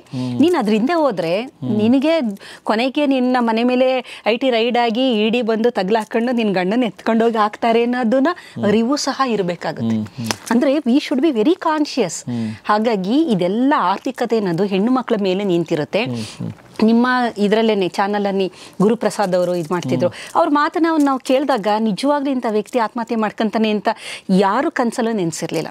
ಅದೇ ಥರ ಇನ್ನೊಬ್ಬ ನಿರ್ದೇಶಕ TV ಸೀರಿಯಲ್ ಮಾಡ್ತಿದ್ದವರು, ಅವರು ಕರಿಮಣಿ ಯಾವುದೋ ಒಂದು ಅವರು ಎಲ್ಲ ಹೇಳ್ತಾರಲ್ಲ, ಅದೊಂದು ಇಂಟರ್ವ್ಯೂ ಅಲ್ಲಿ ಮಾಡಿದಾಗ ಇವರು ಇಷ್ಟು ಒಳ್ಳೆ ನಿರ್ದೇಶಕರು, ನಮಗೆ ಇವರು ಸ್ಫೂರ್ತಿದಾಯಕ ಮಾತು ಹೇಳ್ತಿದ್ದವರು, ಅವರು ಹಿಂಗೆ ತೀರೋದ್ರು ಅಂತ.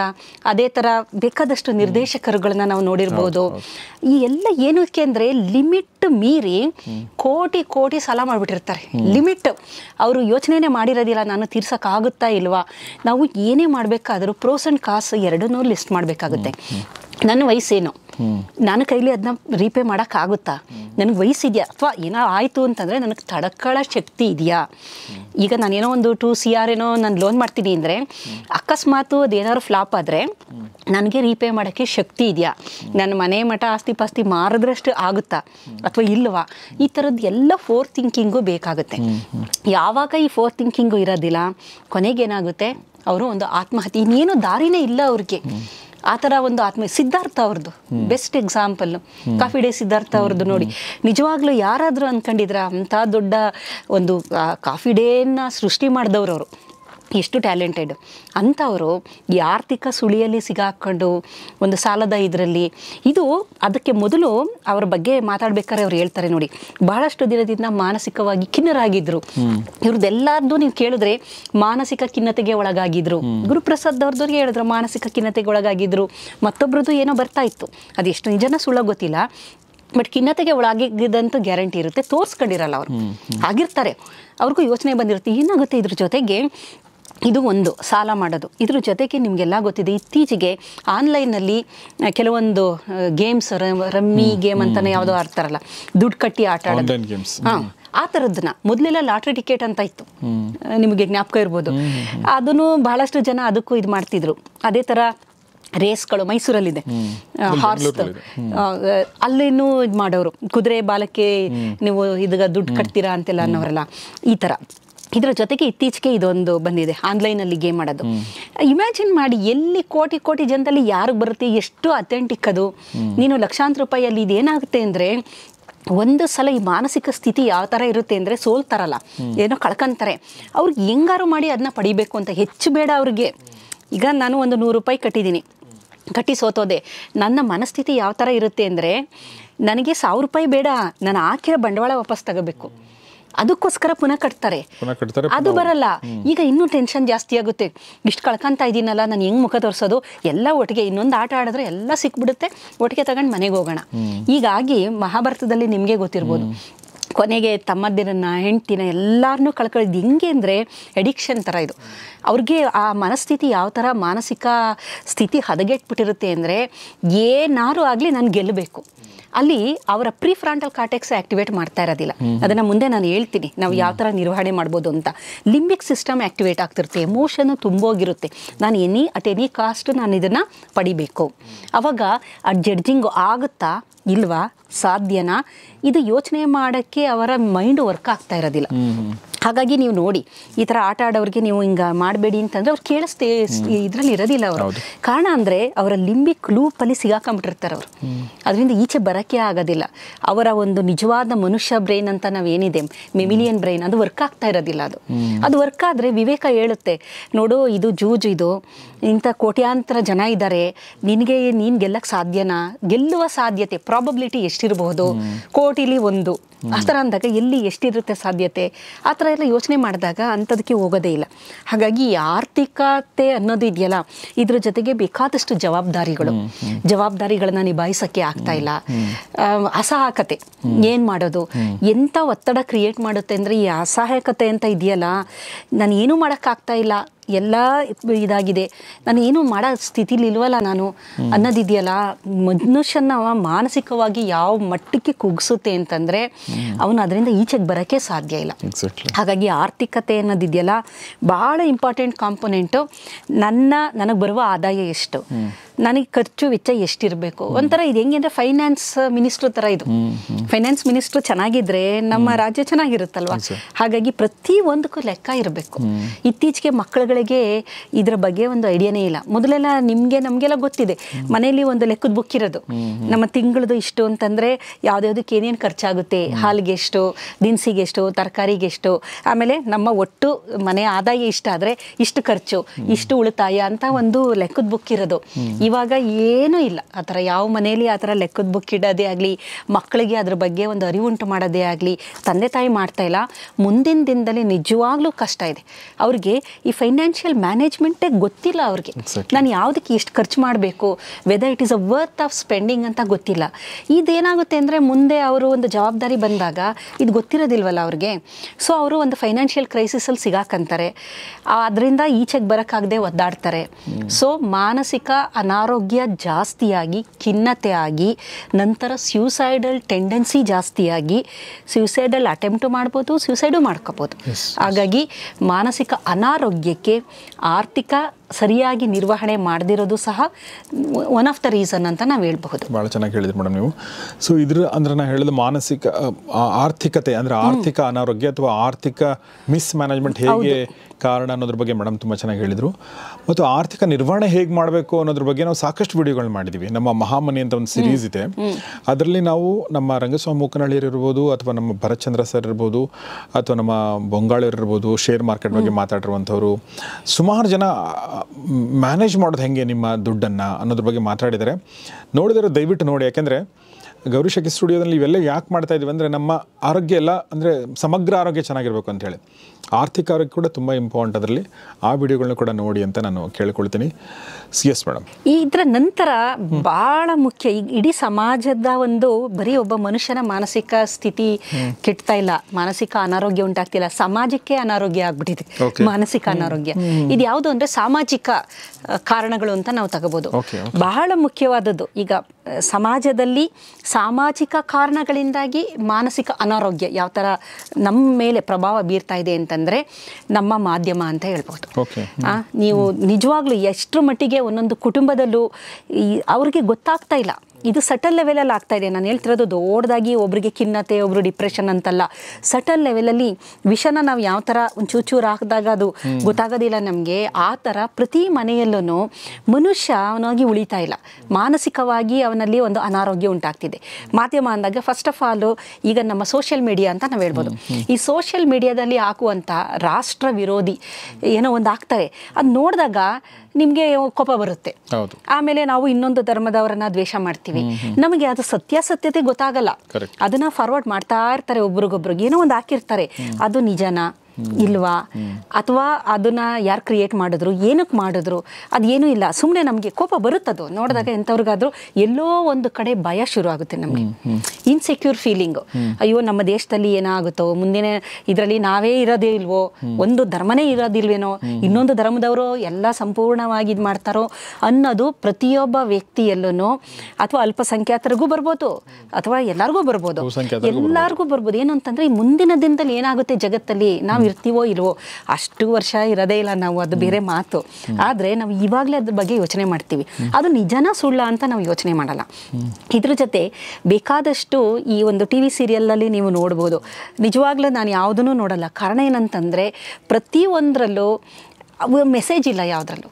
ಅಲ್ಲಿ ತೋರಿಸೋ ಅಂತಹ ಒಂದು ಕ್ಯಾರೆಕ್ಟರ್ಗಳಾಗಿರ್ಬೋದು ಕೆಟ್ಟದಾಗಿ ಪ್ರತಿಬಿಂಬಿಸೋದು, ಮತ್ತೆ ಒಬ್ಬನಿಗೆ 2-3 ಒಂದು ಅಫೇರ್ಗಳಿರೋ ಅಂಥದ್ದು, ಅಥವಾ 2 ಹೆಂಡ್ತಿರಿರೋ ಅಂಥದ್ದು, ಅಥವಾ ಮನೇಲಿ ಒಬ್ಬರು ಕೆಟ್ಟ ಹೆಂಗಸು ಇರಲೇಬೇಕು ಅಂತ ಸೃಷ್ಟಿ ಮಾಡೋ ಅಂಥದ್ದು ಅಲ್ಲ, ಒಂದು ಇದ್ದೇ ಇರುತ್ತೆ ಅದು.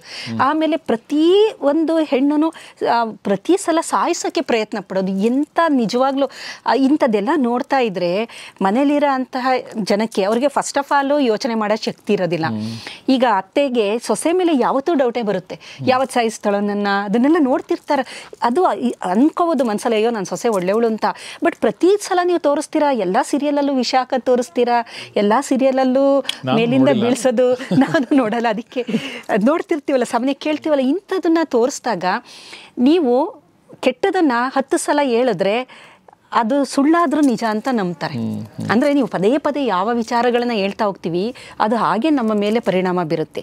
ಅದೇ ಥರ ರಿಯಾಲಿಟಿ ಶೋಗಳು, ಕೆಲವೊಂದು ರಿಯಾಲಿಟಿ ಶೋಗಳು ನಿಜವಾಗ್ಲೂ ಯಾವ ಥರ ಬಿಂಬಿಸ್ತಾರೆ ಅಂತಂದರೆ ಖಂಡಿತವಾಗ್ಲೂ ಅದನ್ನ ನೋಡ್ತಾ ಇದ್ರೆ ನೀವು ಹುಚ್ಚರಾಗೋದು ಗ್ಯಾರಂಟಿ. ಒಂದು ಕಡೆ ಎಲ್ಲೋ ಒಂದು ಕಡೆ ಮಾನಸಿಕ ಅನಾರೋಗ್ಯಕ್ಕೆ ಖಂಡಿತ ತುತ್ತಾಗ್ತೀರ. ಏಕೆಂದ್ರೆ ಅಲ್ಲಿ ಬಿಂಬಿಸೋದು ಮನುಷ್ಯ ಅಂದಮೇಲೆ ಜಗಳ ಆಡಬೇಕು, ಕಿತ್ತಾಡಬೇಕು. ನೀವೇ ಹೋಗಿದ್ರಲ್ಲ ಬಿಗ್ ಬಾಸಲ್ಲಿ ಅಲ್ಲ, ನಿಮ್ಗೆ ನೋಡಿದಾಗ ಹಂಗೆ ಅನ್ಸುತ್ತಲ್ವ, ಅದು ಅವ್ರು ಏನು ತೋರಿಸ್ಬೇಕು ಇದರಲ್ಲಿ ಅಂತಂದರೆ ಒಬ್ಬ ಒಳ್ಳೆ ವ್ಯಕ್ತಿ ಹೆಂಗಿರಬೇಕು, ಅವನ ರೀತಿ ನೀತಿ ನಡವಳಿಕೆ ಹೆಂಗಿರ್ಬೇಕು, ಸಮಾಜದಲ್ಲಿ ಅವ್ನು ಹೆಂಗಿರ್ಬೇಕು ಅಂತ ತೋರಿಸ್ಬೇಕು. ತೋರಿಸೋದೇ ಇಲ್ಲ ಅಲ್ಲ, ಅದಕ್ಕೆ ನೀವು ಬೇಗ ಈಚೆ ಬಂದ್ಬಿಟ್ರೆ ಅನ್ಸುತ್ತೆ. ಗೊತ್ತಿಲ್ಲ. ಸೊ ಆಮೇಲೆ ನನ್ನ ಮನೆಗೆ ಬಂದ್ಮೇಲೆ ಕೇಳಿದೆ, ನಾ ಇದನ್ನೆಲ್ಲ ಮಾಡಿದ್ದೆ ಅದನ್ನೆಲ್ಲ ಮಾಡಿದ್ದೆ ಆ ಥರ ಎಲ್ಲ ಹೇಳಿದ್ದೆ, ಬಂದ ಅಂತ ಏನೂ ಬಂದಿಲ್ಲ ಅಂತ ಹೇಳಿದ್ದು ನನ್ನ ವೈಫ್. ಸೊ ಹಾಗೆ ಅಂದರೆ ಇನ್ನೊಂದೇನೆಂದರೆ ಅಲ್ಲಿ ಅವರು ಅದನ್ನು ತೋರಿಸ್ತಾರೆ ಅಂತ ಜನ ನೋಡ್ತಾರೆ ಅದನ್ನು ತೋರಿಸ್ತಾರೋ ಒಟ್ನಲ್ಲಿ ಗೊತ್ತಿಲ್ಲ. ಒಟ್ಟಿನಲ್ಲಿ ಈಗ ನೀವೇನಾದರೂ ಒಳ್ಳೆ ತೋರಿಸಿದ್ರೆ ಜನ ನೋಡಲ್ಲ ಅದನ್ನು. ಖಂಡಿತ ಅದನ್ನೇ ನಾನು ಹೇಳ್ತಾ ಇರೋದು. ಈಗ ಸಮಾಜದ ಮಾನಸಿಕ ಸ್ಥಿತಿ ಎಷ್ಟು ಹದಗೆಟ್ಟಿದೆ ಅಂದರೆ ಅವ್ರಿಗೆ ಬೇಕಾಗಿರೋದೇ ಪಿಜ್ಜಾ ಬರ್ಗರ್ ಥರದ್ದು ವಿಚಾರಗಳು, ಸ್ಪೈಸಿ ಆಗಿರೋಂಥದ್ದು, ಜಂಕ್ ಬೇಕು ಅವ್ರಿಗೆ. ನೀವು ಒಳ್ಳೆ ಸ್ಟಫ್ ಕೊಡ್ತೀರಾ ಅಂತಂದರೆ ಅದು ತಗೊಳ್ಳೋದು ಎಲ್ಲೋ ಕೆಲವು ಜನ ಮಾತ್ರ ಅದನ್ನ ತಗೊಂತಾರೆ. ಸಾಮಾಜಿಕ ಆರೋಗ್ಯ ನನಗೂ ಮೊದಲು ಗೊತ್ತಿರಲಿಲ್ಲ. ನಾನು ಎಲ್ಲಿ ಏಕೆಂದರೆ ರಿಸರ್ಚ್ ನಮ್ಮ ಟೀಚಿಂಗ್ ಅಂತ ಒಂದು ಇದರಲ್ಲಿ ಒಂದು ಕಂಪಾರ್ಟ್ಮೆಂಟಲ್ಲಿ ಒಂದು ಇದರಲ್ಲಿದ್ದೆ. ನಂತರ ಈಗ ಯೂಟ್ಯೂಬ್ ವಿಡಿಯೋ ಅದು ಇದು ಎಲ್ಲ ಮಾಡಿ ಕೆಲವೊಂದು ಇಂಟ್ರ್ಯಾಕ್ಷನ್ ಆದಮೇಲೆ ನನಗೆ ನಿಜವಾಗ್ಲೂ ಅರ್ಥ ಆಗ್ತಾ ಇದೆ, ಜನ ನಮ್ಮ ಸೊಸೈಟಿಲಿ ಮಾನಸಿಕ ಹೆಂಗೆ ಅವರ ಒಂದು ಆರೋಗ್ಯ ಹಾಳಾಗಿದೆ ಅನ್ನೋದು ಈಗ ಅರ್ಥ ಆಗ್ತಾ ಇದೆ. ತುಂಬ ಒಳ್ಳೇದು ಯಾರಿಗೂ ಬೇಕಾಗಿಲ್ಲ, ಎಲ್ಲರಿಗೂ ಬೇಕಾಗಿರೋದು ಕೆಟ್ಟದು, ಬಾಯಿ ಚಪ್ಪಲ. ಆಮೇಲೆ ಕೆಲವೊಂದು ನೀವು ಕಾಮೆಂಟ್ ಎಲ್ಲ ನೋಡಿದಾಗ ಮನುಷ್ಯ ಈ ಥರ ಇರ್ತಾರ ಅಂತಲೇ ನನಗೆ ಆಶ್ಚರ್ಯ ಆಗುತ್ತೆ. ಇಂಥ ಜನನೂ ನಮ್ಮ ಸುತ್ತಮುತ್ತ ಇದ್ದಾರಾ, ಈ ಥರ ಮಾತಾಡೋರು ಇದ್ದಾರಾ, ಈ ಥರ ಥಿಂಕ್ ಮಾಡೋರು ಇದ್ದಾರಾ ಅಂತ. ಇದ್ರ ಜೊತೆಗೆ ಟಿವಿಲಿ ನೀವು ಟಿವಿ ನೋಡಿದಾಗ ಈಗ ಸಾಮಾಜಿಕವಾಗಿ ನಾನು ಹೇಳ್ತಾ ಇರೋದು, ಎಷ್ಟು ಒತ್ತಡ ನಮಗೆ ಕ್ರಿಯೇಟ್, ನಮಗೆ ಗೊತ್ತಾಗ್ತಾ ಇಲ್ಲ. ಇದು ನಿಮಗೆ ಆಗಲಿ ನನಗೆ ಆಗಲಿ ದೊಡ್ಡ ಒತ್ತಡ ಅಲ್ಲ ಇದು. ಯಾವ ಥರ ಅಂದರೆ ಸಟಲ್ ಲೆವೆಲಲ್ಲಿ ಒಳಗಡೆ ನಡೀತಾ ಬರುತ್ತದು. ಈಗ ರಾತ್ರಿ ಹೊತ್ತು ನೀವು ಏನೋ ನೋಡಿ ಮಲಗಿದ್ರೆ ಖಂಡಿತವಾಗ್ಲಿ ನಿಮಗೆ ಮೆಲಟೋನಿನ್ ಸೆಕ್ರಿಷನ್ ಆಗಲ್ಲ. ನಿಮಗೆ ಗೊತ್ತಾಗದೆ ನಿಮ್ಮ ಒಳಗಡೆ ಬೇಕಾದಷ್ಟು ನಿಮ್ಮ ಬ್ರೈನ್ ವೈರಿಂಗ್ ಚೇಂಜ್ ಆಗಿ ಎಲ್ಲೋ ಒತ್ತಡ ಶುರು ಆಗಿರುತ್ತೆ. ಬೆಳಗ್ಗೆ ಎದ್ದಾಗ ನಿಮಗೆ ಫ್ರೆಶ್ನೆಸ್ ಸಿಕ್ಕೋದೇ ಇಲ್ಲ. ಹಾಗಾಗಿ ಇದ್ರ ಜೊತೆಗೆ ಭ್ರಷ್ಟ ಅಧಿಕಾರಿಗಳನ್ನ ತೋರಿಸ್ತಾರೆ, ಭ್ರಷ್ಟತೆನ ತೋರಿಸ್ತಾರೆ, ರಾಜಕಾರಣಿಗಳು ಕೆಟ್ಟವರು ಅಂತ. ನಮ್ಗೆ ಏನಾಗುತ್ತೆ ಅಂದರೆ ಅವಾಗ ನಾನು ನೋಡ್ತಾ ಇದ್ರೆ ಅಯ್ಯೋ ಜಗತ್ತು ಇಷ್ಟೊಂದು ಹಾಳಾಗ್ಬಿಟ್ಟಿದ್ಯಾ, ಒಳ್ಳೆಯವರೇ ಇಲ್ವಾ, ಹೆಂಗೆ ಅಂದರೆ ನಿರಾಶಾವಾದಿ. ಇಲ್ಲಿ ನಾನು ಏನು ಹೇಳಕ್ಕೆ ಬಯಸ್ತಾ ಇದ್ದೀನಿ ಅಂದರೆ ನಿಮಗೆ ಹೋಪ್ಸ್ ಹೊರಟೋಗ್ಬಿಡುತ್ತೆ. ಅದನ್ನೇ ನೀವು ನೋಡ್ತಾ ಇದ್ರೆ ಇಲ್ಲಿ ಬೇಕಾದಷ್ಟು ಈಗ ಪೊಲೀಸ್ ಡಿಪಾರ್ಟ್ಮೆಂಟಲ್ಲಿ ಯಾರನ್ನೋ ಒಬ್ಬರನ್ನ ತೋರಿಸಿ ಇವನು ದೊಡ್ಡ ಒಬ್ಬ ದುರಾಚಾರಿ ಅಂತ ತೋರಿಸಿದ್ರೆ ಬಿಹೈಂಡ್ ದ ಇದು ಬೇಕಾದಷ್ಟು ಒಳ್ಳೆ ಅಧಿಕಾರಿಗಳಿರ್ತಾರೆ, ಅವ್ರು ಯಾರೂ ಕಾಣಲ್ಲ ನಮಗೆ. ಅಯ್ಯೋ ಆ ಡಿಪಾರ್ಟ್ಮೆಂಟ್ ಅಂದರೆ ಹಂಗೆ ಅಂತಂತೀವಿ, ಆದರೆ ಅದ್ರ ಹಿಂದೆ ಬೇಕಾದಷ್ಟು ನಿಷ್ಠಾವಂತ ಅಧಿಕಾರಿಗಳು ಕೆಲಸ ಮಾಡಿರೋದ್ರಿಂದನೇ ಒಂದು ಸಿಸ್ಟಮ್ ರನ್ ಆಗ್ತಿದೆ ಅಂತ ಗೊತ್ತಾಗಲ್ಲ. ಅದೇ ಥರ ರಾಜಕಾರಣಿಗಳಲ್ಲಿ ಫೋಕಸ್ ಮಾಡೋದು ಒಂದಷ್ಟು ಜನನ ಕೆಟ್ಟದಾಗ ಮಾಡ್ತಾರೆ. ನಿಜ ಇರ್ಬೋದು, ಒಂದಷ್ಟು ಜನ ಒಳ್ಳೆ ಕೆಲಸನೂ ಮಾಡಿರ್ತಾರೆ. ಆದರೆ ನಾವೇನು ಅನ್ಕೊಂತೀವಿ, ರಾಜಕಾರಣಿಗಳೆಲ್ಲ ಹಂಗೆ, ಅಧಿಕಾರಿಗಳೆಲ್ಲ ಭ್ರಷ್ಟರು, ನೀವು ಎಲ್ಲೋದ್ರೂ ಕೆಲಸ ಆಗಲ್ಲ. ಆಗುತ್ತೆ, ಕೆಲವು ಕಡೆ ಆಗೇ ಆಗುತ್ತೆ. ನಮಗೆ ಅದನ್ನು ತೋರಿಸಿ ನಮಗೆ ಆ ಹೋಪ್ಸ್ನ ಕಳೆದು ಬಿಡ್ತಾರೆ. ಹಾಗಾಗಿ ನಿಜವಾಗ್ಲೂ ನಾವು ಎಷ್ಟೇ ಪಾಸಿಟಿವ್ ಆಗಿರಬೇಕು ಅನ್ಕೊಂಡ್ರು ಅದನ್ನ ನಾವು ನೋಡ್ತಾ ಇದ್ರೆ ನೀವು ನೆಗೆಟಿವ್ ಆಗ್ಬಿಡ್ತೀರಾ. ಯಾವತ್ತೂ ಅಷ್ಟೇ ಹೇಳ್ತಾರೆ, ಒಂದು ಗ್ಲಾಸಲ್ಲಿ ಅರ್ಧ ನೀರಿದ್ದಾಗ ಯು ಶುಡ್ ಬಿ ಆಪ್ಟಿಮಿಸ್ಟಿಕ್. ಅದು ನಾಳೆ ದಿನ ತುಂಬುತ್ತೆ ಅನ್ನೋ ಒಂದು ಆಸೆ ನಿಮ್ಗಿದ್ರೆ ಬದುಕು ಸುಂದರ ಆಗಿರುತ್ತೆ. ಅಯ್ಯೋ ನಂದು ಅರ್ಧನೇ ಇದು ಯಾವತ್ತೂ ತುಂಬಲ್ಲ ಅನ್ಬಿಟ್ರೆ ನಿಮ್ಮ ಬದುಕು ದುರಂತ ಆಗ್ಬಿಡುತ್ತೆ. ಅರ್ಧ ಗ್ಲಾಸ್ ನೀರಿದ್ದಾಗ ಒಬ್ರು ಅರ್ಧ ಖಾಲಿದೆ ಅಂತಾರೆ, ಇನ್ನೊಬ್ರು ಅರ್ಧ ತುಂಬಿದೆ ಅಂತಾರೆ, ತುಂಬೋದು ಅಂತಾರೆ, ಇನ್ನೊಬ್ರು ಇದು ಯಾವತ್ತೂ ತುಂಬಲ್ಲ ಅನ್ನುವ ತರ ಇದ್ದಾಗ ಅದೇನಾಗುತ್ತೆ ಅಂದ್ರೆ ನಿಮ್ಗೆ ಮುಂದಿನ ದಿನದಲ್ಲಿ ಯಾವತ್ತೂ ಸಂತೋಷವಾಗಿರಕ್ಕಾಗಲ್ಲ. ಕೆಲವರು ನೋಡಿ, ಈಗ ನೀವು ಒಟ್ಟಿಗೆ ಮಾತಾಡ್ಬೇಕಾರೆ ಬರೀ ದೇಶದ ಬಗ್ಗೆ ಬೈಕೊಂಡು ಎಲ್ಲಾರ ಬಗ್ಗೆ ಒಂದು ಒಳ್ಳೇದು, ದೇಶದ ಬಗ್ಗೆ, ನಮ್ಮ ರಾಜ್ಯದ ಬಗ್ಗೆ ಆಗ್ಲಿ, ತಮ್ಮ ಕುಟುಂಬದ ಸುತ್ತಮುತ್ತರ ಬಗ್ಗೆ ಒಂದು ಒಳ್ಳೆ ಮಾತಾಡಲ್ಲ.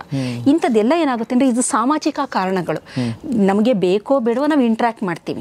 ಅದಕ್ಕೆ ಕೆಲವೊಂದು ಗುಂಪಿದೆ, ಒಂದು ಜನರ ಗುಂಪು, ಅದನ್ನ ವ್ಯಾಂಪೈರ್ ಅಂತ ಕರೀತಾರೆ. ವ್ಯಾಂಪೈರ್ ಅಂದ್ರೆ ರಕ್ತ ಹೀರುವ ಬಾವಲಿಗಳು ಅಂತ. ಅದು ಹೆಂಗೆ ಅಂದ್ರೆ ಕೆಲವು ವ್ಯಕ್ತಿ ಜೊತೆ ನೀವು ಮಾತಾಡಿದಾಗ ನಮಗೆ ತುಂಬಾ ಸುಸ್ತಾಗಿ ಸ್ಟ್ರೈನ್ ಆಗ್ಬಿಡುತ್ತೆ.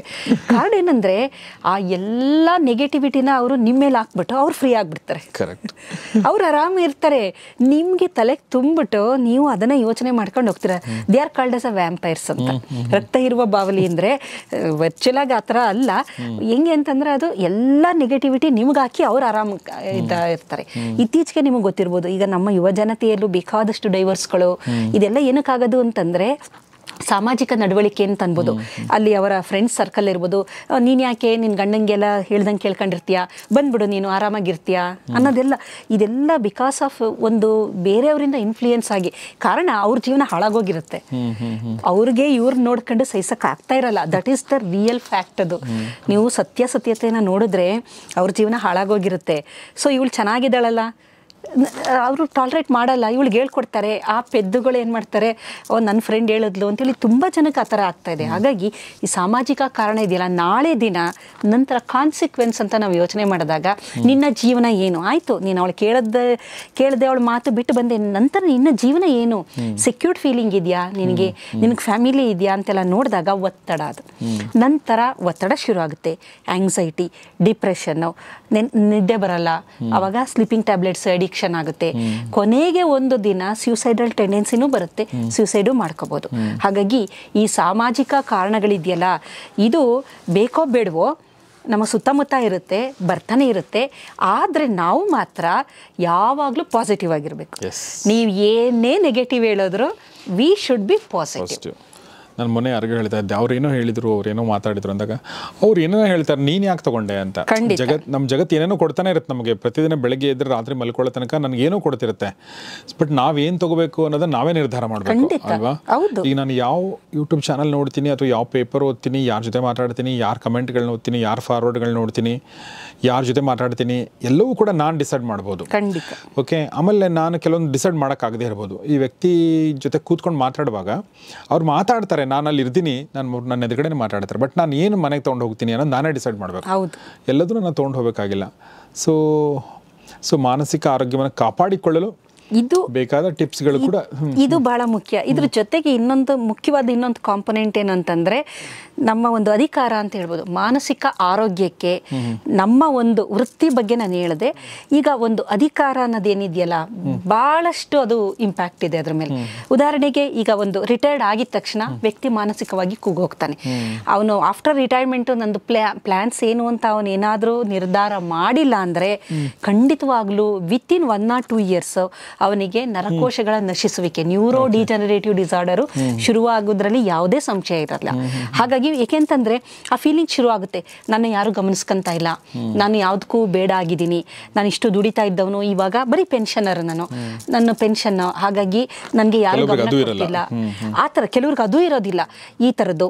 ಹಾಗಾಗಿ ನಾವು ನೋಡಿ, ನಾನು ಸಾಮಾನ್ಯ ಅನ್ಕೊಂತ ಇದ್ದೆ ಯಾವಾಗ್ಲೂ, ಪೊಲಿಟಿಷಿಯನ್ಸ್ ಅಷ್ಟು ವಯಸ್ಸಾದ್ರೂ ಯಾಕಿನ್ನೂ ಅದರಲ್ಲಿ ಇರ್ತಾರೆ ಅನ್ನೋದು ನನಗೆ ಸುಮ್ಮನೆ ಯಾವಾಗಲೂ ಒಂದು ಯಕ್ಷ ಪ್ರಶ್ನೆ. ಎಷ್ಟು ವಯಸ್ಸಾಗಿರುತ್ತೆ ಅವ್ರಿಗೆ, ನಡೆಯೋಕ್ಕೆ ಆಗಲ್ಲ, ಮಾತಾಡೋಕ್ಕೆ ಆಗಲ್ಲ. ಕೆಲವರಂತೂ ನಿಮಗೂ ಗೊತ್ತಿದೆ, ಮಾತಾಡೋಕ್ಕೆ ಆಗ್ತಾ ಇರಲ್ಲ. ಇಂದ್ರೂ ಸಹ ಪಾಲಿಟಿಕ್ಸ್ ಮಾಡ್ತಾರೆ, ಬೇರೆಯವ್ರ ಬಗ್ಗೆ ಕಾಮೆಂಟ್ ಹಾಕ್ತಾರೆ, ಇನ್ನೇನೋ ಮಾಡ್ತಾರೆ. ಯಾಕೆ ಮಾಡ್ತಾರೆ ಅಂತಂದ್ರೆ ಉಳಿವಿಗಾಗಿ. ಅದು ನನಗೆ ಅರ್ಥ ಆಗಿದ್ದು, ಅವರು ಬದುಕಬೇಕು ಅಂದರೆ ಅವರು ಮಾಡಲೇಬೇಕು. ಇದು ಯಾವ ಥರ ಅಂದರೆ ಹುಲಿ ಮೇಲೆ ಸವಾರಿ ಅಂತ ನೀವು ಕೇಳಿರ್ಬೋದು. ಹುಲಿ ಮೇಲೆ ಸವಾರಿ ಮಾಡಿದವನು ನೀನು ಹತ್ಬಿಟ್ಟಿದ್ಯಾ ಹುಲಿ, ನೀನು ಇಳಿದ್ರೆ ಆ ಹುಲಿ ನಿನ್ನ ತಿನ್ನುತ್ತೆ. ಹಾಗಾಗಿ ನೀನು ಕೊನೆಯವರೆಗೂ ನೀನು ರಾಜಕೀಯದಲ್ಲಿ ಇರಲೇಬೇಕು. ನೀನು ರಾಜಕೀಯ ನಿವೃತ್ತಿ ತಗೊಳ್ಳೋಕ್ಕೆ ಸಾಧ್ಯ ಇಲ್ಲ. ಇದು ಯಾವ ಥರ ಅಂದರೆ, ಈ ಅಧಿಕಾರ ಯಾವಾಗ ಮನುಷ್ಯ ಕಳ್ಕಂತಾನೆ ಮಾನಸಿಕವಾಗಿ ಬಹಳ ಕುಗ್ಗೋಗ್ತಾನೆ. ಏಕೆಂತಂದರೆ ಅವನ್ನ ಯಾರೂ ಕೇಳೋರಿರಲ್ಲ. ಆಗ ಅವನ ಹತ್ರ ಈಗ ಸಕ್ಕರೆ ಇದ್ದಾಗ ಇರುವೆ ಬರುತ್ತಲ್ವಾ, ಸಕ್ಕರೆ ಇಲ್ಲ ಅಂದರೆ ಇರುವೆ ಬರಲ್ಲ. ಹಾಗಾಗಿ ನಿನಗೆ ಅಧಿಕಾರ ಇದ್ದರೆ ಮಾತ್ರ ನಿನ್ನ ಜೊತೆ ಜನ ಇರೋದು. ಅವನ ಜೊತೆ ಜನ ಇರ್ತಾರೆ, ಅವನಿಗೆ ಒಂದು ಕಾರ್ ಇರುತ್ತೆ, ಮತ್ತು ಬಂಗ್ಲೆ ಇರುತ್ತೆ, ಜನ ಇರ್ತಾರೆ.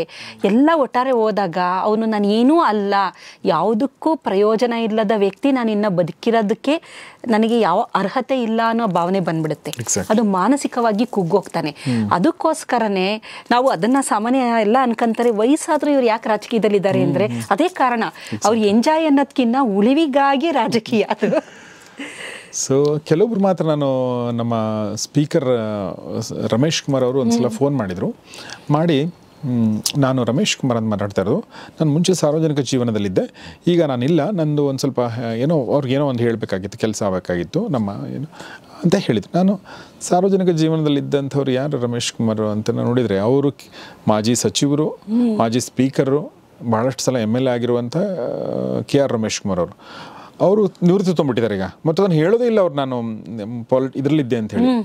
ನಾನು ಮಂತ್ರಿ ಅಂತ ಹೇಳಿಲ್ಲ, ನಾನು ಸ್ಪೀಕರ್ ಆಗಿದ್ದೆ ಅಂತ ಹೇಳಿಲ್ಲ, ಸಾರ್ವಜನಿಕ ಜೀವನದಲ್ಲಿದ್ದೆ ಅಂತ ಹೇಳಿದರು. ಅಂದರೆ ನಾನು ಹೇಳೋದು, ಕೆಲವರು ಆ ಥರ ನಿವೃತ್ತಿ ಜೀವನ ತಗೊಂಡು, ಅಂದರೆ ಯಾರಿಗೆ ಅದು ಸಾಧ್ಯ ಆಗುತ್ತೆ ಅಂದರೆ, ಯಾರಿಗೆ ಓದೋದ್ರ ಬಗ್ಗೆ, ಕಲೆ ಬಗ್ಗೆ, ಸಾಹಿತ್ಯದ ಬಗ್ಗೆ ಅಥವಾ ಇತರ ಪ್ರವೃತ್ತಿಗಳಿದೆಯಲ್ಲ ಅಂಥವ್ರಿಗೆ ಸಾಧ್ಯ ಆಗುತ್ತೆ. ಏನೂ ಇಲ್ದೇನೆ ರಾಜಕೀಯನೇ ಜೀವನ ಅನ್ಕೊಂಡವ್ರಿಗೆ ಅದು ಬಿಟ್ಟು ಇರೋಕ್ಕಾಗೋದಿಲ್ಲ. ಉಸಿರೋದವ್ರಿಗೆ ಆ ಉಸಿರನ್ನ ಬಿಟ್ಟರೆ ಅವರು ಸತ್ತೋದಂಗೆ.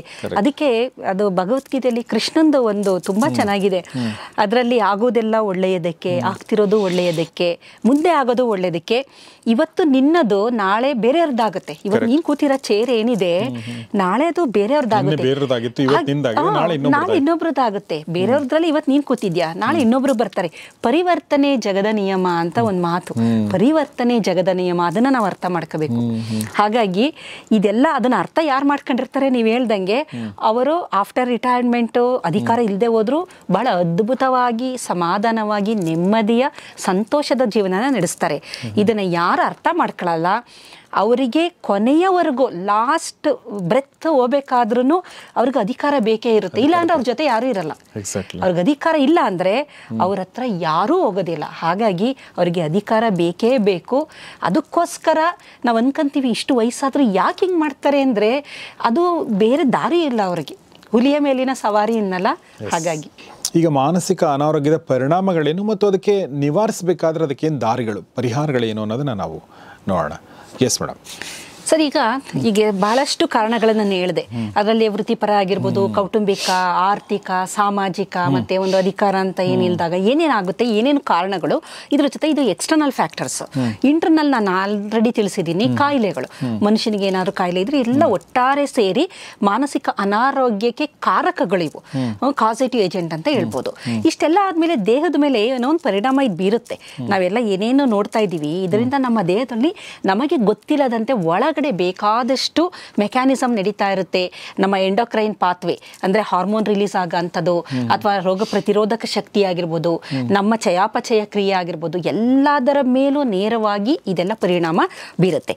ಮೊದಲನೇದಾಗಿ ಈ ಒತ್ತಡದಿಂದ ನಮಗೆ ಉಂಟಾಗೋದು ಅಂತಂದರೆ ನಿದ್ರಾಹೀನತೆ. ನಿದ್ರೆ ಬರೋದಿಲ್ಲ. ಆಮೇಲೆ ಒಂದು ಅಸಮಾಧಾನ ಯಾವಾಗಲೂ ಇರುತ್ತೆ, ನಿದ್ರಾಹೀನತೆ ಉಂಟಾಗುತ್ತೆ. ಇದ್ರ ಜೊತೆಗೆ ಮಧುಮೇಹ ಆಗ್ಬೋದು, ಬೊಜ್ಜುತನ ಆಗ್ಬೋದು, ಥೈರಾಯ್ಡ್ ತೊಂದರೆಗಳಾಗ್ಬೋದು, ಬೇಕಾದಷ್ಟು ಕ್ಯಾನ್ಸರ್. ಸ್ಟ್ರೆಸ್ ಅನ್ನೋದಿದೆಯಲ್ಲ, ಒತ್ತಡ, ಎಲ್ಲ ಕಾಯಿಲೆಗಳ ಮೂಲ ಸ್ಟ್ರೆಸ್. ನೀವು ಏನೇ ಮಾಡಿ, ನೀವು ಡಿಸಿಪ್ಲಿನ್ ಆಗಿರಿ, ನಿಮ್ಮ ಕುಟುಂಬದಲ್ಲಿ ಯಾವುದೇ ಕಾಯಿಲೆ ಇಲ್ಲ, ಈಗ ಡಯಾಬಿಟಿಕ್ ಇಲ್ಲ, ಬೊಜ್ಜುತನ ಇಲ್ಲ, ಥೈರಾಯ್ಡ್ ಇಲ್ಲ, ಹೈ ಬ್ಲಡ್ ಪ್ರೆಷರ್ ಏನೂ ಇಲ್ಲ ಕುಟುಂಬದಲ್ಲಿ, ನೀವು ಹೈಲಿ ಡಿಸಿಪ್ಲಿನ್ ಪರ್ಸನ್ ಅಂತನ್ನಿ. ಆದರೆ ನಿಮಗೆ ಒತ್ತಡ ಇದ್ದರೆ ಖಂಡಿತವಾಗಿ 100ಕ್ಕೆ 100 ನಿಮಗೆ ಕಾಯಿಲೆ ಕಟ್ಟಿಟ್ಟ ಬುತ್ತಿ. ಹಾಗಾಗಿ ಒತ್ತಡ ಅನ್ನೋದಿದೆಯಲ್ಲ, ಕಾಯಿಲೆಗಳ ತಾಯಿ ಅದು, ಅದೇ ಮೂಲ ಅದು. ಹಾಗಾಗಿ ಒತ್ತಡ ನಿವಾರಣೆ ನಾವು ಮಾಡ್ಕೊಂಡ್ಲೇಬೇಕು. ಅದು ಮಾಡ್ಕೊಳ್ಳಿಲ್ಲ ಅಂದರೆ ದೈಹಿಕ ಆರೋಗ್ಯ ಕಳ್ಕೊಂತೀವಿ, ಮಾನಸಿಕ ಆರೋಗ್ಯನೂ ಖಂಡಿತವಾಗೂ ಕಳ್ಕೊಂತೀವಿ. ನಿದ್ರಾಹೀನತೆ, ಇದರ ಜೊತೆಗೆ ದೈಹಿಕ ಆರೋಗ್ಯನೂ ಸಹ ಹಾಳಾಗುತ್ತೆ. ಇದರ ಜೊತೆಗೆ ಇನ್ಫ್ಲಮೇಷನ್ ಶುರು ಆಗುತ್ತೆ ದೇಹದಲ್ಲಿ. ಉರಿ ಊತ ಅಂತ ಕರಿತೀವಿ. ಇನ್ಫ್ಲಮೇಷನ್, ಕೆಲವೊಂದು ಪಾತ್ವೆಗಳಿರುತ್ತೆ ನಮ್ಮ ದೇಹದಲ್ಲಿ, ಮಾಲಿಕ್ಯುಲರ್ ಲೆವೆಲ್ ಅಲ್ಲಿ ನಾವು ನೋಡಿದಾಗ ಇನ್ಫ್ಲಮೇಷನ್ ಶುರು ಆಗುತ್ತೆ. ಇನ್ಫ್ಲಮೇಷನ್ ಅಂದ್ರೆ ಸೈಟೋಕೈನ್ಗಳು ರಿಲೀಸ್ ಆಗುತ್ತೆ. ಈ ಸೈಟೋಕೈನ್ಗಳು ಇನ್ಫ್ಲಮೇಷನ್ ಎಲ್ಲ ಆದಾಗ ನಮ್ಮ ರೋಗ ಪ್ರತಿರೋಧಕ ಶಕ್ತಿಯನ್ನ ತುಂಬಾ ಕಮ್ಮಿ ಮಾಡಿಬಿಡುತ್ತೆ, ಸಪ್ರೆಸ್. ನಿಮ್ಗೆ ಒತ್ತಡ ಜಾಸ್ತಿ ಇದ್ದಾಗ ಪದೇ ಪದೇ ಇನ್ಫೆಕ್ಷನ್ಗಳು ಆಗಕ್ಕೆ ಶುರು ಆಗುತ್ತೆ. ಒತ್ತಡ ಎಲ್ಲಿ ಜಾಸ್ತಿ ಆಗುತ್ತೆ ಇನ್ಫೆಕ್ಷನ್ಗಳಾಗುತ್ತೆ. ಬಾಯಲ್ಲಿ ಉಣ್ಣ ಆಗ್ಬೋದು, ಆಮೇಲೆ ನಿದ್ರೆ ಬರದೇ ಇರೋಂಥದ್ದೇ ಆಗ್ಬೋದು, ಕಾನ್ಸ್ಟಿಪೇಷನ್ ಮಲಬದ್ಧತೆ ಆಗ್ಬೋದು. ಕೆಲವು ನಮಗೆ ಇದೆಲ್ಲ ಇದರಿಂದ ಸಾಧ್ಯನಾ ಅಂತ ಅನ್ಕೊಂತೀವಿ, ಆಗುತ್ತದು. ಏಕೆಂದ್ರೆ ನಮಗೆ ಗೊತ್ತಿಲ್ಲದೆ ಅದು ನಮ್ಮ ದೇಹದ ಒಳಗಡೆ ಏನೇನು ಕ್ರಿಯೆ ನಡಿಬೇಕು ಎಲ್ಲ ಕಡೆ ಬ್ಲಾಕ್ ಮಾಡುತ್ತೆ. ಕಾರಣ ಒತ್ತಡ ಉಂಟಾದಾಗ ಕೆಲವರಿಗೆ ಬಂಜೆತನನೂ ಉಂಟಾಗುತ್ತೆ. ಮನುಷ್ಯ ತುಂಬಾ ಚೆನ್ನಾಗಿದ್ದಾನೆ, ಎರೆಕ್ಟೈಲ್ ಡಿಸ್ಫಂಕ್ಷನ್, ಅವನಿಗೆ ಎಲ್ಲಿ ಒತ್ತಡ ಇರುತ್ತೆ ಮನುಷ್ಯನ್ಗೆ ಅಲ್ಲಿ ಬಂಜೆತನನೂ ಉಂಟಾಗುತ್ತೆ, ಎರೆಕ್ಟೈಲ್ ಡಿಸ್ಫಂಕ್ಷನ್ ಆಗ್ಬೋದು. ಹಾಗಾಗಿ ಓವರ್ ಆಲ್ ಎಲ್ಲಾ ತರ ನಮ್ಮ ದೇಹದ ಎಲ್ಲಾ ಅಂಗಾಂಗಗಳ ಮೇಲೂ ಒತ್ತಡ ಒಂದು ಪರಿಣಾಮವನ್ನ ಬೀರುತ್ತೆ. ಈಗ ಯಾವ್ದ್ಯಾವ್ದು ಅಂತ ನಾವು ನೋಡೋದಾದ್ರೆ ಇದರ ಜೊತೆಗೆ ನಮ್ಮ ಗಟ್ ಮೈಕ್ರೋಬ್ಸ್ಗಳು, ಮಧುಮೇಹ ಬಜುತನದ ಜೊತೆ ಗಟ್ ಮೈಕ್ರೋಬ್ಸ್ಗಳು ಹೇಳಿದ್ನಲ್ಲ, ಅದರಲ್ಲೂ ಏರುಪೇರು ಉಂಟಾಗುತ್ತೆ. ಹಾಗಾಗಿ ಒತ್ತಡ ಎಲ್ಲದಕ್ಕೂ ಮೂಲ. ಒತ್ತಡ ಹೆಚ್ಚಾದಾಗ ಕಾರ್ಟಿಸಾಲ್ ಅನ್ನುವ ಹಾರ್ಮೋನು ರಿಲೀಸ್ ಆಗುತ್ತೆ ಅಡ್ರಿನಲ್ ಗ್ಲ್ಯಾಂಡ್ ಇಂದ. ಅಡ್ರಿನಲ್ ಗ್ಲ್ಯಾಂಡ್ ಅಂತ ಒಂದಿದೆ ನಮ್ಮ ಕಿಡ್ನಿ ಮೇಲೆ, ಅದು ಹಾರ್ಮೋನ್ ಉತ್ಪಾದನೆ ಮಾಡುವ ಗ್ರಂಥಿ ಅದು. ಅದರಿಂದ ಕಾರ್ಟಿಸಾಲು, ಎಪಿನೆಫ್ರಿನು, ನಾರ್ ಎಪಿನೆಫ್ರಿನು ಇವೆಲ್ಲ ಸ್ಟ್ರೆಸ್ ಹಾರ್ಮೋನ್. ಕಾರ್ಟಿಸಾಲ್ ಅನ್ನೋದು ಸ್ಟ್ರೆಸ್ ಹಾರ್ಮೋನು. ನಿಮಗೆ ಸ್ಟ್ರೆಸ್ ಆದಾಗ ಮೊದಲು ಒತ್ತಡ ಅನ್ನೋದು ಯಾವಾಗ ಆಗ್ತಾ ಇತ್ತು ಅಂತ ನಾವು ನೋಡೋದಾದ್ರೆ, ಹಿಂದೆ ನಾವು ಮನುಷ್ಯನ ಒಂದು ವಿಕಾಸದ ಹಂತ ಅಂತ ನಾವು ನೋಡ್ತೀವಲ್ಲ, ಅಲ್ಲಿ ಒತ್ತಡ ಉಂಟಾಗಬೇಕಾದ್ರೆ ನಿಮಗೆ ನಮ್ಮ ಜೀವಕ್ಕೆ ಭಯ ಇರೋ ಅಂತ ಒಂದು ಸಂಗತಿ ನಡಿಬೇಕು. ಏನಂದ್ರೆ ಬೇಟೆಗೆ ಹೋದಾಗ ಅವನಿಗೆ ಹುಲಿ ಬರಬೇಕು, ಸಿಂಹ ಬರಬೇಕು, ಅದು ಜೀವ ಭಯ. ಆವಾಗ ಒತ್ತಡ ಉಂಟಾಗೋದು. ಒತ್ತಡ ಬೇಕು, ಒತ್ತಡ ಕೆಟ್ಟದು ಅಂತ ನಾನು ಹೇಳ್ತಾ ಇಲ್ಲ. ಒತ್ತಡದಲ್ಲಿ 2 ಒತ್ತಡ ಇದೆ. ಒಂದು ಯು ಸ್ಟ್ರೆಸ್ಸು, ಡಿ ಸ್ಟ್ರೆಸ್ ಅಂತ. ಯು ಸ್ಟ್ರೆಸ್ಸು ಒಳ್ಳೇದು. ಈಗ ನಿಮಗೆ ಒಂದು ಟೈಮ್ ಬೌಂಡ್ರಿ ಕೊಟ್ಟಿರ್ತಾರೆ, ನೋಡಿ ನೀವು ಇಷ್ಟರಲ್ಲಿ ಇಷ್ಟು ಕೆಲಸ ಮಾಡಬೇಕು ಅಂತ, ಮಾಡ್ತೀರಾ, ಒತ್ತಡದಲ್ಲೇ ಮಾಡ್ತೀರಾ. ಅವಾಗ ಮಾಡಿದಾಗ ಅದಾದ್ಮೇಲೆ ರಿಲ್ಯಾಕ್ಸ್ ಮಾಡ್ತೀರಾ ಅಲ್ವಾ, ನಿಮಗೆ ಫುಲ್ ಆಮೇಲೆ ನೀವು ರಿಲ್ಯಾಕ್ಸ್ ಆಗ್ತೀರಾ. ಒತ್ತಡ ಆದಾಗ ನಿಮ್ಮ ಬ್ಲಡ್ ಪ್ರೆಷರ್ ಜಾಸ್ತಿ ಆಗುತ್ತೆ, ಬ್ಲಡ್ ಗ್ಲೂಕೋಸ್ ಜಾಸ್ತಿ ಆಗುತ್ತೆ, ಮತ್ತು ಹಾರ್ಮೋನ್ಸ್ಗಳಲ್ಲೂ ಸ್ವಲ್ಪ ಎಲ್ಲ ಬೇರೆ ಹೈಪರ್ ಆಗುತ್ತೆ. ಎಲ್ಲ ಆಗೇನಾಗುತ್ತೆ, ಆ ಕೆಲಸ ಅಂದರೆ ಎನರ್ಜಿ ಬೇಕು ಅಂತ. ಒತ್ತಡದಲ್ಲಿ ನಿಮಗೆ ಎನರ್ಜಿ ಬೇಕದು. ಆ ಎನರ್ಜಿ ಸಿಕ್ಕಿದಾಗ ಏನಾಗುತ್ತೆ, ಕೆಲಸ ಮುಗಿದಾಗ ಎಲ್ಲ ಕಾಮ್ ಡೌನ್ ಆಗ್ತಾ ಬರುತ್ತೆ. ಹಿಂದೆ ಒಂದು ಹುಲಿ ಸಿಂಹ ಬಂದಾಗ ಅವನು ಅದ್ರ ಜೊತೆ ಫೈಟ್ ಮಾಡಬೇಕಾಗಿತ್ತು, ಇಲ್ಲ ಓಡಬೇಕಾಗಿತ್ತು. ಅವಾಗ ಏನಾಗ್ತಾ ಇತ್ತು ಅಂದರೆ ಅವನಿಗೆ ಶಕ್ತಿ ಬೇಕಿತ್ತು. ಶಕ್ತಿ ಬೇಕಾದಾಗ ಈ ಕಾರ್ಟಿಸಾಲ್ ರಿಲೀಸ್ ಆಗೋದು. ಕಾರ್ಟಿಸಾಲ್ ಪ್ರಿಪೇರ್ ಮಾಡುತ್ತೆ ನಮ್ಮ ಹಾರ್ಟ್ ಬೀಟ್. ಏನೋ ನೋಡಿದಾಗ ನೋಡಿ ನಮಗೆ ಭಯ ಆಗುತ್ತಲ್ವಾ, ಹಾರ್ಟ್ ಬೀಟ್ ಜಾಸ್ತಿ ಆಗುತ್ತೆ, ಮೈಯೆಲ್ಲ ಬಿಸಿ ಆಗುತ್ತೆ, ಬ್ಲಡ್ ಪ್ರೆಷರ್ ಜಾಸ್ತಿ ಆಗುತ್ತೆ, ಬ್ಲಡ್ ಗ್ಲೂಕೋಸ್ ಲೆವೆಲ್ ಜಾಸ್ತಿ ಆಗುತ್ತೆ. ಅಂಥ ಸಂದರ್ಭದಲ್ಲಿ ಅವನಿಗೆ ಶಕ್ತಿ ಸಿಕ್ತಿತ್ತು, ಅವನು ಓಡೋಗ್ತಾ ಇದ್ದ. ಇದು ಹಂಟರ್ ಗ್ಯಾದರರ್ ಅಂತ ನಾವು ಹೇಳ್ತೀವಿ. ಹಂಟರ್ ಗ್ಯಾದರರ್ ಕಂಡೀಷನ್ ಅದು. ಅವಾಗ ಒತ್ತಡ ಬೇಕಿತ್ತು, ಸರಿಯಾಗಿತ್ತು ಅದು. ಈಗೇನಾಗ್ತಾ ಇದೆ, ಸಂದರ್ಭ ಬಂದಾಗ ಅದನ್ನ ಕೋಪ್ ಅಪ್ ಮಾಡುವಂತ ಶಕ್ತಿ ಕೊಡುವಂತ ಒಂದು ಹಾರ್ಮೋನ್ ರಿಲೀಸ್ ಆಗಬೇಕಾದ್ರೆ ಅದು ಒತ್ತಡ ಬೇಕಿತ್ತು. ಅದನ್ನ ಫೈಟ್ ಫ್ಲೈಟ್ ಫ್ರೈಟ್ ಹಾರ್ಮೋನ್ ಅಂತ ಕರಿತೀವಿ ಇವನ್ನ.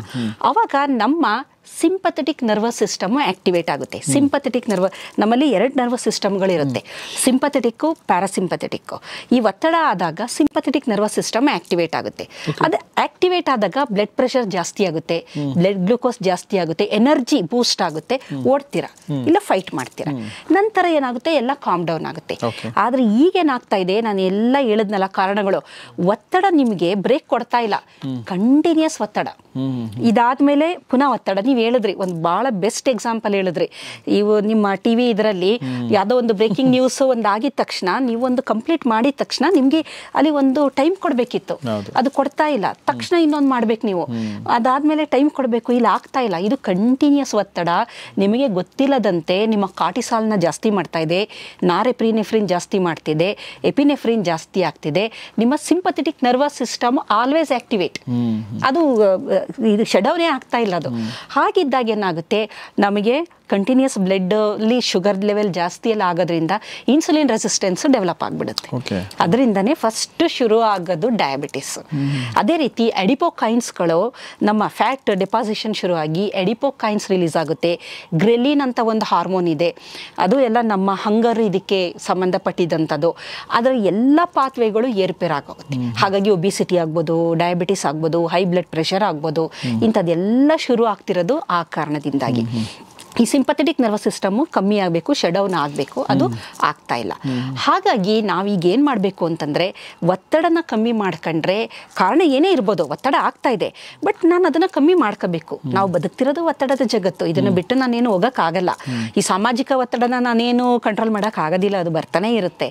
ಬಟ್ ಸ್ಟಿಲ್ ನಾನು ಯಾವ ರೀತಿ ಇದನ್ನು ಕಂಟ್ರೋಲ್ ಮಾಡ್ಕೋಬೇಕು ಅಂತ ನಾವು ನೋಡೋದಾದರೆ, ಮೊದಲನೇದಾಗಿ ನಮ್ಮ ವೇಗಸ್ ನರ್ವ್ನ ನಾವು ಆಕ್ಟಿವೇಟ್ ಮಾಡಬೇಕಾಗುತ್ತೆ. ವೇಗಸ್ ನರ್ವ್ ಅಂದರೆ ಇದನ್ನು 10th ಕ್ರೇನಿಯಲ್ ನರ್ವ್ ಅಂತ ಕರಿತೀವಿ. ನಮ್ಮ ಮೆದುಳಿನಲ್ಲಿ ಬೇಕಾದಷ್ಟು ನರ್ವ್ಗಳಿದೆ ನಮ್ಮಲ್ಲಿ. ಈ 10th ಕ್ರೇನಿಯಲ್ ನರ್ವ್, 10ನೆಯ ಕ್ರೇನಿಯಲ್ ನರ್ವ್, ಇದು ಮೆದುಳಿನಿಂದ ಶುರುವಾಗಿ ಕಾಲ್ವರೆಗೂ ಬರುತ್ತೆ. ಲಾಂಗೆಸ್ಟ್ ಕ್ರೇನಿಯಲ್ ನರ್ವ್ ಇದು. ಈ ವೇಗಸ್ ನರ್ವ್ ಆಕ್ಟಿವೇಟ್ ಎಲ್ಲ ಆಗುತ್ತೆ, ಅದು ಒತ್ತಡ ನಿರ್ವಹಣೆಯಲ್ಲಿ ಬಹಳ ಅತ್ಯುತ್ತಮವಾದ ಪಾತ್ರವನ್ನು ವಹಿಸುತ್ತೆ. ಕಾರಣ ಏನಂತಂದರೆ, ಈ ವೇಗಸ್ ನರ್ವ್ ಆಕ್ಟಿವೇಟ್ ಆದಾಗ ಪ್ಯಾರಾಸಿಂಪಥೆಟಿಕ್ ನರ್ವಸ್ ಸಿಸ್ಟಮ್ ಅಂತ ಇನ್ನೊಂದು ನರ್ವಸ್ ಸಿಸ್ಟಮ್ ಇದೆ, ಅದು ಆಕ್ಟಿವೇಟ್ ಆಗುತ್ತೆ. ಅದು ಆಕ್ಟಿವೇಟ್ ಆದಾಗ ಅದೇನು ಮಾಡುತ್ತೆ, ಅದ್ರ ಕೆಲಸ ಏನು ಅಂತಂದರೆ ಬ್ಲಡ್ ಶುಗರ್ ಜಾಸ್ತಿ ಇತ್ತಲ್ಲ ಅದನ್ನ ಕಮ್ಮಿ ಮಾಡೋದು, ಹಾರ್ಟ್ ಬೀಟ್ ಜಾಸ್ತಿ ಆಗಿರೋದನ್ನ ಕಮ್ಮಿ ಮಾಡೋದು, ಈ ಥರದ್ದು ಏನೇನು ಶೂಟಪ್ ಆಗಿರುತ್ತೆ ಅದನ್ನು ಸಪ್ರೆಸ್ ಮಾಡೋಕ್ಕೆ ಇನ್ನೊಂದು ಸಿಸ್ಟಮ್ಮು ನಮ್ಮಲ್ಲಿ ಇದೆ. ನಮ್ಮ ದೇಹನೇ ಅದಕ್ಕೆ ಒಂದು ಚಮತ್ಕಾರ ಅಥವಾ ಅದ್ಭುತ ಅಂತ ನಾವು ಹೇಳ್ಬಹುದು. ಹಾಗಾಗಿ ಆ ಪ್ಯಾರಾಸಿಂಪಥೆಟಿಕ್ ನರ್ವಸ್ ಸಿಸ್ಟಮ್ ಎಲ್ಲಿ ಆಕ್ಟಿವೇಟ್ ಆಗುತ್ತೆ, ಸಿಂಪಥೆಟಿಕ್ ನರ್ವಸ್ ಸಿಸ್ಟಮು ಸಪ್ರೆಸ್ ಆಗುತ್ತೆ. ಸೊ ನಿಮಗೆ ಏನು ಒತ್ತಡದಿಂದ ಏನೇನು ದೇಹದಲ್ಲಿ ಬದಲಾವಣೆಗಳಾಗಿರುತ್ತೆ ಅದು ನಾರ್ಮಲೈಸ್ ಆಗ್ತಾ ಬರುತ್ತೆ. ಈ parasympathetic system nervous system activate ಆಗಬೇಕು ಅಂದರೆ ನಿಮಗೆ ವೇಗಸ್ ನರ್ವಸ್ ಆಕ್ಟಿವೇಟ್ ಆಗಬೇಕು. ವೇಗಸ್ ನರ್ವಸ್ನ ಯಾವ ರೀತಿ ಆಕ್ಟಿವೇಟ್ ಮಾಡಬೇಕು ಅಂದರೆ ಅದಕ್ಕೆ ಒಂದಷ್ಟು ಟಿಪ್ಸ್ಗಳಿದೆ. ಮೊದಲನೇದಾಗಿ ವೇಗಸ್ ನರ್ವ್ ಆಕ್ಟಿವೇಟ್ ಆಗಬೇಕು ಅಂದರೆ ನಮ್ಮ ಬ್ರೀದಿಂಗಿಂದ. ಅದಕ್ಕೆ ಹಿಂದಿನ ಕಾಲದಲ್ಲಿ, ಈಗ ನೋಡಿ ನಿಮಗೆ ತುಂಬ ಸ್ಟ್ರೆಸ್ ಆದಾಗ ನೀವು ಉಸಿರು ದೀರ್ಘವಾಗಿ ಉಸಿರು ತಗೊಂಡು ಬಿಟ್ಟಾಗ ರಿಲ್ಯಾಕ್ಸ್ ಆಗ್ತೀರ ಅಲ್ವಾ. ಹಾಗಾಗಿ ಅಥವಾ ನಿಮಗೆ ಸುಸ್ತಾದಾಗ ಅಂತ ನೀವೇ ಉಸಿರು ತಗೊಂತೀರಾ, ಆಕಳಿಸ್ತೀರಾ. ಆಕಳಿಸ್ಬೇಕಾದ್ರೆ ನೀವು ಒಂದು ಆಕ್ಸಿಜನ್ನ ತಗೊಂತೀರಾ. ವೇಗಸ್ ನರ್ವ್ನ ನಾವು ಆಕ್ಟಿವೇಟ್ ಮಾಡೋದು ಬ್ರೀದಿಂಗಿಂದ. ಅದಕ್ಕೋಸ್ಕರ ಪ್ರಾಣಾಯಾಮ ಅನ್ನೋದು ನಮ್ಮ ಹಿರಿಯರು ನಮಗೆ ಕೊಟ್ಟ ಒಂದು ಅತ್ಯಮೂಲ್ಯವಾದ ಕೊಡುಗೆ ಅಂತ ಹೇಳ್ಬೋದು. ಒತ್ತಡ ನಿರ್ವಹಣೆಯಲ್ಲಿ ಹೊರಗಡೆಯಿಂದ ಪಾಶ್ಚಿಮಾತ್ಯರು ಇಲ್ಲಿಗೆ ಬರ್ತಾರೆ, ಬಂದು ಇಲ್ಲಿರೋದನ್ನ ಕಲ್ತ್ಕೊಂಡು ಅವರೆಲ್ಲ ಬದುಕ್ತಿರೋದು ಒತ್ತಡದ ಬದುಕಿ ಎಲ್ಲ ಹಾಳಾಗೋಗಿ ಈಗ ಅವ್ರಿಗೆ ಗೊತ್ತಾಯ್ತು. ಅವ್ರು ಅದಕ್ಕೋಸ್ಕರ ಹುಡುಕ ಬರ್ತಾರೆ, ಶಾಂತಿ ನೆಮ್ಮದಿ ಇದನ್ನ ಹುಡ್ಕೊಂಡು ಅವರು ಇಲ್ಲಿಗೆ ಬರ್ತಾರೆ, ಹಿಮಾಲಯಕ್ಕೆ ಹೋಗ್ತಾರೆ, ಯೋಗ ಗುರುಗಳ ಹತ್ರ ಹೋಗ್ತಾರೆ, ಪ್ರಾಣಾಯಾಮ ಕಲಿತಾರೆ, ಭಗವದ್ಗೀತೆ ಚಾಂಟ್ ಮಾಡ್ತಾರೆ. ನೀವು ಆಶ್ರಮಗಳಲ್ಲಿ ನೋಡಿದ್ರೆ ನಮ್ಮ ಜನಕ್ಕಿನ್ನ ವೆಸ್ಟರ್ನರ್ಸೇ ಜಾಸ್ತಿ ಇರ್ತಾರೆ. ಯಾವುದೇ ನೀವು ಆಶ್ರಮ ಹೋದ್ರು ಒಂದಷ್ಟು ಜನ ಅವರೇ ಇರ್ತಾರೆ, ಆರಾಮಾಗಿರ್ತಾರೆ ಅವರು. ಕಾರಣ ಅಂದರೆ ಅವರು ಒತ್ತಡದ ಜಗತ್ತಲ್ಲಿ ಬದುಕಿ ಸಾಕಾಗಿ ಅಪ್ಪ ಇದು ಆಗ್ತಾ ಇಲ್ಲ, ಇದಕ್ಕೇನಾದ್ರು ಒಂದು ದಾರಿ ಕಂಡ್ಕೋಬೇಕು ನಾನು ಅಂತ ಇಲ್ಲಿಗೆ ಬರ್ತಾ ಇರೋದು. ಬಟ್ ನಮ್ಮಲ್ಲೇ ಇದೆ ಇದು. ಇದೇನಂದ್ರೆ ಅಂಗೈಯಲ್ಲಿ ಬೆಣ್ಣೆ ಹಿಡ್ಕೊಂಡು ತುಪ್ಪ ಕುಡುಕಿದ್ರು ಅಂತಾರಲ್ಲ, ಆಮೇಲೆ ಇತ್ತಲ ಗಿಡ ಮದ್ದಲ್ಲ ಅಂತಾನೆ ಹೇಳ್ತಾರೆ. ಇತ್ತಲಲ್ಲೇ ಇರುತ್ತೆ ಮದ್ದು, ನಾವೆಲ್ಲ ಕಡೆ ಹುಡುಕ್ತೀವಿ. ಆ ಥರ ಉಸಿರಾಟ ನಾವು ಕರೆಕ್ಟಾಗಿ ಯಾರೂ ಉಸಿರಾಡ್ತಾ ಇಲ್ಲ ಅಂತಲೇ ಹೇಳ್ತಾರೆ. ಸಾಮಾನ್ಯವಾಗಿ ನೀವು ಕೇಳಿ ಪ್ರಾಣಾಯಾಮ ಕಲಿಸೋಂಥ ಯೋಗ ಗುರುಗಳ ಹತ್ರ ಆದರೆ ನಿಮ್ಮ ಉಸಿರಾಟ ಸರಿ ಇಲ್ಲ ಅಂತಾರೆ. ನೀವಂತೀರ ಅಯ್ಯೋ ನಾನು ಫಸ್ಟ್ ಕ್ಲಾಸಾಗಿ ಉಸಿರಾಡ್ತಿದ್ದೀನಲ್ಲ, ದೀರ್ಘವಾಗಿ ಉಸಿರು ತಗೊಂತೀನಿ ಬಿಡ್ತೀನಿ, ಇವ್ರು ಸರಿ ಇಲ್ಲ ಅಂತಾರಲ್ಲ ಅಂತ. ಬಟ್ ಉಸಿರಾಟ ಅನ್ನೋದು ಡಯಾಫ್ರಮಿಂದ ಆಗಬೇಕಂತೆ. ವಪೆ ಈ ಡಯಾಫ್ರಮ್ ಇದೆಯಲ್ಲ, ಶ್ವಾಸಕೋಶದ ಕೆಳಗಡೆ ಇರುತ್ತಲ್ಲ ಡಯಾಫ್ರಮ್, ಅಲ್ಲಿಂದ ಉಸಿರಾಟ ಆಗಬೇಕು. ಅದು ಸಣ್ಣ ಮಕ್ಕಳು ಮಾಡ್ತವೆ. ಎಳೆ ಮಗು ನೀವು ಅದ್ರದ್ದು ಹೊಟ್ಟೆ ಮೇಲೆ ಹೋಗೋದು ಕೆಳಗೆ ಬರೋದು ನೋಡಿದಿರಲ್ವ ನೀವು, ಅದು ಮಲಗಿ ಉಸಿರಾಡ್ತಿರುತ್ತಲ್ಲ, ಫಸ್ಟ್ ಕ್ಲಾಸ್ ಆಗಿ ಡಯಾಫ್ರಮ್ ಉಸಿರಾಟ ಅದು ಕರೆಕ್ಟ್ ಉಸಿರಾಟ. ಅಲ್ಲಿ ತುಂಬ ನಾವು ಹುಟ್ಟಿನಿಂದ ಚೆನ್ನಾಗಿರ್ತೀವಿ, ಈ ಬೆಳೀತಾ ಹಾಳಾಗೋದು ನಾವು. ಅಲ್ಲಿ ತುಂಬ ಚೆನ್ನಾಗಿ ಉಸಿರಾಡ್ತಿರುತ್ತೆ. ಬರ್ತಾ ಏನಾಗ್ತಿರುತ್ತೆ ಅಂದರೆ ನಾವು ಅದನ್ನು ಕಮ್ಮಿ ಮಾಡ್ಕೊಂಡು ಈ ಚೆಸ್ಟಿಂದ ಉಸಿರಾಡಕ್ಕೆ ಶುರು ಮಾಡ್ತೀವಿ, ಎದೆ ಭಾಗದಿಂದ. ಅದು ಶಾಲೋ ಬ್ರೀದಿಂಗ್ ಅಂತ ಕರೆಯೋದು.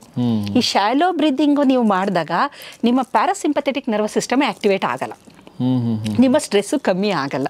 ಹಾಗಾಗಿ ಉಸಿರಾಟ ಪ್ರಾಣಾಯಾಮ ಯಾಕೆ ಬೇಕು ಅಂದರೆ ಎಲ್ಲ ಹೇಳ್ತಾರೆ ಯೋಗ ಮಾಡಿ ಪ್ರಾಣಾಯಾಮ ಮಾಡಿ.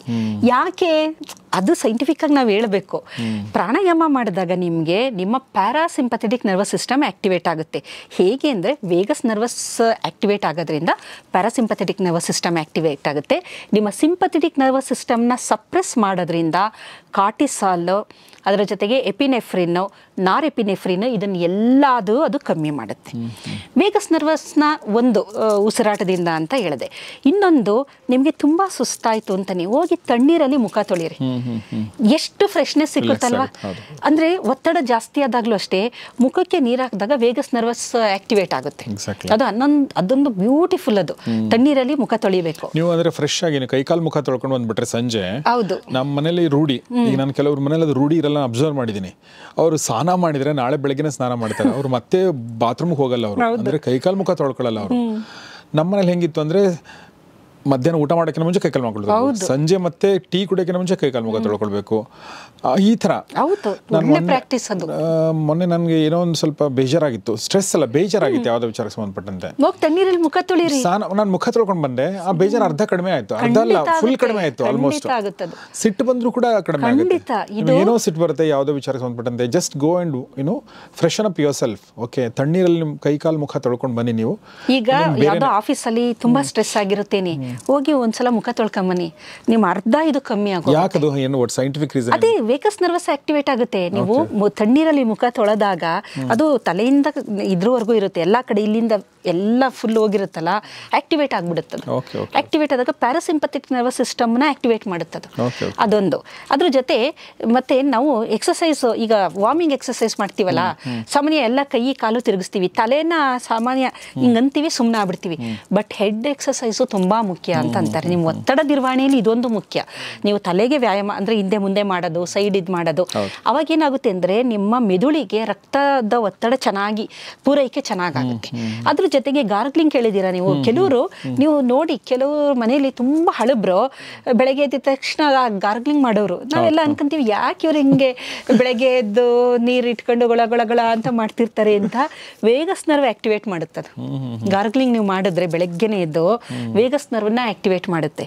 ಮುಖ ತೊಳೆಯೋದು ಮತ್ತೆ ಉಸಿರಾಟ, ಇದ್ರ ಜೊತೆಗೆ ಫುಟ್ ಮಸಾಜ್. ಫುಟ್ ಮಸಾಜ್ ಅಂದ್ರೆ ಕಾಲನ್ನ, ಹಿಂದಿನ ಕಾಲದಲ್ಲಿ ಕಾಲೆಲ್ಲ ಒತ್ತಿಸ್ಕೊಳ್ಳೋರಲ್ಲ, ಗೊತ್ತಲ್ವಾ ನಿಮ್ಗೆ? ಅದು ಒಳ್ಳೆ ಮಸಾಜಿಂಗ್ ಆದಾಗ ಅವ್ರಿಗೆ ವೇಗಸ್ ನರ್ವ್ ಆಕ್ಟಿವೇಟ್ ಆಗೋದು. ನಮ್ಗೆ ನಿಜವಾಗ್ಲೂ ಗೊತ್ತಿಲ್ಲ ಎಷ್ಟೊಂದು ಸಣ್ಣ ಸಣ್ಣ ಕ್ರಿಯೆ ನಾವು ಮಾಡ್ತೀವಲ್ಲ, ಅದ್ರಲ್ಲೆಲ್ಲ ಒಂದು ಸೈನ್ಸ್ ಇದೆ. ಮೊದಲೆಲ್ಲ ಹಿರಿಯರಿಗೆ ನಿಮ್ಗೇನೋ ಒಂದು ಬೇಕು ಅಂತನ್ನಿ ಹೋಗ್ಬಿಟ್ಟು ಸ್ವಲ್ಪ ಹೊತ್ತು ಕುತ್ಕೊಂಡು ಕಾಲೆಲ್ಲ ಅವ್ರನ್ನ ಒತ್ತಿ, ಈ ಅಪ್ಪ ನನಗೇನೋ ಕೊಡಿಸು ಅಂದ್ರೆ ಸ್ಯಾಂಕ್ಷನ್ ಅದು. ಅಲ್ಲಿ ಯಾಕೆ ಅಂತ ನಿಮಗೆ ಗೊತ್ತಿಲ್ಲ, ನೀವು ಅನ್ಕೊಂತೀರಿ ನಾ ಕಾಲು ಒತ್ತದೆ ಅಂತ. ಅದು ನೀವು ವೇಗಸ್ ನರ್ವ್ನ ಆಕ್ಟಿವೇಟ್ ಮಾಡಿದ್ರಿ, ಅವ್ರು ಅವಾಗ ಕಾಮ್ ಆದ್ರು, ಅವ್ರಿಗೆ ಒಳ್ಳೆ ಖುಷಿ ಆಯ್ತು, ಒಳ್ಳೆ ಮೂಡ್ ಬಂತು, ಆಯ್ತಪ್ಪ. ಅದೇ ನೀವು ಹೋಗಿ ಸುಮ್ಮನೆ ಕೇಳಿದಿದ್ರೆ ಇಲ್ಲ ಅಂದಿರ್ಬೋದಿತ್ತು. ಏನಾದ್ರು ಕೇಳ್ಬೇಕಾದ್ರೆ ಕಾಲು ಒತ್ತಾನೆ ಕೇಳೋದು ಒಂದು ರೂಢಿ ಇತ್ತು. ಆಮೇಲೆ ಅವಾಗ ನಾನು ಅಬ್ಸರ್ವ್ ಮಾಡಿದಾಗ ತುಂಬಾ ಜನ ಹಿರಿಯರು ಬಂದು ಕಾಲು ಒತ್ತು ಅಂತ ರಿಕ್ವೆಸ್ಟ್ ಮಾಡ್ಕೊಳ್ತಾರೆ ಮಕ್ಕಳಿಗೆ, ಮೊಮ್ಮಕ್ಕಳಿಗೆ.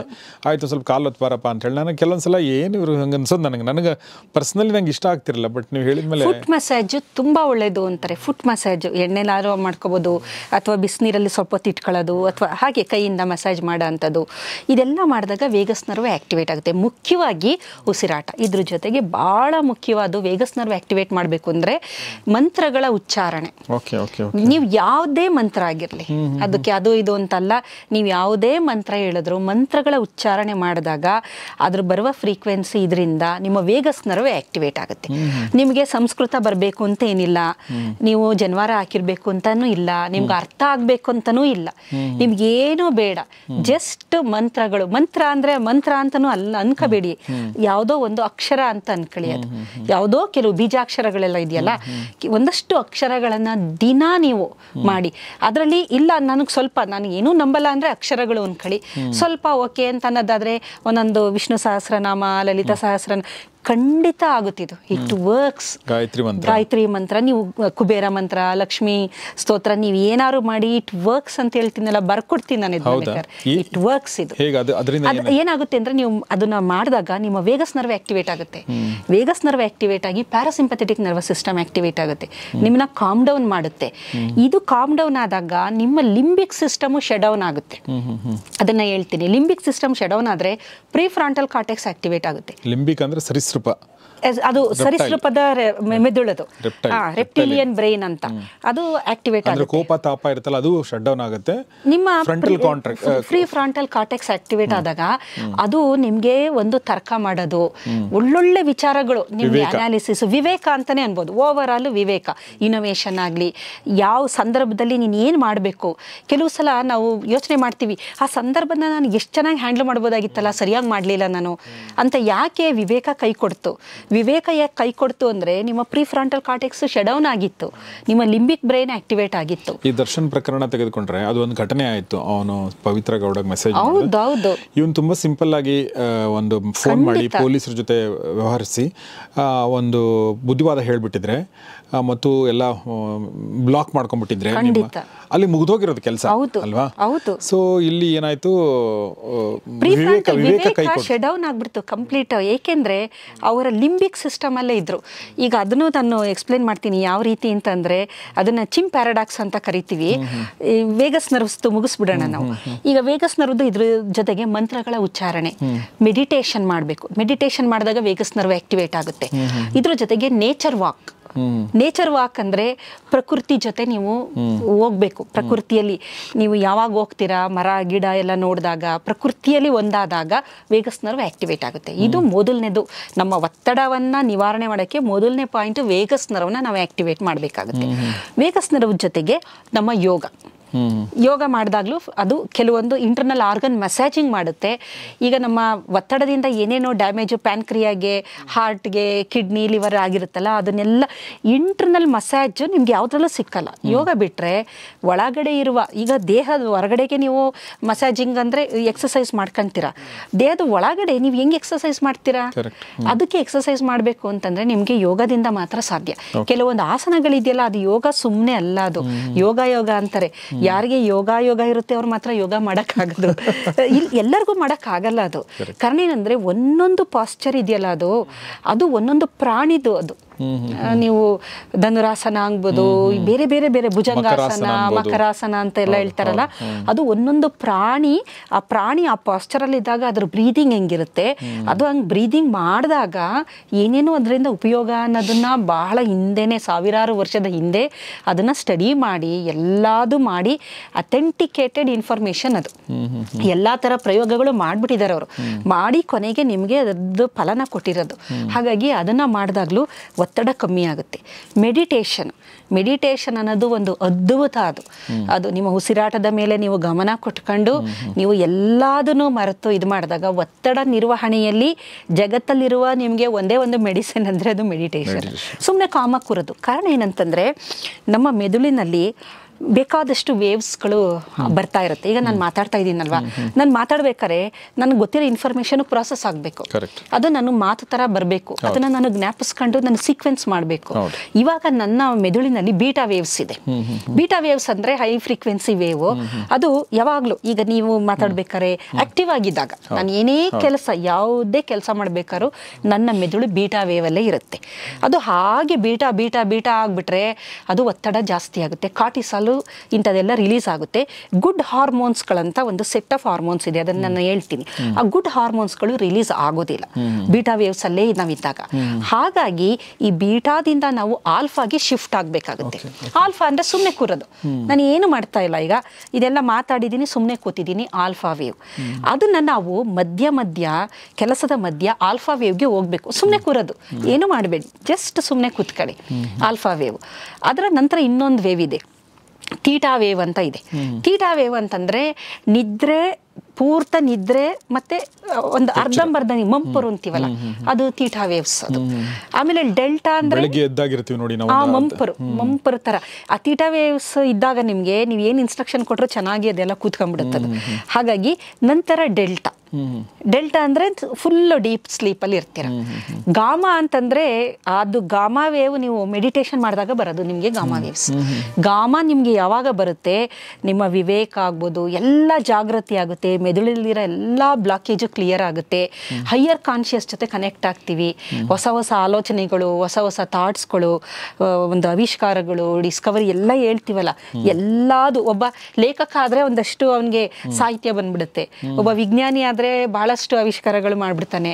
ಆ ಥರ ಈಗ ನೀವು ನಿಮ್ಮ ಫೀಲ್ಡಲ್ಲಿ ನಿಮ್ಗೆ ಏನೇನೋ ಹೊಸ ಹೊಸ ಐಡಿಯಾ ಬರ್ಬೋದು, ನಾನು ಹೀಗೆ ಮಾಡ್ಬೋದು, ಅದೆಲ್ಲ ಬರೋದು ಗಾಮಾ ವೇವ್ಸ್ ನಮ್ಮ ಮೆದುಳಿನಲ್ಲಿ ಇದ್ದಾಗ. ಅದು ಬರಬೇಕು ಅಂದರೆ ನೀವು ಮೆಡಿಟೇಷನಲ್ಲಿ ಇದ್ದಾಗ ಮಾತ್ರ ಬರೋ ಅಂಥದ್ದು. ಹೈಯೆಸ್ಟ್ ಅದು ತುಂಬ ಹೈ ಫ್ರೀಕ್ವೆನ್ಸಿ ಅದು ತುಂಬ ಏನಲ್ಲ, ಹೈ ಫ್ರೀಕ್ವೆನ್ಸಿ. ಬಟ್ ಪ್ರಾಸೆಸಿಂಗ್ ಇದೆಯಲ್ಲ ಅದ್ಭುತ. ಅದು ನಾವು ಮೆದುಳಿನಲ್ಲಿ ತಗೊಂಡೋಗ್ಬೇಕು ಅಂತಂದರೆ ನಾವು ಗಾಮಾ ವೇವ್ನ ತಗೊಂಡ್ಬೇಕು ನಮಗೆ ಅಂದಾಗ ನಮಗೆ ಇದು ಮೆಡಿಟೇಷನ್ ಬೇಕು. ಈ ಮೆಡಿಟೇಷನ್ ಮಾಡಿದಾಗಲೂ ನಮಗೆ ಒತ್ತಡ ಕಮ್ಮಿ ಆಗುತ್ತೆ. ಇದ್ರ ಜೊತೆಗೆ ನ್ಯೂರೋಪ್ಲಾಸ್ಟಿಸಿಟಿ ಅಂತ ಒಂದಿದೆ. ನ್ಯೂರೋಪ್ಲಾಸ್ಟಿಸಿಟಿ ಜಾಸ್ತಿ ಮಾಡ್ಕೊಂಡ್ರೆ ಒತ್ತಡ ಕಮ್ಮಿ ಮಾಡ್ಕೋಬೋದು.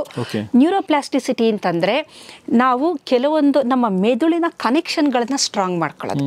ಈಗ ನಮ್ಮಿಬ್ರ ಜೊತೆ ಏನೋ ಇಲ್ಲಿ ಒಂದು ದಾರ ಇದೆ, ಒಂದು ಕನೆಕ್ಷನ್. ಇದನ್ನ ಸ್ಟ್ರೆಂಥನ್ ಹೆಂಗ್ ಮಾಡ್ಕೋಬೇಕು ಅಂದ್ರೆ ಇನ್ನೊಂದಷ್ಟು ದಾರಗಳನ್ನ ಹಾಕಿದಾಗ ಅದ್ರದ್ದು ಥಿಕ್ನೆಸ್ ಜಾಸ್ತಿ ಆಯ್ತಲ್ವಾ, ಅದನ್ನ ನ್ಯೂರೋಪ್ಲಾಸ್ಟಿಸಿಟಿ ಅಂತ ಕರಿತೀವಿ. ಈಗ ನ್ಯೂರಾನ್ಸ್ ಇದೆಯಲ್ಲ, ಅದು ಸುಮ್ಮನೆ ಒಂದಕ್ಕೊಂದು ಕನೆಕ್ಟ್ ಆಗಿರುತ್ತೆ. ಒಂದು ಸಿಂಗಲ್ ಲೈನ್ ಅಲ್ಲಿ ಅಂತ ಇಟ್ಕೊಳ್ಳಿ. ಡಬಲ್ ಲೈನ್ ಮಾಡಿದಾಗ ಥಿಕ್ ಆಯ್ತು, ಟ್ರಿಪಲ್ ಆದ್ರೆ ಆಮೇಲೆ ಇಲ್ಲಿಂದ ಅಲ್ಲಿಗೆ, ಅಲ್ಲಿಂದ ಇಲ್ಲಿಗೆ, ಅಂದ್ರೆ ಬೇಕಾದಷ್ಟು ಪರ್ಮಿಟೇಷನ್ ಕಾಂಬಿನೇಷನ್ ಅಲ್ಲಿ ನಾವು ಅದನ್ನ ಕನೆಕ್ಟ್ ಮಾಡ್ತಾ ಬಂದ್ರೆ ಆವಾಗ ಅದ್ಭುತವಾಗಿ ನಮ್ಮ ಬ್ರೈನು ಐನ್ಸ್ಟೀನ್ ಬ್ರೈನ್ ಥರ ವರ್ಕ್ ಆಗುತ್ತದೆ. ಅಂದರೆ ಅದು ಮಾಡ್ಕೋಬೇಕು ಅಂದರೆ ನ್ಯೂರೋಪ್ಲಾಸ್ಟಿಸಿಟಿ ಬೇಕು. ಈ ನ್ಯೂರೋಪ್ಲಾಸ್ಟಿಸಿಟಿ ಡೆವಲಪ್ ಮಾಡ್ಕೋಬೇಕು ಅಂದರೆ ಅದೇ ಒಂದು ದೊಡ್ಡ ಡೊಮೈನ್, ಅದು ದೊಡ್ಡ ಫೀಲ್ಡ್. ಅದು ಅಲ್ಲಿ ನಾವು ಹೊಸ ಥರ ಅಂದರೆ ಒಂದು ಲೈವ್ಲಿ ಆಗಿ ಆ್ಯಕ್ಟಿವ್ ಆಗಿ ಸಂಗೀತ ಕೇಳೋದೇ ಆಗಲಿ, ಅಥವಾ ಒಂದು ಹೊಸ ಅಡಿಗೆ ಮಾಡೋದೇ ಆಗಲಿ, ಅಥವಾ ಬುಕ್ಸ್ಗಳು ಓದೋದೇ ಆಗಲಿ. ಅದಕ್ಕೆ ಹೇಳಿದ್ದು, ನೀವು ಹೇಳಿದ್ರಲ್ಲ, ಒಂದು ಪ್ರವೃತ್ತಿ ಅಂತ ಯಾರುತ್ತೆ ಆ ವ್ಯಕ್ತಿ ವಿವೇಕನ ಹೊಂದಿರ್ತಾನೆ. ಅವನು ಹೊಸ ಬುಕ್ಗಳೇ ಓದೋದೇ ಆಗಲಿ, ಸಾಹಿತ್ಯ ಬರೆಯೋದು, ಓದೋದು, ಆಟ ಆಡೋದು, ಚೆಸ್ ಆಡೋದು, ಪಜ್ಲಿಂಗು, ಈ ಥರ ಫುಲ್ ಆ್ಯಕ್ಟಿವ್ ಆಗಿ ಇದ್ದಾಗ ಅದು ನ್ಯೂರೋಪ್ಲಾಸ್ಟಿಸಿಟಿ ಚೆನ್ನಾಗಿ ಆಗ್ತಾ ಬರುತ್ತೆ. ಹಾಗಾಗಿ ಈ ನ್ಯೂರೋಪ್ಲಾಸ್ಟಿಸಿಟಿ ಆಗ್ಬೋದು. ಅದ್ರ ಜೊತೆಗೆ ನಾವು ಮಂತ್ರ ಚಾಂಟಿಂಗು ನಾನು ಹೇಳಿದೆ. ಇಂಥದ್ದನ್ನೆಲ್ಲ ಮಾಡ್ತಾ ಬಂದಾಗ ನಮ್ಮ ಈ ಒಂದು ಒತ್ತಡ ಅಂತ ಏನಿದೆ ಅದು ಹಾಗೆ ಕಡಿಮೆ ಆಗ್ತಾ ಬರುತ್ತೆ. ಇದರ ಜೊತೆಗೆ ಒತ್ತಡ ನಿರ್ವಹಣೆಯಲ್ಲಿ ಅತ್ಯಂತ ಪ್ರಮುಖವಾದದ್ದು ಅಂತಂದರೆ ಮ್ಯೂಸಿಕ್ ಅಂತ ಹೇಳ್ಬೋದು. ಯಾವ ವ್ಯಕ್ತಿ ಅವನಿಗೆ ಮ್ಯೂಸಿಕ್ದು ಒಂದು ಅದು ಗೊತ್ತಿರುತ್ತೆ, ಹಾಡೋದೇ ಆಗಲಿ ಅಥವಾ ಇನ್ಸ್ಟ್ರೂಮೆಂಟ್ಗಳು, ಎನಿ ಇನ್ಸ್ಟ್ರೂಮೆಂಟು, ವೀಣಾ ಆಗ್ಬೋದು, ತಬಲ, ಮೃದಂಗ, ಯಾವುದೇ ಆಗಲಿ, ಅದನ್ನು ಒಂದು ದಿನ ಪ್ರತಿನಿತ್ಯ ಅದನ್ನು ಒಂದು ಮಾಡೋದ್ರಿಂದ ಎಷ್ಟು ಎಂಥದೇ ಒತ್ತಡ ಆಗಿರಲಿ, ನಾವು ಒತ್ತಡ ಕಾರಕಗಳಾಗಲೇ ಮಾತಾಡಿದ್ವೋ ಅಂತ ಎಂಥ ಒತ್ತಡ ಕಾರಕಗಳಾಗಿದ್ದರೂ ಅವನು ಪ್ರತಿದಿನ ಒಂದು ಅರ್ಧ ಗಂಟೆ ಈ ಒಂದು ಇನ್ಸ್ಟ್ರೂಮೆಂಟ್ ಬಾರಿಸೋದೇ ಆಗಲಿ ಅಥವಾ ಹಾಡು ಹೇಳೋದೇ ಆಗಲಿ ಮಾಡಿದ್ರೆ ಆ ಒತ್ತಡನ, ಅಂದರೆ ನಮ್ಮ ಪ್ಯಾರಾಸಿಂಪಥೆಟಿಕ್ ನರ್ವಸ್ ಸಿಸ್ಟಮ್ನ, ವೇಗಸ್ ನರ್ವನ್ನು ಆ್ಯಕ್ಟಿವೇಟ್ ಮಾಡಿ ಪ್ಯಾರಾಸಿಂಪಥೆಟಿಕ್ ನರ್ವಸ್ ಸಿಸ್ಟಮ್ನ ಆ್ಯಕ್ಟಿವೇಟ್ ಮಾಡೋಕ್ಕೆ ಮ್ಯೂಸಿಕ್ಕು ಬಹಳ ಮುಖ್ಯ ಅಂತಾರೆ. ಆಮೇಲೆ ನೀವು ನೋಡಿರ್ಬೋದು, ಈ ಮ್ಯೂಸಿಕ್ ಈ ಥರದ್ದು ಒಂದು ಲೈನಲ್ಲಿ ಇರೋರು ಸ್ವಲ್ಪ ಪ್ರವೃತ್ತಿ ಅಂತ ನೀವು ಹೇಳಿದ್ರಿ ಅಲ್ವಾ, ಈ ಪ್ರವೃತ್ತಿ ಇರೋರಿಗೆ ಸ್ವಲ್ಪ ವಿವೇಕ ಚೆನ್ನಾಗಿರುತ್ತೆ ಅಂತ. ಇದಕ್ಕೆ ಒಂದು ಬೆಸ್ಟ್ ಎಕ್ಸಾಂಪಲ್ ಅಂದರೆ ಮಹಾಭಾರತದಲ್ಲಿ ಬರುವ ಕೃಷ್ಣನ ಕೈಲಿ ಕೊಳಲು ಯಾವಾಗಲೂ ಇರುತ್ತೆ. ಆಮೇಲೆ ನಾವು ನೋಡಿರೋ ಹಾಗೆ ಜಗತ್ತಿನಲ್ಲಿ ಎಲ್ಲ ಮಹಾಕಾವ್ಯಗಳಲ್ಲಿ ಬರುವ ಎಲ್ಲ ಪಾತ್ರಗಳನ್ನು ನೋಡಿಸಿದ್ರೆ ಕೃಷ್ಣಂದು ದ ಬೆಸ್ಟ್ ರೋಲ್ ಅಂತ ನಾವು ಹೇಳ್ಬೋದು.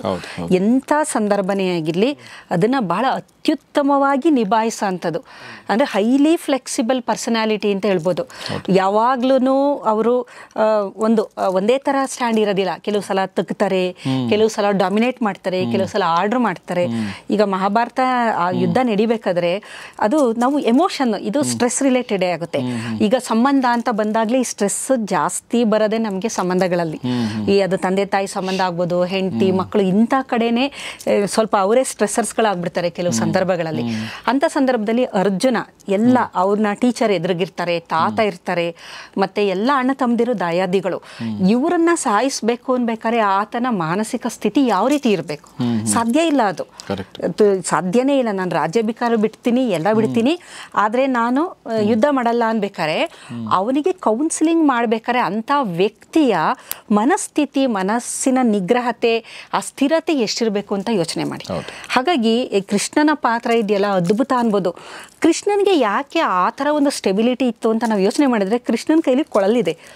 ಯಾವಾಗಲೂ ಕೊಳಲನ್ನು ನುಡಿಸೋದ್ರಿಂದ, ಆ ಕೊಳಲನ್ನು ನುಡಿಸೋದ್ರಿಂದ ವೇಗಸ್ ನರ್ವ್, ನಾನು ಕನೆಕ್ಟ್ ಮಾಡ್ತಾ ಇರೋದು, ವೇಗಸ್ ನರ್ವ್ ಆ್ಯಕ್ಟಿವೇಟ್ ಆಗ್ತಿದೆ, ಪ್ಯಾರಾಸಿಂಪಥೆಟಿಕ್ ನರ್ವಸ್ ಸಿಸ್ಟಮ್ ಆ್ಯಕ್ಟಿವೇಟ್ ಆಗ್ತಿದೆ. ಇದರ ಜೊತೆಗೆ ಪ್ರೀಫ್ರಾಂಟಲ್ ಕಾರ್ಟೆಕ್ಸ್ ಅವ್ರದ್ದು ಸದಾ ಯಾವಾಗ್ಲೂ ಪ್ರೀಫ್ರಾಂಟಲ್ ಕಾರ್ಟೆಕ್ಸು ಕೃಷ್ಣನ ಒಂದು ಅದು ಆ್ಯಕ್ಟಿವೇಟ್ ಆಗ್ತು. ಹಾಗಾಗಿ ವಿವೇಕ, ಯಾವ ಸಂದರ್ಭದಲ್ಲಿ ಏನು ಮಾಡಬೇಕು ಅಂತ ಕೆಲವುದು ಅವರು ತಂತ್ರಗಳನ್ನು ಮಾಡಿದ್ದಾರೆ. ತಂತ್ರ ಅಂತಂದ್ರೆ ಕೆಲವು ಸಲ ದ್ರೋಣರನ್ನ ಸಾಯಿಸ್ಬೇಕಾದ್ರೆ ಅಶ್ವತ್ಥಾಮ ಆನೆ ಅದನ್ನ ಸತ್ತಾಗ ಶಂಖ ಊದಿ, ಅಂದ್ರೆ ಎಲ್ಲೆಲ್ಲಿ ಯಾವ್ಯಾವ ತರ ಬೇಕು ಮಾಡ್ಬೇಕು ಅಂದ್ರೆ ವಿವೇಕ ಇರಬೇಕು, ಆ ಚಾಕಚಕ್ಯತೆ ಇರಬೇಕು. ಆ ಸಮಯಕ್ಕೆ ಏನು ಡಿಸಿಷನ್ ತಗೋಬೇಕು ಅನ್ನೋದು ಎಲ್ಲರಿಗೂ ಮಾಡೋಕ್ಕಾಗಲ್ಲ. ಅದಾದ್ಮೇಲೆ ಯೋಚನೆ ಮಾಡ್ತಾರೆ, ಅಯ್ಯೋ ನಾನು ಹಂಗ್ ಮಾಡ್ಬೋದಾಗಿತ್ತಲ್ಲ, ಹಿಂಗ್ ಮಾಡ್ಬೋದಾಗಿತ್ತಲ್ಲ, ಹಿಂಗಾಯ್ತಲ್ಲ. ಆ ಸಮಯಕ್ಕೆ ತಕ್ಕಂತ ಸೂಕ್ತವಾದ ನಿರ್ಧಾರಗಳನ್ನು ಕೈಗೊಳ್ಬೇಕಾದ್ರೆ ಅವನಿಗೆ pre frontal cortex upper hand ಅಲ್ಲಿ ಇರಬೇಕು. ಅದಿರಬೇಕು ಅಂತಂದ್ರೆ ಅದನ್ನ ಆಕ್ಟಿವೇಟ್ ಮಾಡಬೇಕು. ಆಕ್ಟಿವೇಟ್ ಮಾಡಕ್ಕೆ ಕೃಷ್ಣನಷ್ಟು ಬೆಸ್ಟ್ ಎಕ್ಸಾಂಪಲ್ ಯಾರು ಇಲ್ಲ. ಕಾರಣ ಕೃಷ್ಣನ ಕೊಳಲಿನ ನಾದಕ್ಕೆ ನಿಮಗೆ ಗೊತ್ತಿದೆ, ಗೋಪಿಕಾ ಸ್ತ್ರೀಯರು ಅದು ನಾವು ಬೇರೆ ತರ ಬಿಂಬಿಸ್ಬಿಡ್ತೀವಿ ತಪ್ಪಾಗಿ. ಅದಲ್ಲ, ಅವ್ರಿಗೆಲ್ಲ ಸ್ತ್ರೀಯರಿಗೆ ಇರುವ ಎಮೋಷನ್ಸ್ ಅವರು ಯಾರತನಾರು ಅದು ಅವ್ರು ಹೇಳ್ಕೋಬೇಕಿರುತ್ತೆ. ಅವ್ರಿಗೊಬ್ಬ ಕೌನ್ಸಿಲರ್ ಬೇಕಿರುತ್ತೆ. Krishna acts as a counsellor ಅಂತ ಹೇಳ್ಬೋದು. ಕೊಳಲಿನ ನಾದದಿಂದನೇ ಅವರ ಸ್ಟ್ರೆಸ್ನ ಕಮ್ಮಿ ಮಾಡಿರ್ತಾರೆ ಅವರು. ಕೃಷ್ಣನ ಕೊಳಲಿನ ನಾದದಿಂದ ಎಲ್ಲರ ಸುತ್ತಮುತ್ತ ಇರೋಂಥವ್ರು ಗೋಪಿಕಾ ಸ್ತ್ರೀಯರಾಗ್ಬೋದು ಎಲ್ಲರ ಒಂದು ಸ್ಟ್ರೆಸ್ನ ಕಮ್ಮಿ ಮಾಡೋಂಥದ್ದು. ಹಾಗಾಗಿ ಇದು ನಾವು ಬೆಸ್ಟ್ ಎಕ್ಸಾಂಪಲ್ ಹೇಳ್ಬೋದು. ಅದೇ ಥರ ಅಲ್ಲೇ ಬರುವಂಥ ಇನ್ನೊಂದು ಪಾತ್ರ ಧೃತರಾಷ್ಟ್ರಂದು. ಅವನು ಯಾಕೆ ಅಷ್ಟೊಂದು ಅವನು ಗೊತ್ತು ತಪ್ಪು ಮಾಡ್ತಾ ಇರೋದು. ದ್ರೌಪದಿ ವಸ್ತ್ರಾಪರಣ ಕಣ್ಣೆದ್ರಿಗೆ ಕುರುಡಾದ್ರೂ ಗೊತ್ತಾಗುತ್ತಲ್ವಾ. ನಡೀತಾ ಇದ್ರು ಯಾಕೆ ಸುಮ್ಮನಿರ್ತಾರೆ, ಎಲ್ಲ ದೊಡ್ಡವರು ಎಲ್ಲ ಸುಮ್ಮನಿರ್ತಾರೆ. ಯಾಕೆ ತಡಿಲಿಲ್ಲ ಅಂದರೆ ಲಿಂಬಿಕ್ ಸಿಸ್ಟಮ್. ಲಿಂಬಿಕ್ಕಲ್ಲಿ ಮೋಹ ವ್ಯಾಮೋಹ, ನನ್ನ ಮಗನಿಗೆ ದಕ್ಕಬೇಕು ಅನ್ನೋದು. ಅದೇ ರೀತಿ ಭೀಷ್ಮಂಗೆ ಆಗಲಿ ದ್ರೋಣರಿಗೆ ಏನು ಅಂತಂದ್ರೆ ಅವರ ಒಂದು ಹಂಗಿನಲ್ಲಿ ನಾನಿದ್ದೀನಿ ಅನ್ನೋದು ಒಂದು ಪರಿಸ್ಥಿತಿ. ಅದೇ ಥರ ಭೀಷ್ಮಾಚಾರ್ಯರಿಗೆ ರಾಜ್ಯ ಅಥವಾ ಮೊಮ್ಮಕ್ಕಳು, ಈ ಥರ ಒಂದೊಂದು ಕಟ್ಟುಪಾಡಿಗೆ ಒಳಗಾಗಿ ಅವರು ಅಂದರೆ ಎಮೋಷನ್ಸ್ನ ರೆಪ್ರೆಸೆಂಟ್ ಮಾಡುತ್ತೆ. ಈ ಕ್ಯಾರೆಕ್ಟರ್ಗಳು ನಮಗೇನು ಅಂದರೆ ವಿವೇಕ ಇಲ್ಲ, ಅಲ್ಲಿ ಯಾವುದು ವಿವೇಕದಿಂದ ವರ್ತನೆ ಮಾಡ್ತಾ ಇಲ್ಲ. ಇಡೀ ಎಂಟೈರ್ ಇದರಲ್ಲಿ ನಾವು ನೋಡೋದಾದ್ರೆ ವಿವೇಕದಿಂದ ವರ್ತನೆ ಮಾಡೋದು ಕೃಷ್ಣ ಮಾತ್ರ. ಎಲ್ಲ ಸಂದರ್ಭದಲ್ಲಿ ಈಗ ಧರ್ಮರಾಯನು ವಿವೇಕ ಇಲ್ಲ. ಕಾರಣ ಯಾರಾದ್ರೂ ಹೆಂಡತಿನ ಇದಕ್ಕೆ ಜುಜಿಗಿಡ್ತಾರ ಅಂದ್ರೆ ವಿವೇಕ ಇಲ್ಲ ಅಂತ ಆಯ್ತಲ್ಲಿ. ಆದ್ರೆ ಇಡೀ ಮಹಾಭಾರತದಲ್ಲಿ ಆ ದ್ರೋಣರಿಗೂ ನಾವು ನೋಡಲ್ಲ, ಕೆಲವು ಸಂದರ್ಭದಲ್ಲಿ ಮೋಸ ಮಾಡೋದೇ ಆಗ್ಲಿ, ಏಕಲವ್ಯಂಗ್ ಮೋಸ ಮಾಡ್ತಾರಲ್ವಾ. ಅದು ಅಂದ್ರೆ ಬೇಕಾದಷ್ಟು ಈ ತರ ಪಾತ್ರಗಳನ್ನ ನಾವು ನೋಡಿದಾಗ ದಿ ಬೆಸ್ಟ್ ಅನ್ನೋದು ಇಡೀ ಮಹಾಭಾರತದಲ್ಲಿ ಕೃಷ್ಣ. ಯಾಕೆ ಅಂದ್ರೆ ಕೊಳಲಿದೆ, ಇಟ್ ರೆಪ್ರೆಸೆಂಟ್ ಅವರಿಗೆ ಎಲ್ಲದನ್ನು ನಿಭಾಯಿಸುವ ಶಕ್ತಿ ಇದೆ. ಅವರು ಪ್ರೀ ಫ್ರಾಂಟಲ್ ಕಾರ್ಟೆಕ್ಸ್ನ ಆಕ್ಟಿವೇಟ್ ಮಾಡ್ತಾ ಇದ್ದಾರೆ ಅಂತ. ಇವ್ರುಗಳಿಗೆ ಯಾಕೆ ಆಗ್ತಾ ಇಲ್ಲ ಅಂದರೆ ಇವರ ಲಿಂಬಿಕ್ ಸಿಸ್ಟಮ್ ಆಕ್ಟಿವೇಟ್ ಆಗಿದೆ. ಸೊ ಅದು ಅಲ್ಲೇ ಲಿಂಬಿಕ್ ಲೂಪಲ್ಲಿ ಸಿಗಾಕೊಂಡಿದೆ. ಅದು ಎಲ್ಲಿವರೆಗೆ ನಾವು ಆ ಥರ ಇರ್ತೀವಿ, ನಮ್ಮ ವಿವೇಕ ಯಾವತ್ತೂ ಜಾಗೃತಿ ಆಗಲ್ಲ. ಅದು ಇದು ನಾನು ಇನ್ನೊಂದು ವಿಡಿಯೋದಲ್ಲಿ ಇದೆ, ಸೀಸಾ ಅಂತ. ನೀವು ಒಂದು ಈ ಕಡೆ ಕೂತಾಗ ಇದು ಮೇಲೆ ಬರುತ್ತೆ, ಇಲ್ಲಿ ಕೂತಾಗ ಇದು ಮೇಲೆ ಬರುತ್ತಲ್ವಾ. ಹಾಗೆ ಪ್ರೀ ಫ್ರಾಂಟಲ್ ಕಾರ್ಟೆಕ್ಸ್ ಆಕ್ಟಿವೇಟ್ ಆದರೆ ಲಿಂಬಿಕ್ ಸಿಸ್ಟಮ್ ಶಟ್ ಡೌನ್ ಆಗುತ್ತೆ. ಲಿಂಬಿಕ್ ಆಕ್ಟಿವೇಟ್ ಆದರೆ pre frontal cortex shut down ಆಗುತ್ತೆ. ಲಿಂಬಿಕ್ ಸಿಸ್ಟಮ್ ಅನ್ನೋದು ನಮ್ಮ ಮೆದುಳಿನಲ್ಲಿ 3 ಭಾಗ ಇದೆ. ಅದು ಹಿಂದಿನ ವಿಡಿಯೋದಲ್ಲೂ ಹೇಳಿದ್ದೀನಿ. ಪ್ರೀ ಫ್ರಾಂಟಲ್ ಕಾರ್ಟೆಕ್ಸ್ ಅನ್ನೋದು ಮುಂಭಾಗದ ಮೆದುಳು. ಅದು ಮೆಮಿಲಿಯನ್ ಬ್ರೈನ್ ಅಂತ. ಮಾನವನ ವಿಕಾಸದ ಹಂತದಲ್ಲಿ ಮನುಷ್ಯನ ಮೆದುಳದು. ಈ ಮನುಷ್ಯ, ಅದಕ್ಕೇನೆ ಮನುಷ್ಯ ಅನ್ನೋದು ಒಂದು ಕ್ಯಾರೆಕ್ಟರ್ ಇದೆಯಲ್ಲ. ನಾನು ಬೇರೆ ನಿಮ್ಮ ಇವರು ಶ್ರೀರಾಮ ಅವರ ವಿಡಿಯೋದಲ್ಲೂ ಕೇಳಿದೆ, ಎಲ್ಲ ದೇವರು ಎಲ್ಲ ಅವತಾರ ಎತ್ತಿ ಮನುಷ್ಯ ಅವತಾರದಲ್ಲಿ ಬಹಳಷ್ಟು ಸಾಧನೆ ಮಾಡಿದ್ರು ಅಂತ. ಏಕೆಂದ್ರೆ ಮನುಷ್ಯನ ಮೆದುಳಿನಲ್ಲಿ ದೈವತ್ವಕ್ಕೇರುವ ಶಕ್ತಿನೂ ಇದೆ, ಪ್ರಾಣಿಗೆ ಬರೋ ಶಕ್ತಿನೂ ಇದೆ. ಏಕೆಂದ್ರೆ ಹಿಂದೆ ಇರೋದು ಸರಿಸೃಪದ ಮೆದುಳು, ಅದು ರೆಪ್ಟಿಲಿಯನ್ ಬ್ರೈನ್. ಮನುಷ್ಯನ ಮೆದುಳುನೂ ಇದೆ, ರೆಪ್ಟಿಲಿಯನ್ ಮೆದುಳುನೂ ಇದೆ.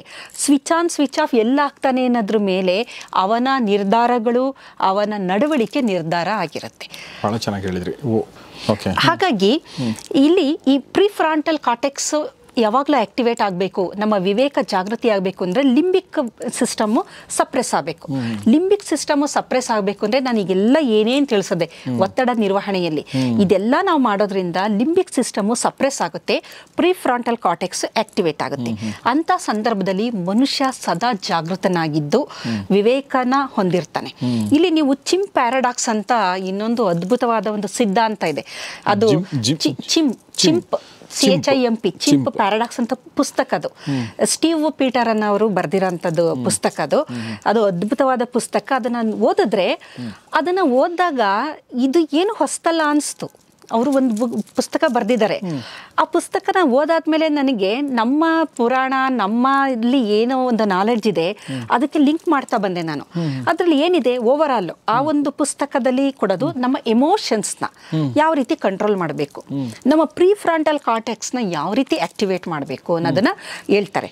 ಈ ರೆಪ್ಟಿಲಿಯನ್ ಬ್ರೈನ್ ಇದೆಯಲ್ಲ, ಅದು ಮಂಗನ್ ಥರ, ಅದಕ್ಕೆ ಹೇಳೋದು ಮನವೆಂಬ ಮರ್ಕಟ ಅಂತ ಹೇಳ್ತಾರೆ ನೋಡಿ.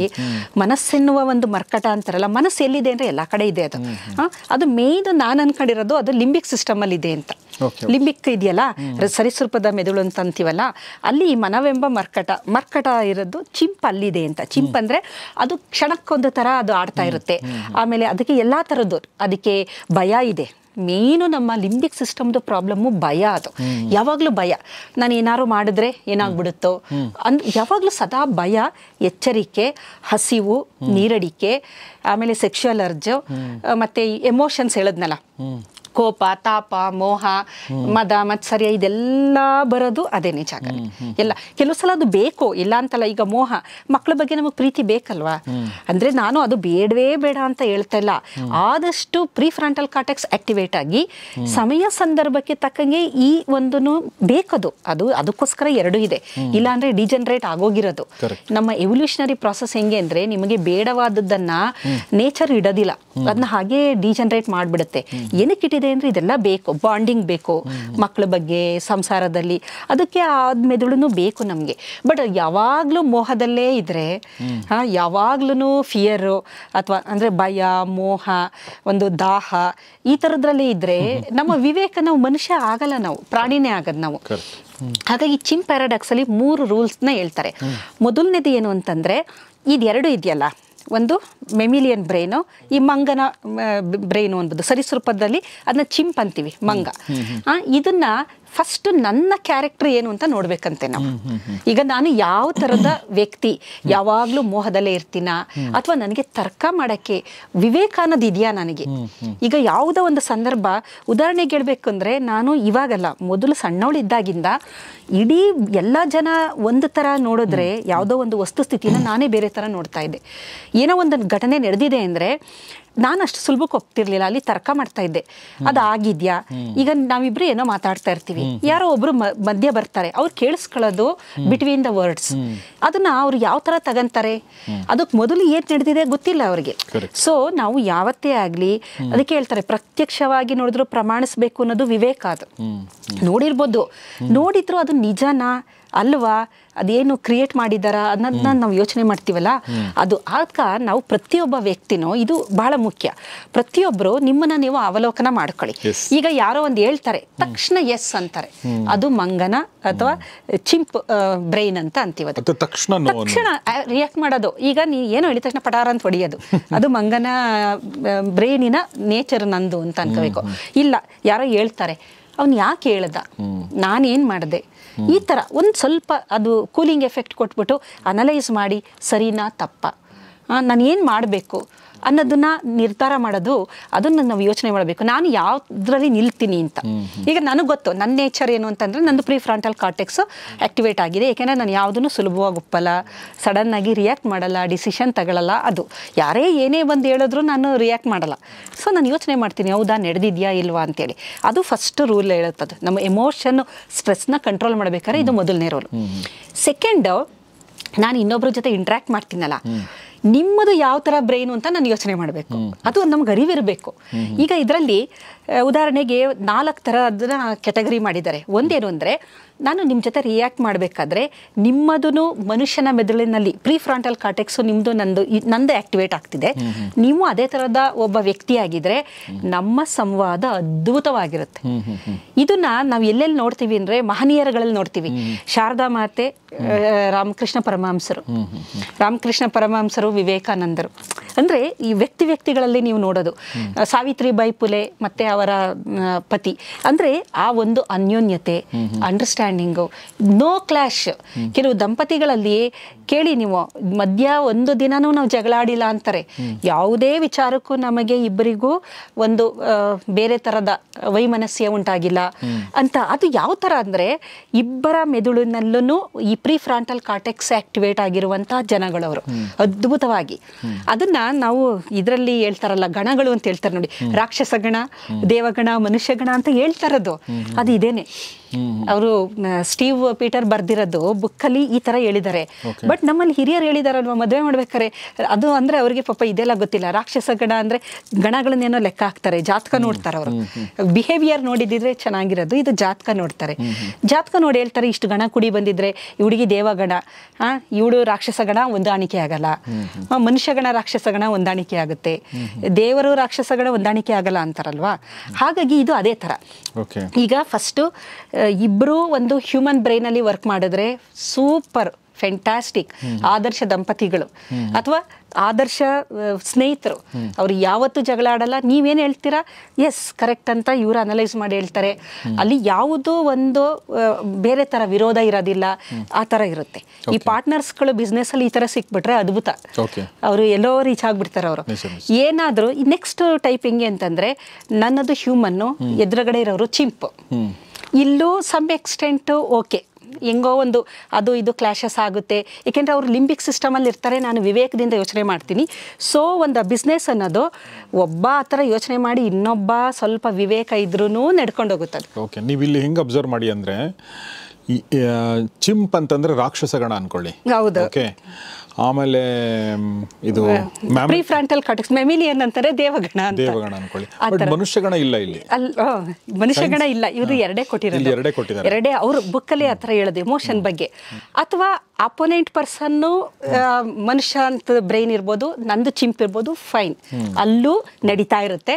ಇದು ಸಾಮಾನ್ಯವಾಗಿ ಎಲ್ಲ ದಂಪತಿಗಳು, ಜಗತ್ತಿನ ಎಲ್ಲ ಇದರಲ್ಲೂ ದಂಪತಿಗಳು ಅಂತ ನಾವು ನೋಡಿದಾಗ ತುಂಬ ಉತ್ತಮರು ಅಂದಾಗ ಆ ಥರದವರು.